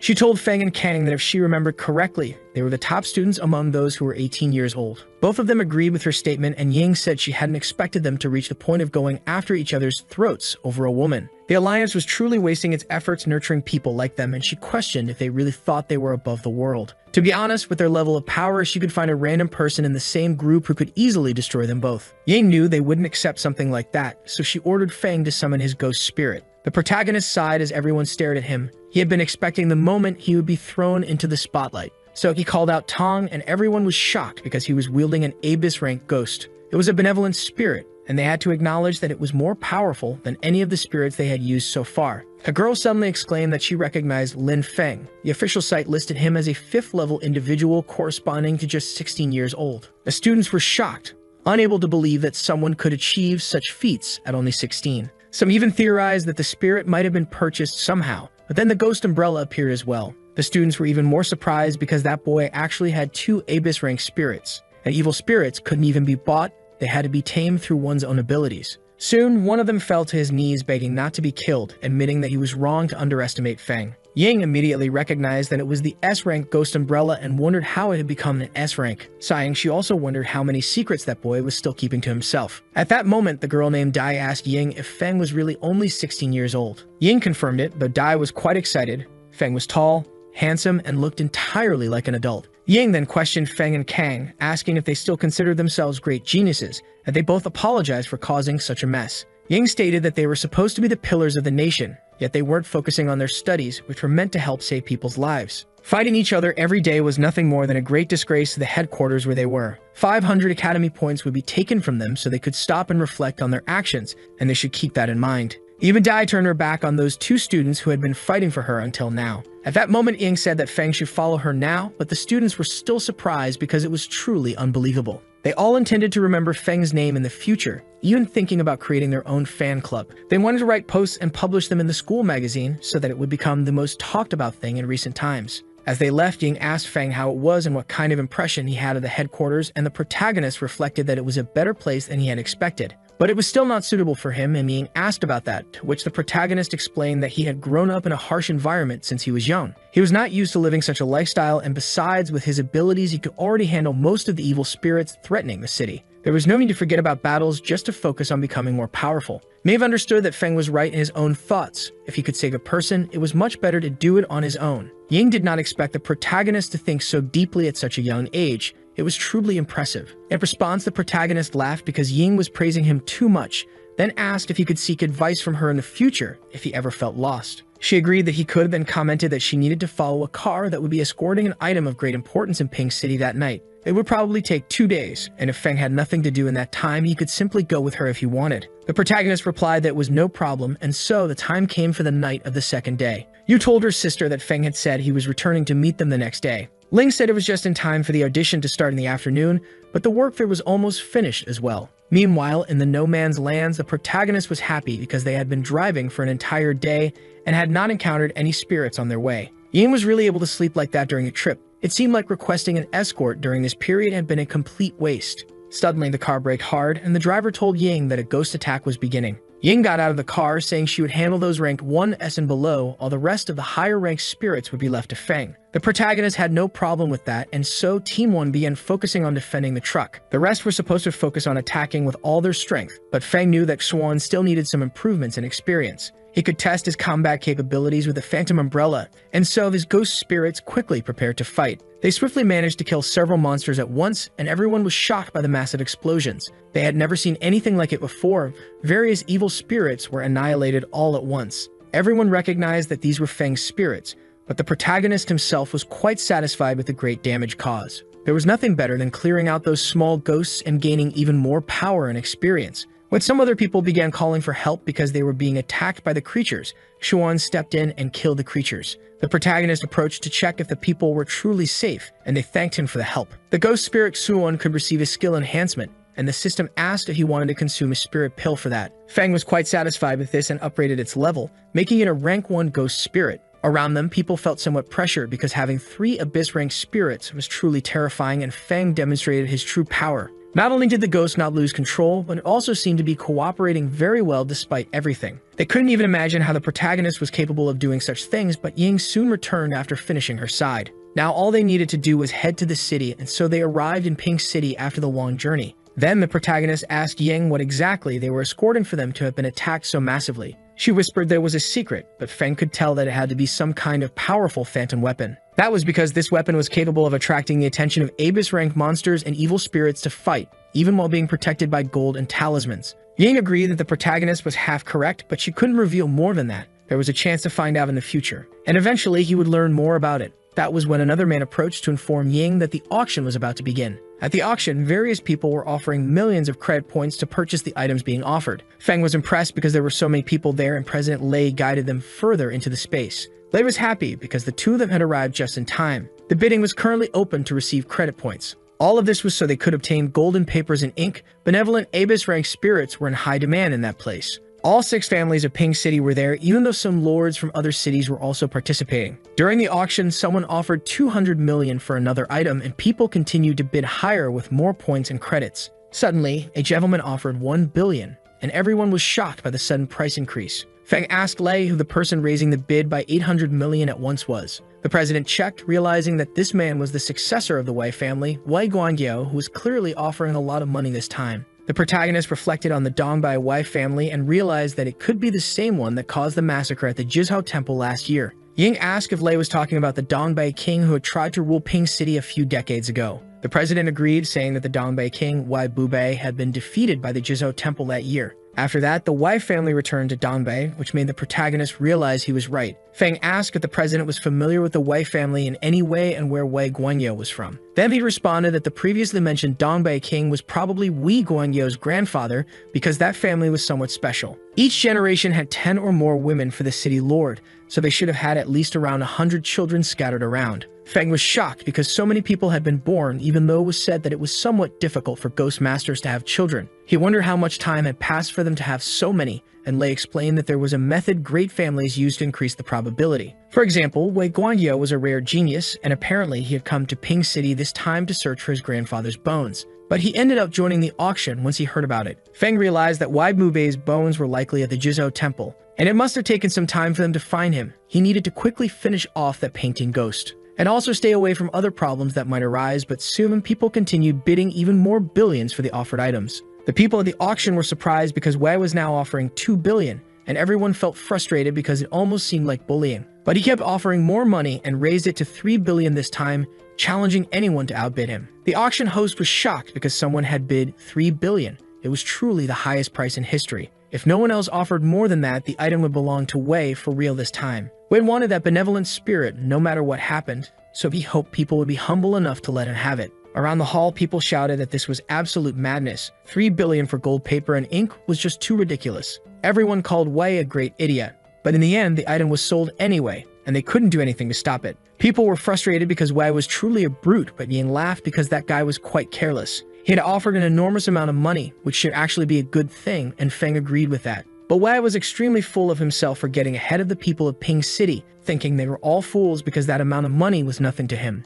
As soon as he could retrieve his grandfather's bones, he intended to erase his humiliation there and make everyone witness the power of his family. Meanwhile, Yu pointed to the sky as a helicopter began descending, and everyone realized that Feng was arriving. Feng apologized to Yang for making her go on such a long trip, and she replied that it was fine. She would keep this secret for him. The protagonist stepped down with the cargo, and Ling was happy to see that he had returned, curious to know if things had gone as expected. And Feng agreed, showing that they had obtained the boxes full of golden paper and ink, which was great. You mentioned that the wooden house structure was also ready, and the artisans agreed that they could start working on the gold right away. If they did it like this, they could finish by the morning. The protagonist thanked them for that, ready to let them handle everything, and so time passed as they prepared the products. That night, while sleeping, Feng suddenly felt that Xuan seemed warm, but when he looked, he realized it wasn't Xuan. For some reason, Yu was beside him, and he wondered when she had gotten into his bed to sleep like that. The protagonist tried to call her, but the girl remained in place, and Feng grew tense because she had probably gone to the wrong room in the middle of the night. Now he didn't even know what to do, he tried asking if she had really come to his room by mistake. Then Yu woke up and said that actually she and her sister liked him very much,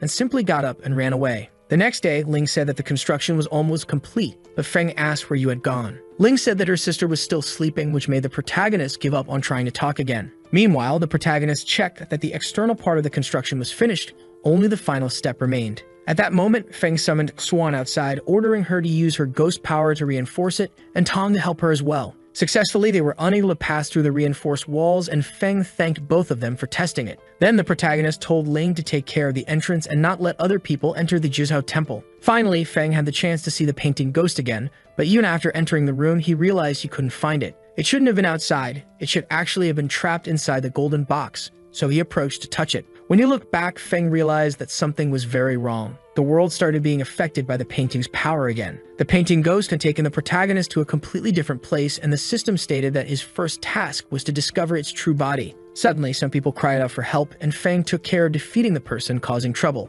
He then took the opportunity to ask where exactly he was, and the beaten man begged him not to kill him. He explained that they were in Ping City, and that they were just following orders from the Wei family to capture some people. They didn't intend to harm the women, but the protagonist realized that this definitely seemed like something the Wei family would do. However, what really caught his attention was that this seemed to be Ping City from the painting ghost's memories. Feng sighed, realizing that the ghost was probably still alive, and wondered what his body might look like. He remembered someone named Jiang Wei, but Feng decided that he should take a walk first and check the situation. When he got on the bus, the woman asked for $5, and the protagonist realized that in that era, credit points were not yet used. When the woman noticed that Feng didn't have any money, she told him to get off the bus because he couldn't stay there. Suddenly, another person approached, saying that they would pay for Feng. This person was Jiang Wei. Feng immediately realized that this was the true body of the painting ghost. When Feng froze in shock, Jiang asked what was wrong because he suddenly seemed lost in thought. He replied that it was nothing and let the woman pass, but he was still surprised because she was Jiang Wei, that he didn't know what to do now. Jiang started talking to another woman after sitting down,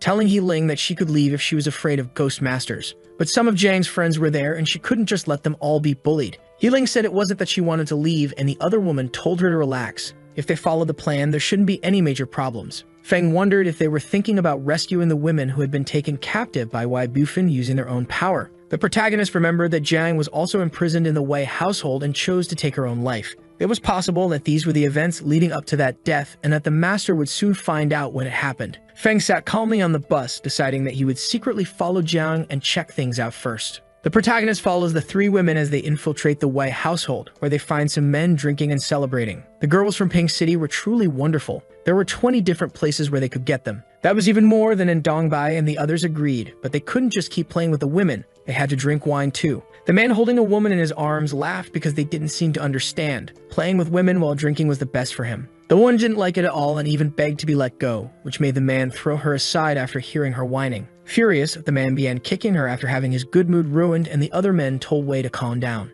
The man Wei kept beating the woman non-stop, even though the others were telling him to hold back because, at this rate, he would kill her. Jiang told her colleagues not to act impulsively because they had to remember their mission and not lose themselves in rage. The men decided to go back inside the house to play cards, leaving the woman outside alone to spend the night there as a lesson. As soon as the men left, Jiang said that this seemed like the perfect opportunity to enter through the sewers. That path should lead directly into the dungeon, allowing them to infiltrate quickly under the cover of night. The women started entering through the manhole, but suddenly someone pointed a flashlight at them, and they became worried that they had been discovered. The men who had just gone inside quickly returned, asking what the women intended to do. They laughed because it was just a small brute trying to sneak into the house right under their noses. But soon, several men gathered and surrounded the women, laughing because at least the women were beautiful. They could have some fun with them first before anything else, and Wei laughed because it seemed like fresh meat had been delivered. He would go first, but they should prepare to have their own share afterward, and everyone was happy because Wei was indeed generous. Still, the women prepared to fight. Jiang felt that they wouldn't be able to escape, but they also couldn't let the men take advantage of them. At that moment, Feng realized that his second mission was about to begin, to prevent Zhang from taking her own life and successfully escape with her. He was caught off guard because he realized that this was the moment she was supposed to take her own life, and he froze, not expecting it to happen literally now. It seemed too late, but Feng suddenly shouted her name and everything changed. The vision from before disappeared. He returned to the city and wondered where everyone had gone and how he ended up in that familiar-looking place. The protagonist heard voices crying for help and realized they were the same people from before. It seemed that the world had reset. The task must have also reset, all because the mission had failed and the story had started looping. Now he had even more tasks to complete than before, so Feng decided to go to the station again, just like before, to try and find Jiang once more. Sure enough, things should unfold the same way if he repeated his actions, and again, Feng forgot to bring money. As the ticket lady refused his payment, Jiang suddenly intervened to help him pay quickly. Now that Feng had found the true body of the painting ghost, he had successfully completed one of his missions just in time. The protagonist smiled, realizing that Jiang would help no matter what happened. She truly was a kind girl. The protagonist accompanied her, saying that it was his first time in Pingqing,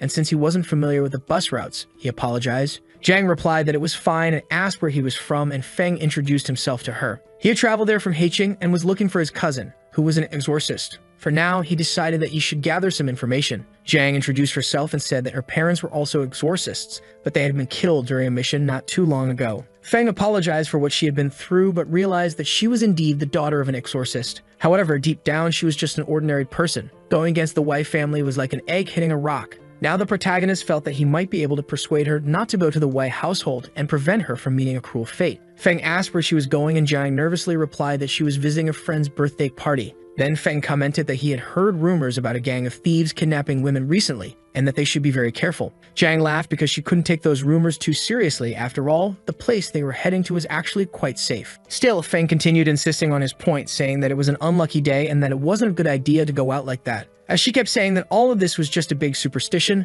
Feng realized that she was really determined to travel no matter what. It seemed that he couldn't convince her otherwise, and soon the bus arrived at her stop and Jiang said goodbye to the protagonist. Sighing, Feng followed after her, realizing that things were going to repeat anyway, and sure enough, events unfolded just like before. The women went to the Wei household, were discovered, and were quickly surrounded by all the men at once. Feng realized that everyone was there. He just needed to take care of them all at once and prevent the cruel fate from happening. He rushed at the men, telling Wei and the others that if they wanted the girls, they would have to get through him first. Feng stood in front of the girls, who were surprised to see that it was the same boy from the bus again. Wei burst into laughter because, after all, Feng was just a boy and couldn't do anything to stop them. They quickly sent their spirits to attack Feng and kill him, but Tan defeated them with no difficulty. However, even so, the protagonist returned to the starting point, completely confused about what just happened. While reflecting on the world resetting, the system warned him that ghost spirits could not be summoned in this world. Now Feng understood when he first entered Xuawa's memory, Tong came out, and that probably ended up destabilizing this world's memory. It seemed that Feng needed to rely on other methods instead, and he tried various different ways to make it work. This time, Feng decided to go to the Wei residence earlier to take care of all the guards, so Jiang wouldn't be discovered. However, even after dealing with the people outside, Jiang and the others were soon spotted as they entered the sewer. The guards shouted for help, and the mission failed. The next time, Feng decided he would intercept Jiang before she reached the bus. The protagonist stopped Jiang, but the mission failed again because he also couldn't kidnap her and prevent the plan from continuing. Feng really wasn't good at this kind of game, so his last option was to just face them directly. There were about 20 people, all C-rank exorcists, and he wondered if he could handle them all using only his physical abilities without ghost spirits. Then Feng remembered that even if ghost spirits couldn't be summoned, maybe he could use his phantom armor and phantom sword instead. When he tried this, he was relieved that the reset didn't happen again this time. Feng went to rescue Jiang, who was once again surprised to recognize him as the same person from the bus. The men prepared to fight against the person who had suddenly invaded the Wei household and summoned their spirits. At that moment, Feng told Tong not to come out because he would handle things alone.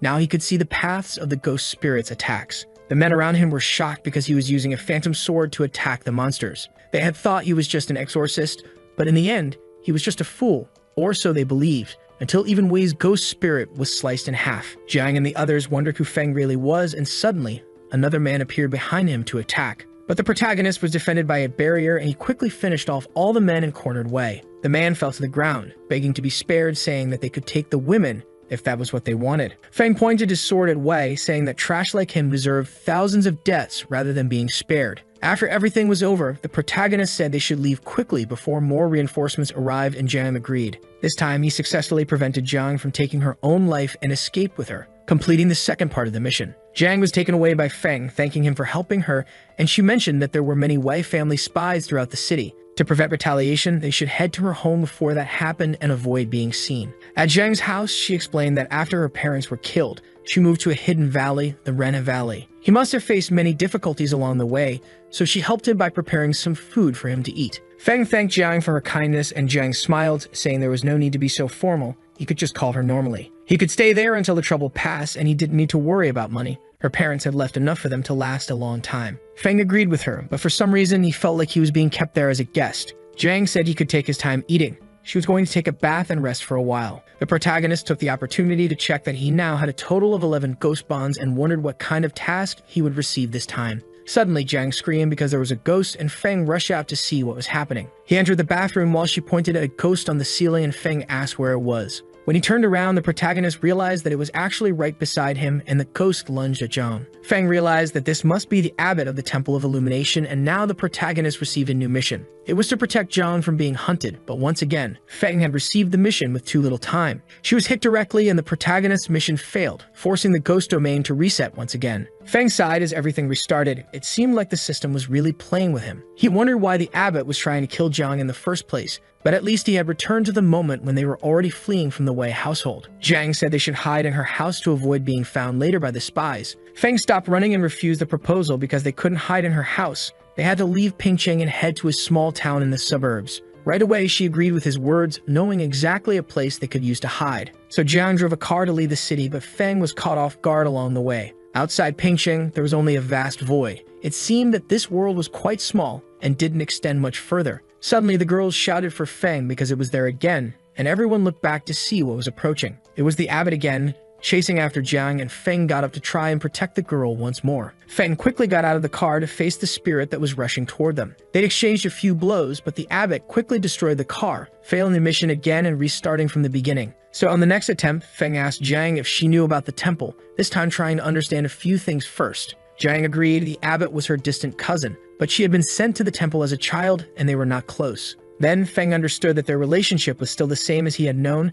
Her master would not attack her own cousin. There had to be another explanation for this. The one hunting Zhang was the real ghost nun, not just a memory. At that moment, the abbot had mentioned that she had a special method to suppress the painting ghost, and now Feng understood everything. This painted world had been designed by the abbot to trap the painting. The events had to occur as they originally did, but in a loop. And Gaihua had planned to use Feng to break free from the restrictions placed by the temple master at the beginning. Only then could this loop finally end. The abbot trapped the ghost spirit of the painting inside that looping space in Pingxing. The ghost of the painting could not escape on its own. So that was why they were asking for help. Even after saving Zhang, who was supposed to die, breaking the rules of this world, that was the reason for the abbot's appearance. And that was how he started hunting Zhang, all in an attempt to fix the loop. Everything now made perfect sense to Feng. When he stated this out loud, Zhang was confused and asked what was wrong for him to suddenly shout like that. He held her shoulders, affirming that he knew how to save her, and obviously, Zhang had no idea what he was talking about. However, Feng told Zhang to follow him, while the others should go home and hide for now. Zhang asked him to wait a moment and questioned exactly where they were going to begin with. He explained that this was the building beside the Exorcist Association in Pingxing. There was a warehouse underground in that place.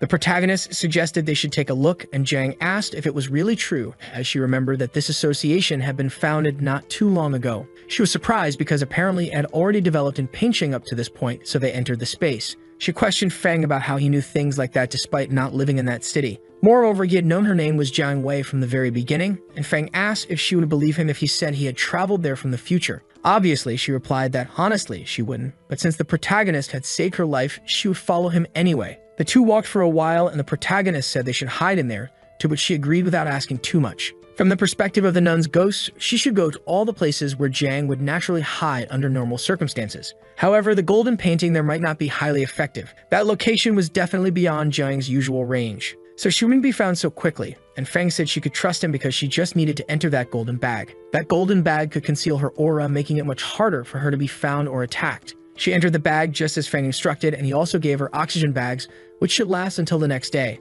After trapping the girl inside, Feng waited for 3 hours, realizing there was still no sign of the nun's ghost appearing. That meant it must have been working. Zhang even tried to get out, asking if she could stay outside now. But Feng replied that not yet. She should hold on just a little longer, and placed her back inside the golden bag. That world always seemed to enter a loop during the last day of her life, and it would continue until it became completely meaningless. 6 hours later, Feng sighed, having completed the task of helping Zhang escape from the abbot and his pursuit. Suddenly, before he even realized it, the protagonist had actually disappeared from that space and received a new mission. The fourth mission was to take the ghost spirit far away and set her free. Now Zhang, who had once again become the ghost spirit of the painting, had another task to fulfill. Even though Feng still had 30 bond points, it was still quite dangerous to release her directly into the world, so he had to use the golden box first. Feng told her that if she wanted to leave, she needed to stay inside that golden box, and then he would let her out after some time. After the ghost entered the box, Feng now had the chance to show her the world at least 50 years in the future. As he was leaving, the protagonist noticed someone approaching and soon realized it was Yu and Ling. Ling ended up finding the remains of Wai Bubei there, and they could take them, but no one should be able to enter that temple.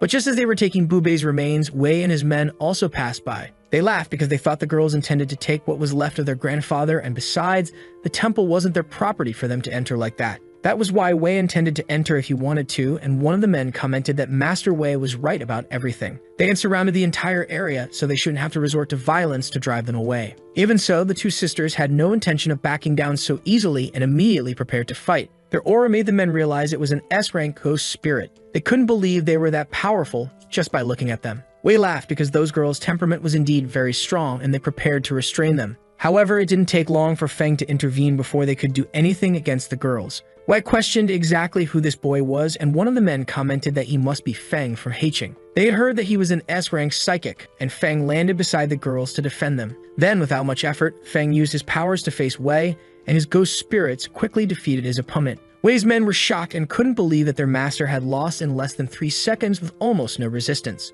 It was astonishing that such a powerful exorcist could exist in the first place, and Wei was obviously impressed because Feng possessed 3 Abyss-rank spirits. Wei began coughing up blood and his men grew worried as he started suffering, trying to help him somehow. At that moment, Feng told Wei that he had never asked about the level of his ghost spirit before challenging him, so it was time to accept his own defeat. Wei retreated, stammering that he would be back while the girls approached, relieved that Feng had returned just in time and curious to know if things had ended well. The protagonist agreed, expressing gratitude because it was thanks to all their efforts over the past few days. Ling laughed, saying it was nothing, not a problem for them at all. Seeing him happy was what made them happy too. While Yu blushed at her sister's statement, Feng mentioned that they could gather their things and head home. They would descend the mountain and return to Heiching now that they had obtained everything they had been looking for. Pingcheng was a small fortified city, and as soon as they returned, everyone was quite shocked. They were happy to see Feng back. They hadn't even expected that he had already reached the first level of the Earth rank. During that time, the Wei family had truly lost face. It served them right, and it was indeed satisfying. On the way, the protagonist was confused about how people could recognize him, and Ling explained that the internet was full of news about him. She showed Feng the latest news where they were calling him a true hero after he had defeated Wei. He was just a 16-year-old boy, yet he already had 3 Abyss-rank spirits, but the 6 families were determined not to let Pingcheng forget such humiliation. Citizens outside the Wei residence were holding signs demanding that Wei return to his own home after what had happened. It had only happened recently, yet the news had spread so quickly that it was shocking. Lame remarked that it must have been the work of the 6 great families of Pingcheng. They had always been at odds with the Wei family and facing difficulties. Since the hearing the previous day, they had been paying close attention to every one of Wei's movements. Suddenly, Feng received a notification from Ying asking if he was there, as the Alliance had a small task and needed his help. He told her to go on, and Ying explained that a rather troublesome Abyss-level ghost spirit had suddenly appeared. It was in the eastern part of Pingcheng and had killed several strong ghost masters with ease. She didn't have enough firepower at the moment, so she was hoping that Feng could handle it on his own. The protagonist agreed, reflecting that he was on his own path to reaching his goal, and his ghost spirits needed some experience to level up and become stronger. With that, Feng told the 2 girls that they would go complete the task before returning. They headed to the fortress in eastern Pingcheng. Apparently, the entity resembled a ghost child, and it was very good at hiding and escaping. Even Earth-rank ghost masters couldn't confront it directly. So far, they had only managed to obtain a piece of the ghost's clothing. If Feng was confident he could try capturing it, but the man explaining the situation to him wasn't very hopeful about it. The protagonist took the piece of fabric, and the girls commented together that with their spiritual powers, and with Feng's strength as well, there wouldn't be any major problems in handling this situation without much effort. Meanwhile, a man reported to Master Wei that Feng was at the fortress preparing to start the hunt for the ghost child. The woman beside Wei praised him, saying he was truly intelligent. The southern defense line had been under pressure for the past 2 days, and the Alliance was struggling to find people for the job, so they would obviously end up asking Feng for help. Wei grumbled. Feng had caused him too many losses. If he didn't make him pay with his own life, he wouldn't be satisfied. That ghost child was quite expensive, but there was still enough money. They had taken everything he had, so he hoped it would be enough for now. When Feng was killed at that moment, no one could blame anyone for something like that happening. Even if they suspected Wei, they wouldn't have any evidence to prove that this was really going to happen. Wei couldn't stand the fact that they were interfering with his family. Even though he was a great genius, this was the only path that would lead to death. Wei told Uncle Hongda that he was counting on him, and Hongda responded that there was no need to worry. He intended to take care of Feng quietly and without leaving any trace. Meanwhile, the protagonist was making his way to where the coast was. Ling pointed out that they were almost there, and Feng decided they should get off the horse and approach on foot. That was when they noticed the ghost child running, so Feng ordered Swan to take care of trapping that ghost inside the domain. However, the ghost quickly escaped from Swan, but even so, the spirits chased after it, trying to trap it. Before they realized it, they were in a different place, and Feng noticed that Swan had used Flash to escape. Moreover, the ghost child seemed to be another enemy they couldn't easily deal with despite everything. The protagonist gestured for them to be careful. They might end up encountering another enemy if things continued like this. He asked if this enemy could be Wei again, and Feng agreed that it very well could be the case. The ghost child had some rather precise movements, and they had been setting things up for it until now. So that ghost child must have been just bait, deliberately placed to lure the protagonist there. It seemed like there was no other choice now, and Feng asked Swan to protect Ling and Yu. He intended to release the ghost of the painting. If he freed it, he could gain 20 bond points, which would be very useful even for him. Finally, after releasing the ghost spirit and completing his previous mission, Feng decided to let her out. Now a new mission had emerged, achieving the feat of finding a member of the Wei family and fighting against their forces, using the ghost spirit to kill them. This seemed to be the final quest. If Feng could complete it, his bond with her would increase to over 80 points, and then he would successfully be able to form a connection with her. However, killing a main member of the Wei family should be part of Jiang's revenge, which was actually quite perfect. This could resolve the problems without much difficulty from beginning to end. Suddenly, Feng received a message from Ying informing him that she had received information that the ghost child had appeared in the north and was an evil spirit captured by the Wei family. Now it was suddenly appearing in Pingcheng for no particular reason, which could be a trap. That's why Ying asked Feng not to pursue it.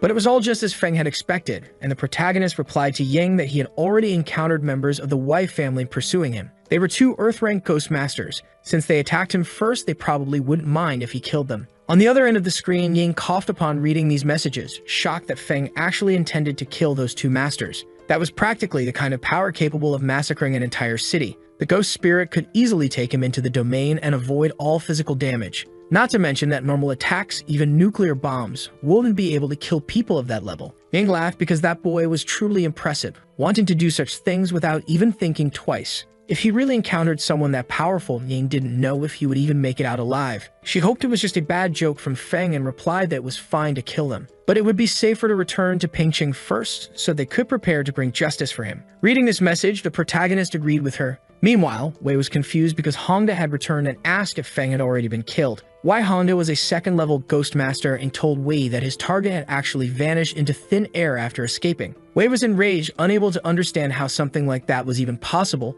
but Hongda reassured him that there was no need to worry. That was because it was a very rare ability. Feng couldn't use it for too long within a short period. Suddenly, one of the men shouted for Wei to look at the sky. Approaching on horseback was Feng. Everyone was shocked because all of a sudden, he had decided to come toward them instead of running away. It seemed like he was asking to die, charging straight at them like that. One of the men told Wei that this was their opportunity to take revenge for the 2 ghost spirits that had been killed. At that moment, Honda commented that they had been noticed and ordered Yupo to prepare for a new battle immediately. Thus, Yupo, a benevolent 2nd-level abyss spirit, emerged, and he was both gigantic and terrifying. Then Feng summoned the ghost spirit of the painting because it was time for her to shine and fulfill her role in this revenge. Even Hango was confused about what kind of ghost this was, but soon they realized that the painting ghost was recreating the scenery of the destroyed city. This was her domain, the ruined city they had seen before. Feng was surprised because the painting ghost was fighting on her own. It was possible that she was sensing the presence of the Wei family and seeking revenge, and Hanga acknowledged that this was also a 2nd-level malevolent spirit. However, he didn't know where it came from or how it was even connected to Feng in the first place. It was quite strange. Wei was shocked. Feng already possessed 3 ghost spirits, and he was just a teenager. He couldn't possibly be this powerful. Unless he was courting death, it shouldn't be possible for him to control another 2nd-level abyss spirit. Setting aside Wei's shock, Hanga ordered everyone to forget about it. Even if that were the case, they only needed to destroy an attack with full force using Yupo. Even Feng had to admit that the ghost spirit of that guy was quite powerful and was spreading throughout the domain of the painting ghost. Suddenly, several coffins emerged from the ground and Wei laughed maniacally. Now they had no chance of defeating Hongda. At that moment, Ling asked the protagonist if they should get involved in the middle of that mess. But he replied that they shouldn't because he was placing all his expectations on the power of the painting ghost. This was the ultimate weapon created by the monastery master. It couldn't be defeated so easily. People noticed that a painting was appearing within the painting ghost, replicating the entire ruined city. The city began to collapse, and Wei was in shock because the supernatural force in Feng's hands was terrifyingly powerful. At that moment, Hamda said they needed to end this quickly before something even worse could happen. Several first-level ghost spirits were summoned to attack the protagonist all at once and assist in the battle. Even creatures emerged from within the coffins, and Wei was astonished because those ghosts were also abyss-ranked. Hanga explained that Yupo's domain was special. Over the years, he had used it to seal away many high-level spirits. At this critical moment, they could all be summoned into battle, and even Wei was impressed. Hango was invincible. The creatures rushed toward their opponent, and even the girls were astonished. There were so many ghost spirits present now. It seemed that the painting ghost was being overwhelmed, and Feng realized that ambush and group attacks were typical tactics of the Wei family. But he couldn't just sit and watch the ghost being cornered, so he decided to ask Ling and Yu for help in clearing the obstacles. With that, everyone prepared to fight all at once. With all their ghost spirits and the replication mirror, their abilities could be combined. This way, they could demonstrate what a true ghostly battle tactic looked like when faced with opponents of this caliber. Furthermore, all the experience they had gained so far couldn't be wasted on something like this, so they would rise against them. All the powers clashed at great speed, and explosions of light erupted around them. Then Wei told his uncle that Feng's spirits were also attacking, but Hanga assured him there was no need to worry too much. However, they eventually found themselves overwhelmed by these few ghost spirits, whose attacks were terrifying. There were too many replications to contain. They didn't even fully understand what was happening as they were being destroyed. Hanga wondered how so many ghost spirits could be copied like this. It should have only been an illusion to begin with. It didn't take long for the system to evaluate all the achievements and victories, granting them even more experience than before. Wei and Hanga ended up being completely pressured because those replications were actually real. They weren't illusions at all. The attacks continued for a long time, and even Feng noticed that the bones of these opponents were incredibly tough. So he directed Xuan and Tong to use their combined elemental attacks to generate even more firepower. The attacks hit their targets directly in a massive explosion of colors and force, finally wiping out the ghost spirits after some resistance. Victory was theirs. The ghost spirit was defeated by the Abyss rank 1 spirit, gaining even more experience points. Yu and Ling were amazed because things had actually worked out, and suddenly someone shouted for everyone to look at the sky. What caught Hanga by surprise was that those ghost spirits were powerful, but above all, the one from the painting was more than terrifying. Even Jay's eyes were appearing in her painting, creating a grand illusion and controlling one of the spirits. Feng realized that this was the counterattack of the ghost spirit of the painting, and now he ordered Tong and Xuan to attack the other spirit nearby. This wasn't just about increasing their chances of winning, but more importantly, it was about gaining experience. The two struck their opponent and successfully defeated it. Hanga was surprised by how they had been manipulated up to this point. Things were turning bad for Wei's side. They were beyond any hope of winning the battle. So he told his spirit to run, and even Wei was left behind, pleading not to be forgotten. Feng shouted to stop the two, and somehow, Hanga ended up back where he started. Even Wei was moved, thinking he had come back to save him. But Hanga was confused as to how he had returned to the starting point when he should have been far away by now. It seemed that the ghost of the painting had some kind of teleportation trap within its own domain. Finally, they managed to finish the great battle, and the painting began to unravel, to the point that Hanga started falling from it. They secured a great victory and gained even more experience than before, all of them returning to the real world and leaving the spirit's territory. Feng fulfilled his mission of killing one of the Wei family's combat force members and successfully earned more bond points. Only one was left to be defeated, Wei himself, while Hanga had been successfully eliminated. Wei knelt and begged not to be killed, confessing that he had been wrong from the beginning and couldn't deny it. Even his own men turned against him, claiming that they never intended to go against Feng, and that it was all Wei's fault for forcing them into it. Wei was shocked, betrayed by his men within seconds of their loss. At that moment, the protagonist questioned whether there was even a reason to spare him in the first place and let him live. Wei claimed that he was the most talented genius of his generation in the family. Even his grandfather couldn't compare to him and his achievements. If he were killed now, the Wei family would never let Feng go unpunished. Even the Alliance wouldn't be able to protect him forever. His uncles and elders would come after the protagonist, but that kind of threat prompted the ghost spirit to strike Wei with an ability that left him dazed. Wei collapsed to the ground, and Feng called him a fool. The ghost of the painting had been looking for members of the Wei family from the very beginning. And yet, he announced his identity right in front of the painting, which was practically asking for death, so of course she used her powers. Thus, the protagonist received a notification that his bond with the ghost of the painting had exceeded 80 points. Then he was asked if he would like to bind the ghost of the painting as his fourth spirit, now that the conditions had been met. The protagonist obviously agreed, successfully forming a bond and obtaining his fourth spirit, named Jiang. But what shocked the girls was that the person in the painting moved. It even seemed like she was looking at them. Jiang extended her hand, and Feng touched the painting, allowing her to step out of it. The protagonist was surprised because even as a painting, Jiang was a beautiful woman. As expected, the ghost the abbot had created was truly powerful. Earlier, she had used her ghostly eyes to paralyze her opponent. Then she used multiple domains to cut off their ability to retreat and finally took them all down with her ultimate ability. The other ability Jiang had yet to use still seemed very promising, and Feng called out her name. Maybe she wouldn't remember him anymore, but from now on he would have time to be by her side. Suddenly, she began coughing up what looked like ink, and the protagonist placed her back inside the painting. But Feng ended up entering with her inside her domain, and the two of them found themselves face to face with the abbot. However, instead of being threatening, the abbot seemed to understand that Feng had managed to tame Jiang and felt at peace letting her be. The nun smiled and disappeared, making Feng think that the next step should be unlocking the bond quest with her. Then Jiang pointed to the hole that had appeared in the sky, wondering if it had been caused earlier by that old ghost fish. And it was also possible that Jiang had brought him there to help repair that breach, so Feng used his powers to touch it.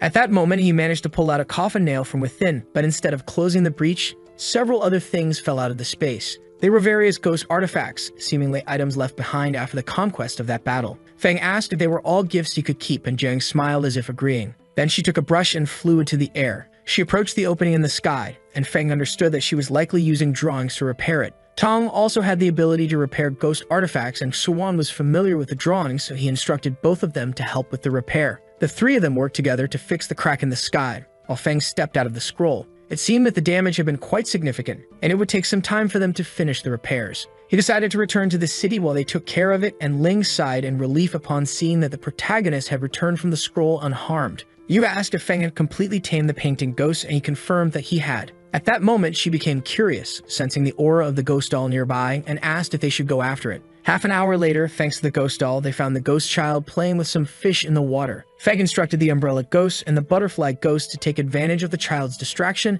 and set a trap. The umbrella ghost joined in the play and in a swift motion closed itself around the boy, trapping him inside. Feng then placed the ghost inside the golden box, successfully capturing the small creature, and he wondered if that ghost doll could be exchanged for the female Azure number 55. Later, a man came to inform Ying that Feng and the others had safely returned to Pingqing. This relieved her, and she immediately ordered them to be brought back. Before long, Feng met with Ying, apologizing for making her worry. Ying asked if he had really ended up facing the Wei family, and the protagonist confirmed it, stating that he had successfully killed them. One of them was Wei Guanjiao, someone he had encountered before, and the second was Wei Hanga, a second-rank Abyss Master. Shocked, Ying abruptly stood up, questioning whether he had truly killed Wei and Hanga after everything. That was because Wei was the oldest pillar of his family. He was a second-rank master with 3 ghost spirits. Feng confirmed that it was indeed that very same person, even though Ying was stunned that he had killed him by himself and wasn't joking about it. At that moment, he also mentioned that he had fought against another second-rank master, and this time, Ying became furious, pulling his cheeks. After all, Feng had been a reckless fool who didn't even realize the kind of danger he was facing against a spiritual ghost master. It seemed like he had lost his will to live, and Feng apologized, explaining that he couldn't force the control method. The protagonist stated that he had discovered the fatal weakness of the ghost spirit, and the chances of losing control were almost 0. Thus, she hadn't ended up getting hurt even after a prolonged fight, and Ying admitted that she might have worried for nothing. But Feng was truly incredible. To be able to accomplish something like this at such a young age was shocking. If she weren't so old, she might have even joined his fan club, and Feng laughed, saying she wasn't that old at all. The protagonist then mentioned the ghost doll from before and that he had managed to capture the ghost child. He asked if he could exchange that spirit for some merit points, and Ying realized that he was talking about the one that was very good at hiding. Feng took the spirit out so she could see it, but before it could escape, Ying's spirit restrained it. She observed that it was a high-quality ghost doll and agreed that it could be exchanged for a good amount of points. However, she asked what he would like in return. Feng replied that he wanted to use the merit points to obtain the female Azure number 55. Hearing this, Ying reflected that it was the same spirit that Yan had wanted before. It seemed like they were somehow connected. This made her laugh because she understood, but she reassured him that he didn't need to worry, as she would take care of it for him. The protagonist agreed and thanked her, though he had no idea what Ying was thinking about in the first place. Either way, she then asked about his next plans, as the Wei family would certainly be looking for opportunities to take him down. Then Feng said that he planned to return to Heiqing to rest for now, at least for as long as possible. That was why he wanted all the help he could get to stay under the radar and avoid being discovered. It was a good idea, but the journey to Heiqing was dangerous. He would still have to pass through nearly 1,000 coasts along the way. He explained that there was a ghost that had set up multiple deadly traps along the path, and they might not survive for long. Feng understood what Ying was trying to say. He had arrived in Pingqing by transferring through the ghost domain using the Silent Abbot, so he had never actually traveled the road between Pingqing and Heiqing, meaning he needed to be extremely careful. Thus, Feng and the girls used the ghost horse, but for some reason, it was still highly agitated even after everything. He wondered what was wrong. Could it be that they had encountered the ghost Ying had mentioned earlier, the one responsible for the traps? It seemed that even if ghost spirits didn't feel anything, if the ghost horse was reacting like this, it must mean danger. The well-known ghost of rules should also follow some kind of logical rule in order to exist there. For example, opening a certain door to steal the belongings of travelers passing by. If someone ended up triggering that trap, it would be killed. Unless they managed to pass by following the rules, it would be in trouble. Even if ghost spirits were significantly higher in level and stronger, this was something that was nearly impossible to resolve. Thus, the protagonist asked Tong to use her ghost concealment ability and take him to check the situation on the road. When they rose high into the air, the protagonist saw a completely destroyed city and noticed that there was some kind of opening in the sky. That must be a cave where 10,000 ghosts were hiding. No wonder the ghost horse had reacted so intensely. Since Yi had warned them not to interfere with it, Feng assumed that they should just take another route around it. Then you pointed to the sky so that Feng could see something there. When they looked, it seemed like a mirage of a massive structure. But the protagonist froze upon realizing that it could be another trap and shouted for them not to look at it. Even so, you insisted and even reached out her hand because it was so beautiful, and Feng quickly turned her face away. However, Ling asked why Yu was acting like that, and they grew worried when they noticed that Yu had started to dissolve. She began crying as her body was disappearing. She had likely been tricked by the Ghost of Rules and its deadly trap. It looked like a mirage, but she was being sucked into the trap, and Yu desperately pleaded for help from Feng and Ling. The protagonist shouted for Tong to save her, but even those powers weren't working this time. They all tried to hold on to her, but their hands passed right through Yu, as if she was truly vanishing. Suddenly, Jiang emerged and created multiple barriers between the mirage and Yu, protecting the group with her scroll. She quickly restored Yu to normal.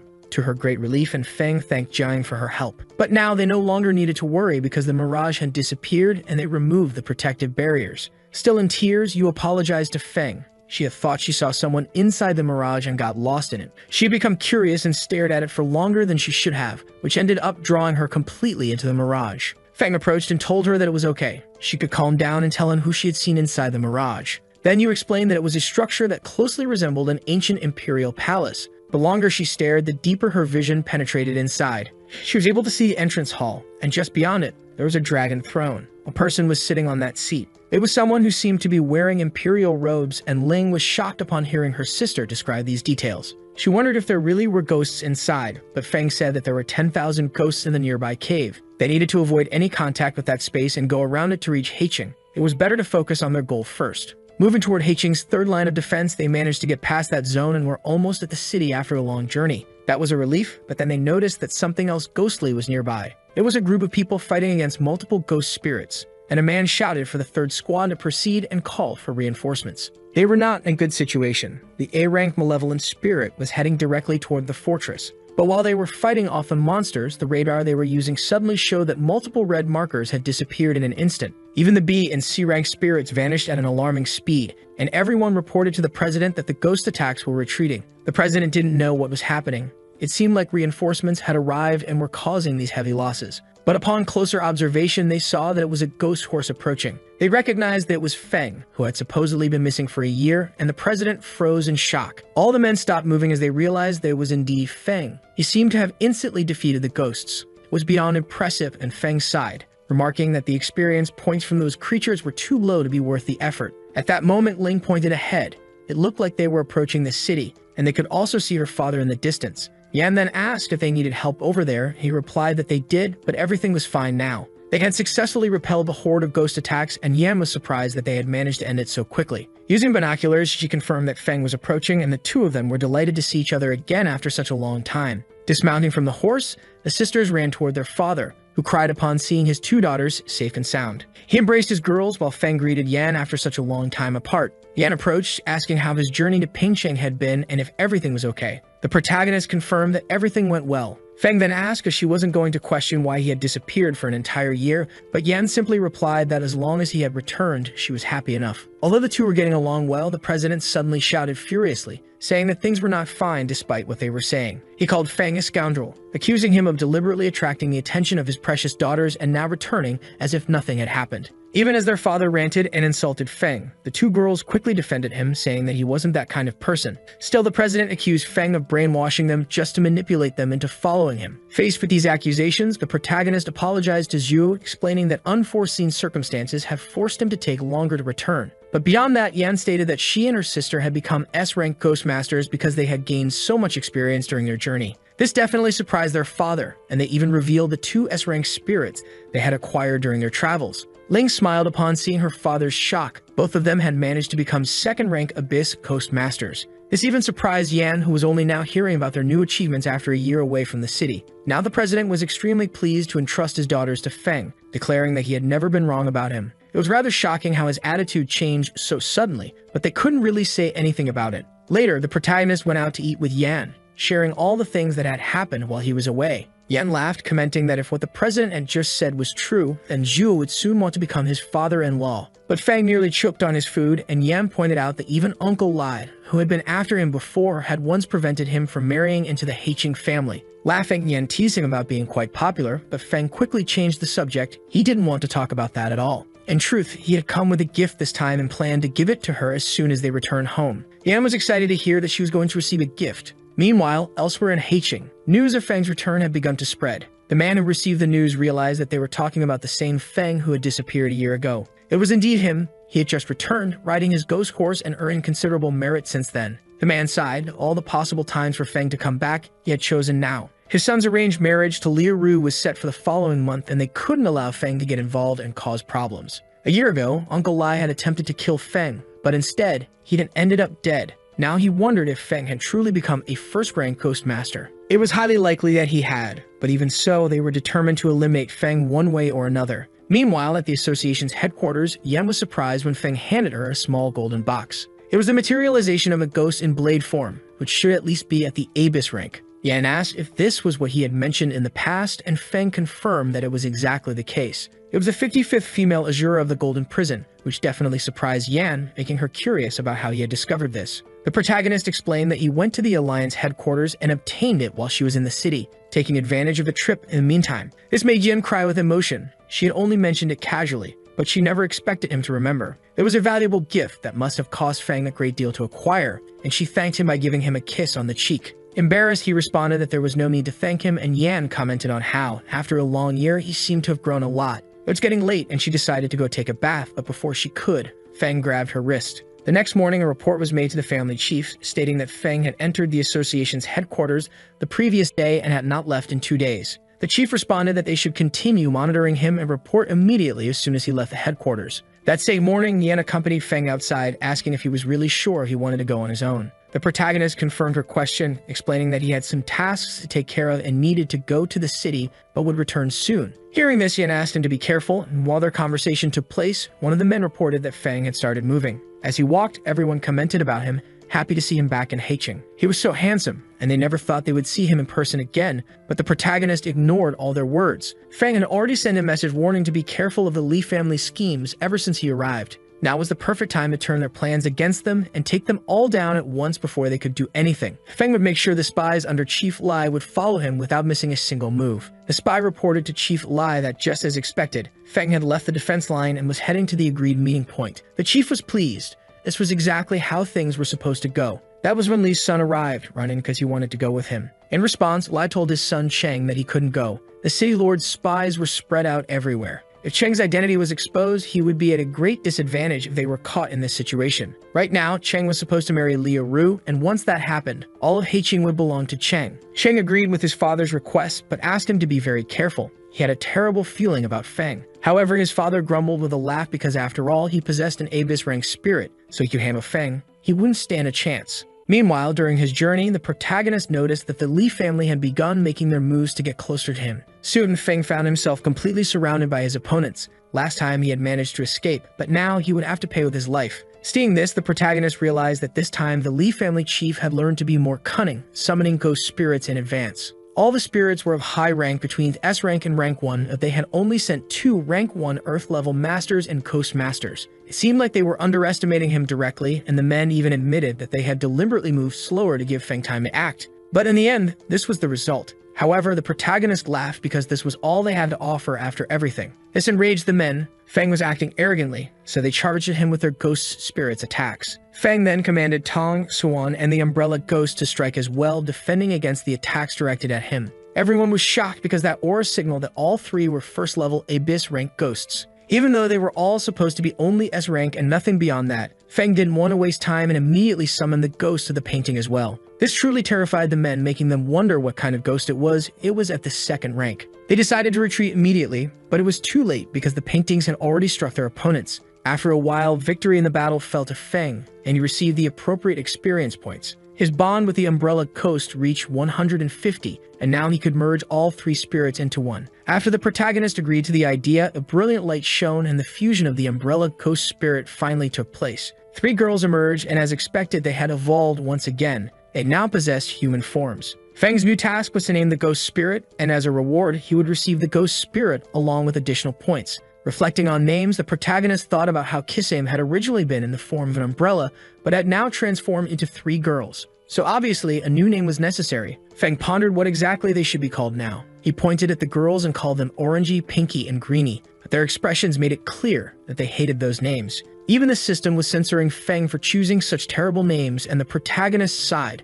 realizing he was really bad at this. So he decided that since the 3 had emerged from a single point, only one name should be enough to refer to them. Considering things that were colorful and small, he thought of calling them Ling Lu to make things simpler. Thus, they successfully acquired this name, and Feng laughed when he noticed that Lua was quite happy with her new name. Suddenly, a voice called out to the protagonist as several cars approached the area. It was Liu who had finally found him. Feng asked why she had followed him there, and she replied that she had heard he had left the city alone. She was afraid of what might happen and had come to find him as soon as possible to prevent him from encountering the Li family. Suddenly, Liu froze in shock at the sight of several men on the ground, and Feng explained that the one lying there was the head of the Li family, Sumdao Li. Additionally, Huang Ping had been his right-hand man, but his son Cheng had stayed behind and apparently hadn't participated in the battle. The protagonist explained that they had set a trap to kill him there, but in the end, they hadn't fallen into their own trap. Liu was impressed. He had actually killed 2 high-level ghost masters. It seemed unbelievable. Only a year had passed, yet Feng had grown even stronger. She wished she had at least half of his talent. Then she bowed, apologizing for all the trouble she had caused him because of the things she had done. This caught Feng by surprise, but he assured her that it was fine. Liu then asked him to make sure to return safely with her to the city lord's mansion. She wanted to make it up to the protagonist and would also have her father provide an explanation regarding the Li family's behavior. Thus, they departed for the city lord's mansion in Heiqing. There, the head of the family was receiving news about the 3rd young lady. The lord immediately demanded to see it and realized that, in order to remove obstacles in Cheng's path, Lai Zhengquan had tried to kill Feng. This was clearly a violation of the rules, so the lord ordered that the protagonist be brought there immediately so they could detain him. The other men were confused. Wasn't Cheng engaged to Liu? But the lord shouted that it was absolute nonsense. He intended to cancel that marriage immediately after this contract violation. The Li family had been using underhanded tactics while trying to maintain their position close to the Heiqing family. The lord was furious. They seemed to think he planned to die soon so they could take over the city that way. Meanwhile, at the Li family's mansion, some men arrived and asked Cheng to come with them. Cheng tensed upon seeing his uncle Chang. He asked if the city lord had summoned him, and Chang confirmed that was exactly the case.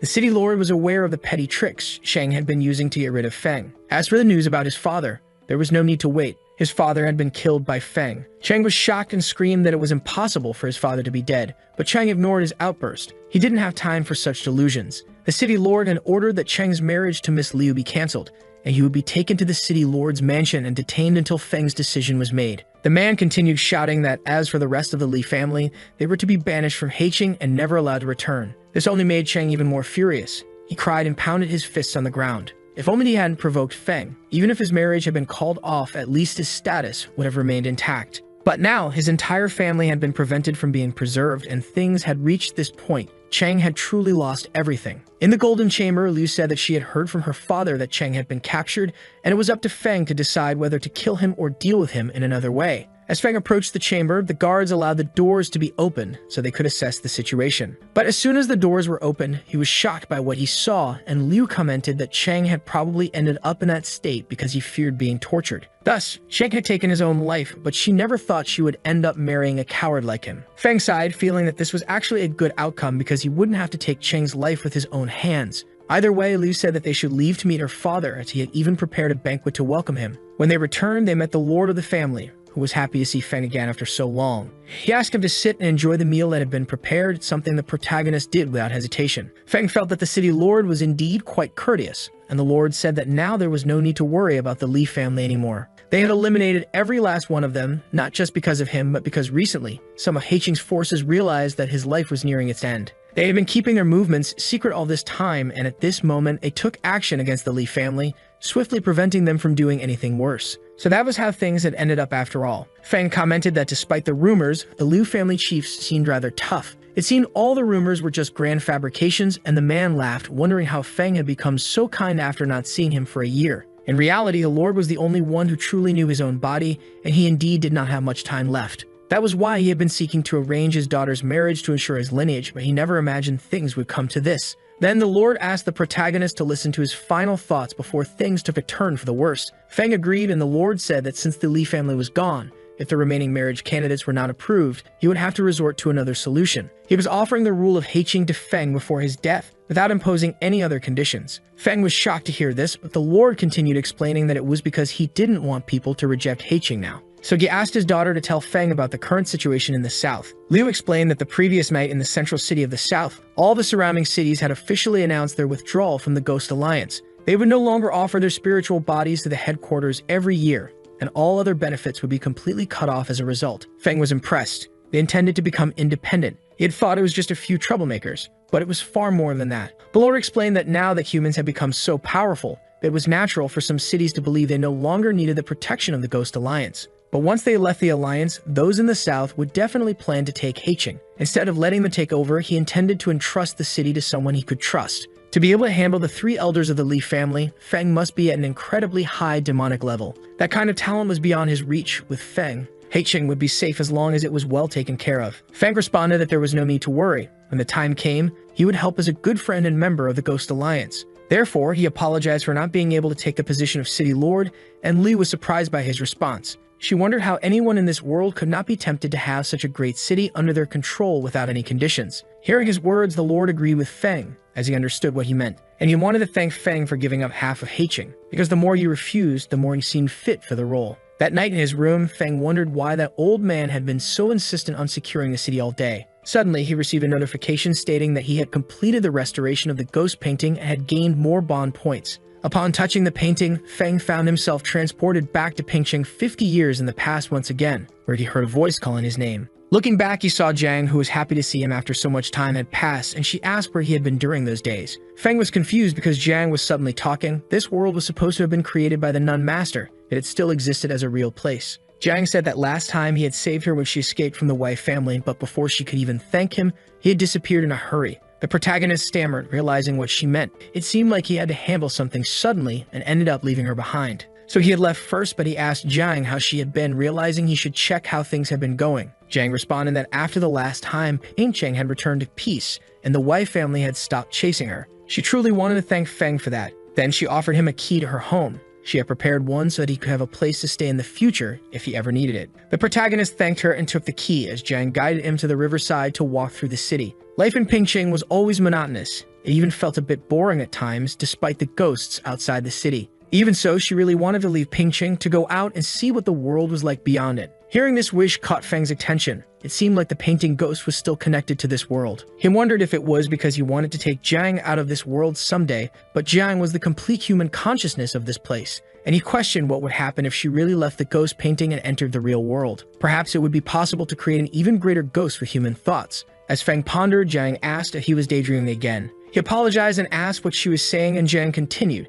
talking about how she knew there was a vast world outside. But just knowing it from books, without being able to see it with her own eyes, being trapped in the city all her life, always made her feel bad. The protagonist smiled, promising that if he ever had the chance, he would love to take her out of the city and show her the world on a journey. The proposal made Jiang happy, and she thanked him, reaching out to hold Feng's hand as they walked together. In the outskirts of Pingqing, the men of the Wei family were mourning the bodies of their fallen comrades, still in shock that Wei Chao and Hanga had died instead of killing Feng. They were furious that Feng was the one responsible for their deaths. They planned to return and report to the master. But it should have been impossible for this to happen. Hanga was an extremely powerful man, and he shouldn't have fallen so easily. Back in Pingqing, the Wei family was in complete chaos. As soon as everyone had left, the cave of 10,000 ghosts finally stopped causing problems. Now that the ghost child issue had also been resolved, they could move forward with completing a new mission. They had heard that Feng was the one who had taken care of the ghost child case, but they still couldn't understand why no one had heard about him in recent days. There had been a lot of news about the independence of the South recently, and no one seemed to be paying attention to Feng. It seemed like he had already left Pingqing, but then suddenly,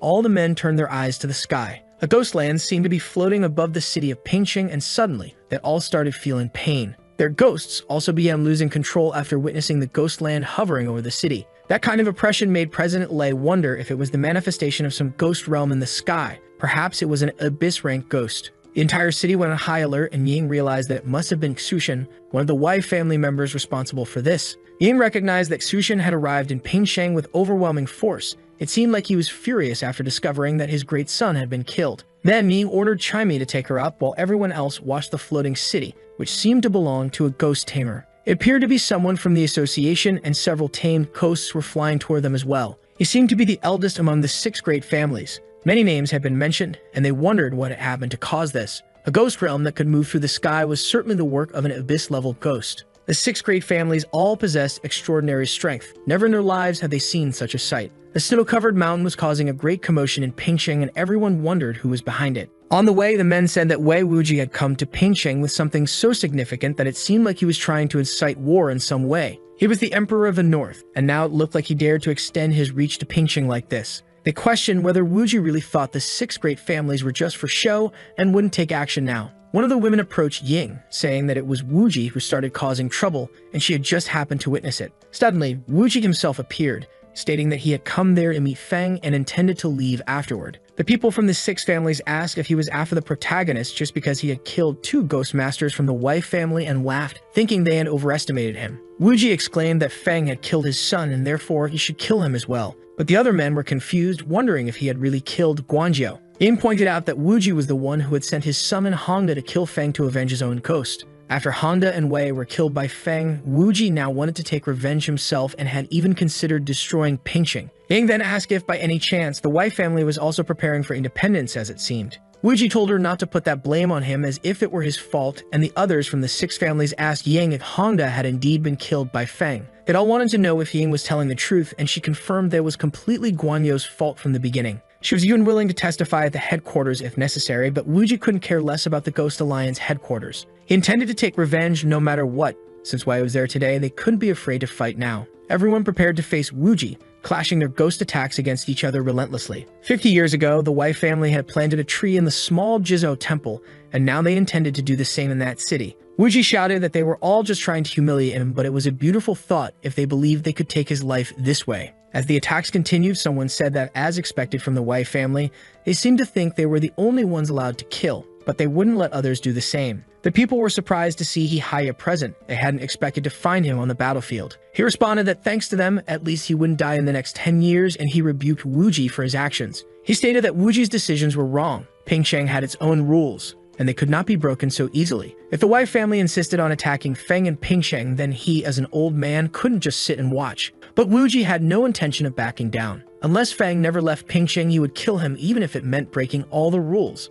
However, he soon discovered that the protagonist had already left, and Wuji laughed, acknowledging that Feng was smart enough to escape like that. Yang reflected that Feng needed to be careful. Wuji was not someone who could be dealt with so easily. When Wuji stepped down from the battlefield, he ordered his men to keep an eye on Feng for him. If they discovered that he had left Pingsheng, they were to report it immediately, and his men agreed to remain as spies. Meanwhile, in Heiqing at the mansion, Feng approached the Lord of the Manor to find out what he wanted to discuss. The Lord said that the Ghost Alliance headquarters had sent a letter stating that Feng had been in Pingsheng. He had also killed members of the Wei family who were now trying to take his life, which was quite impressive. Feng confirmed that this was exactly what had happened, which made the Lord laugh because, in truth, it was great that he had admitted it so straightforwardly. He had been bothered by Wuji for a long time, so it was good that they had learned a lesson. In a few days, the patriarch of the Wei family would discover Feng's presence in Heiqing, and it wouldn't take long for them to act. But as long as the Lord was alive, he would not allow them to set foot in Heiqing, no matter what happened. Feng thanked the Lord for his kindness, but he knew that if he stayed in Heiqing too long, he might end up dragged into chaos with the people who wanted him dead in the coming years.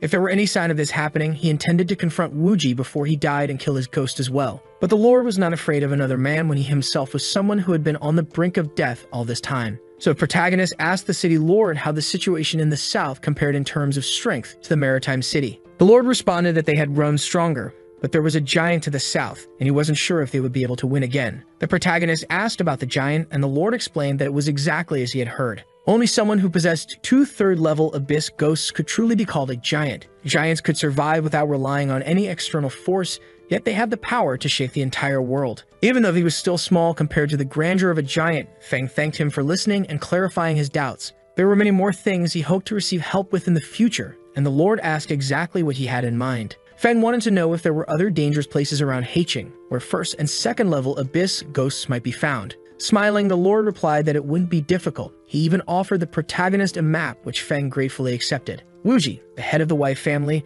would have to deal with his own enemies by himself this time. First, he needed to head to the marked locations to train and focus on improving his ghosts, and then he could link the abbot to Jizhou Temple. The first target was Kwangu village located south of the city, and Feng decided to take his ghost horse to scout out an S-rank area first. He quickly reached the area and found himself in the ancient village, where his ghosts fought against the local monsters. He secured victory with little effort, gaining experience, and moved on to other locations, such as the SF-rank Jiajia village. Once again, he won the battle and gained even more experience, then proceeded to the SSS rank underground palace. The protagonist didn't seem to struggle much against the ghosts in these areas and managed to accumulate a respectable amount of experience points. After finally conquering that piece of land, the protagonist decided they should take a break and strengthen their daily bonds. He successfully deepened his connection with all of his ghosts and observed that he had gained a significant amount of experience in the past few days. He wondered if Tong and Suan would be able to level up soon and asked Tong to blink her eyes. When she did, the protagonist laughed, pinching her cheeks because she was truly adorable. Then, all of a sudden, the protagonist received the final mission to take down Jizhao. He needed to obtain a second-level Abyss female ghost. After finding her, he would have to summon the Nun Master of Jizhao and assist her in taking the spirit into custody to complete the mission. Finally, Feng realized that he was heading to the right place. The only remaining location on the map was to the east, so he decided to go there. In the Seaside City's tavern, men were discussing how Feng had killed Hongda, the eldest second-level master of the Wei family. They were all shocked because this meant that Feng must have at least one second-level Abyss ghost. The Li family had also been reorganized because of him, and the city lord was now planning to make Feng his brother-in-law. Everyone was surprised. After all, the daughter of the city lord of Hai was someone they could only admire from afar. She was an absolutely stunning woman, likely having reached the pinnacle of life. Nearby, a man who had been listening sighed with a chuckle, passing along information to the patriarch about his latest findings on Feng. Feng had returned to Heicheng, and they should continue searching for him even more actively than before. Meanwhile, in Niambi Mountain, the protagonist continued directing Liu to handle things and stay in action. He then faced a first-level photo ghost. The rule for killing it was that anyone who saw the photo would be cursed and eventually die. Feng had accidentally picked up an old photo from the ground and had been chased for a grueling 20 kilometers because of it. The photo ghost had a clone that looked quite similar to Liu, meaning it had likely reached the second level of the Abyss. Unfortunately, however, it was just an ordinary ghost. The painting ghost seemed to be studying the weakness of the photo ghost in the meantime. Feng warned his ghost to be careful as they were being surrounded, but it seemed that Guihua had successfully discovered the enemy's weakness. So he instructed Xuan and Tong to gain even more experience than before, ultimately securing victory in that battle. Zheng's ghost acquired a new ability after the fight, which pleased Feng enough to let them continue their search. However, as he approached Liejing City, he was suddenly caught off guard by something he saw. The Weinfu stone in the river seemed rather special, but upon closer inspection, he realized that it was actually a ghost. Feng wondered whether two ghosts were fighting each other or if a ghost tamer was dealing with a malevolent spirit. A voice warned the protagonist not to approach because it was dangerous, and Feng asked who was speaking. The stone explained that it was from the Ghost Alliance and was currently on an important mission. That ghostly water was a second-level Abyss creature. Therefore, it was an extremely difficult entity to deal with, and it would be better not to go there and end up dying along the way. Feng was surprised because the voice was cold and clear. It sounded like a ghost tamer who could control the stone. The protagonist introduced himself to the voice,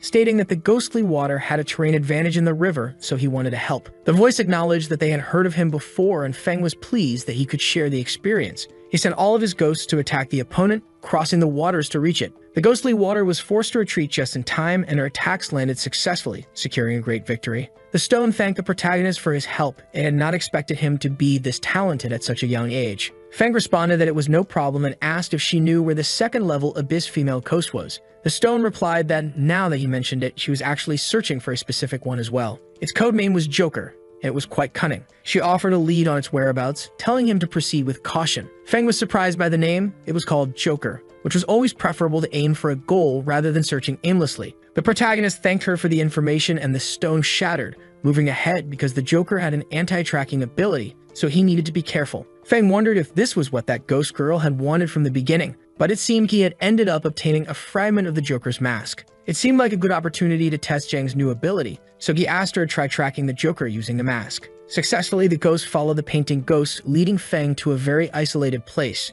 Zheng pointed to a specific location, sensing that something was wrong with that red mist in the void. Upon closer inspection, there was another mask fragment there, and Feng asked Yuma to take him there quickly. As he approached to retrieve the piece, the other fragment suddenly floated toward the mask rapidly. A large face emerged, and the protagonist realized that the fragment was actually fake despite seeming genuine. It looked like he had fallen into a trap set by the Joker, and he quickly halted his horse to avoid falling unintentionally. Below was a steep drop, and Feng asked if Xuan could disperse the red mist. She used her abilities, revealing what appeared to be a mountainous cliff, opening into a tunnel that looked extremely dangerous. Feng could hear a Suona sound. The red mist was coming from that location, a strikingly eerie opening. It was the ghostly Satan, and Feng immediately ordered his ghosts to attack it as well. It didn't take long before Xuan used her flash ability to help them escape again. It seemed they couldn't handle it in her current state. It appeared to be either a third-level abyss ghost or an exceptionally powerful common ghost. The Joker had used false fragments to lure people closer to danger and then finished them off with a blade. This wasn't just an ordinary anti-tracking ability. As expected, this place had never been discovered before. Feng decided to mark it on the map so he could return and resolve the situation later,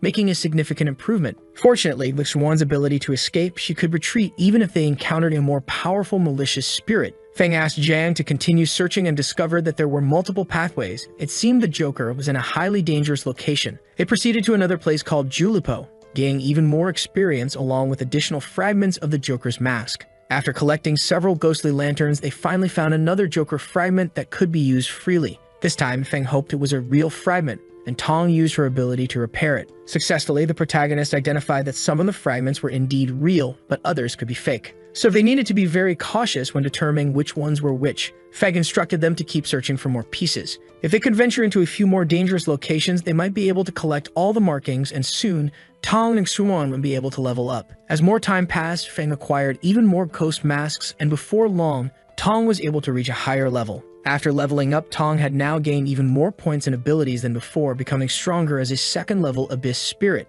Her potential reached 5 stars, and she also gained an additional defensive enchantment. Next, Feng could enhance Xuan's abilities and would soon acquire 4 second-level Abyss Ghosts. Meanwhile, in Heiqing, men were rushing to report to Lord Qi because they had found even more traces of Feng. One of them approached when he thought they had found Feng and grabbed his shoulder, but it turned out to be a completely different person. Everyone was extremely busy searching for the protagonist, while Liu was receiving some reports on what she had requested. Liu knew that the Wei family would be having a serious headache, but it didn't take long for a Feng fan club to emerge. They even started selling official merchandise of him, including replicas of his previously worn outfits. Meanwhile, the protagonist arrived at the unknown well, which was used by spirits, and he had to admit that it was a very unusual place. Feng soon realized that the ghost must be inside the water. The clown was definitely a water ghost. That meant there should be aquatic fragments, and if it was in that pool, it wasn't necessarily weak. So Feng asked Jiang if she could retrieve the mask fragments without alerting the water ghost. Then the protagonist sent Liu toward the opponent, allowing her to enter the water of the pool. She successfully reached the fragment, but the waters closed around her before she could escape. Feng realized too late that they had been discovered, even though he had tried to be as discreet as possible. The painting pulled Liu out of the water while the ghost was still chasing after her, as expected. From within the water, a massive serpent emerged. It was a second-level Abyss Spirit Dragon hidden inside. Feng ordered Liu to evacuate first, while Tong and Xuan were to assist Jiang in handling the beast, and the battle continued. Xuan's domain and the lake beneath them made a great combination, allowing her to use her powers to restrain the dragon. After trapping it, they clashed their powers, successfully freezing the ghost and shattering its body, acquiring the clown fragment. Feng was also able to enhance Xuan thanks to this victory, strengthening her ghost even further and raising her to 5 stars as well. Meanwhile, the protagonist allowed his ghost course to carry the aquatic plants, which increased its energy. Additionally, Feng gained the ability to share domains, meaning ghosts could now share them with one another. He could also temporarily amplify the combat power of his spirits, but only if their bond exceeded 1,000 points. Finally, Feng had almost completed the clown mask. Only one more fragment remained. Heading into the perilous lands of the Bamboo Sea, the ghost course proved to be powerful enough to run across it effortlessly. The protagonist heard the sound of running water and approached just in time to find the same stone from before. Feng greeted the stone, which claimed to have been waiting there for 2 days, but in reality, a person in a wheelchair emerged from behind it. It was someone who was undoubtedly responsible for controlling what was behind the stones, and at last, Feng was finally able to meet her. But the video ends here. If you don't want to miss the next part, activate the notification bell, and see you next time on Tob's channel.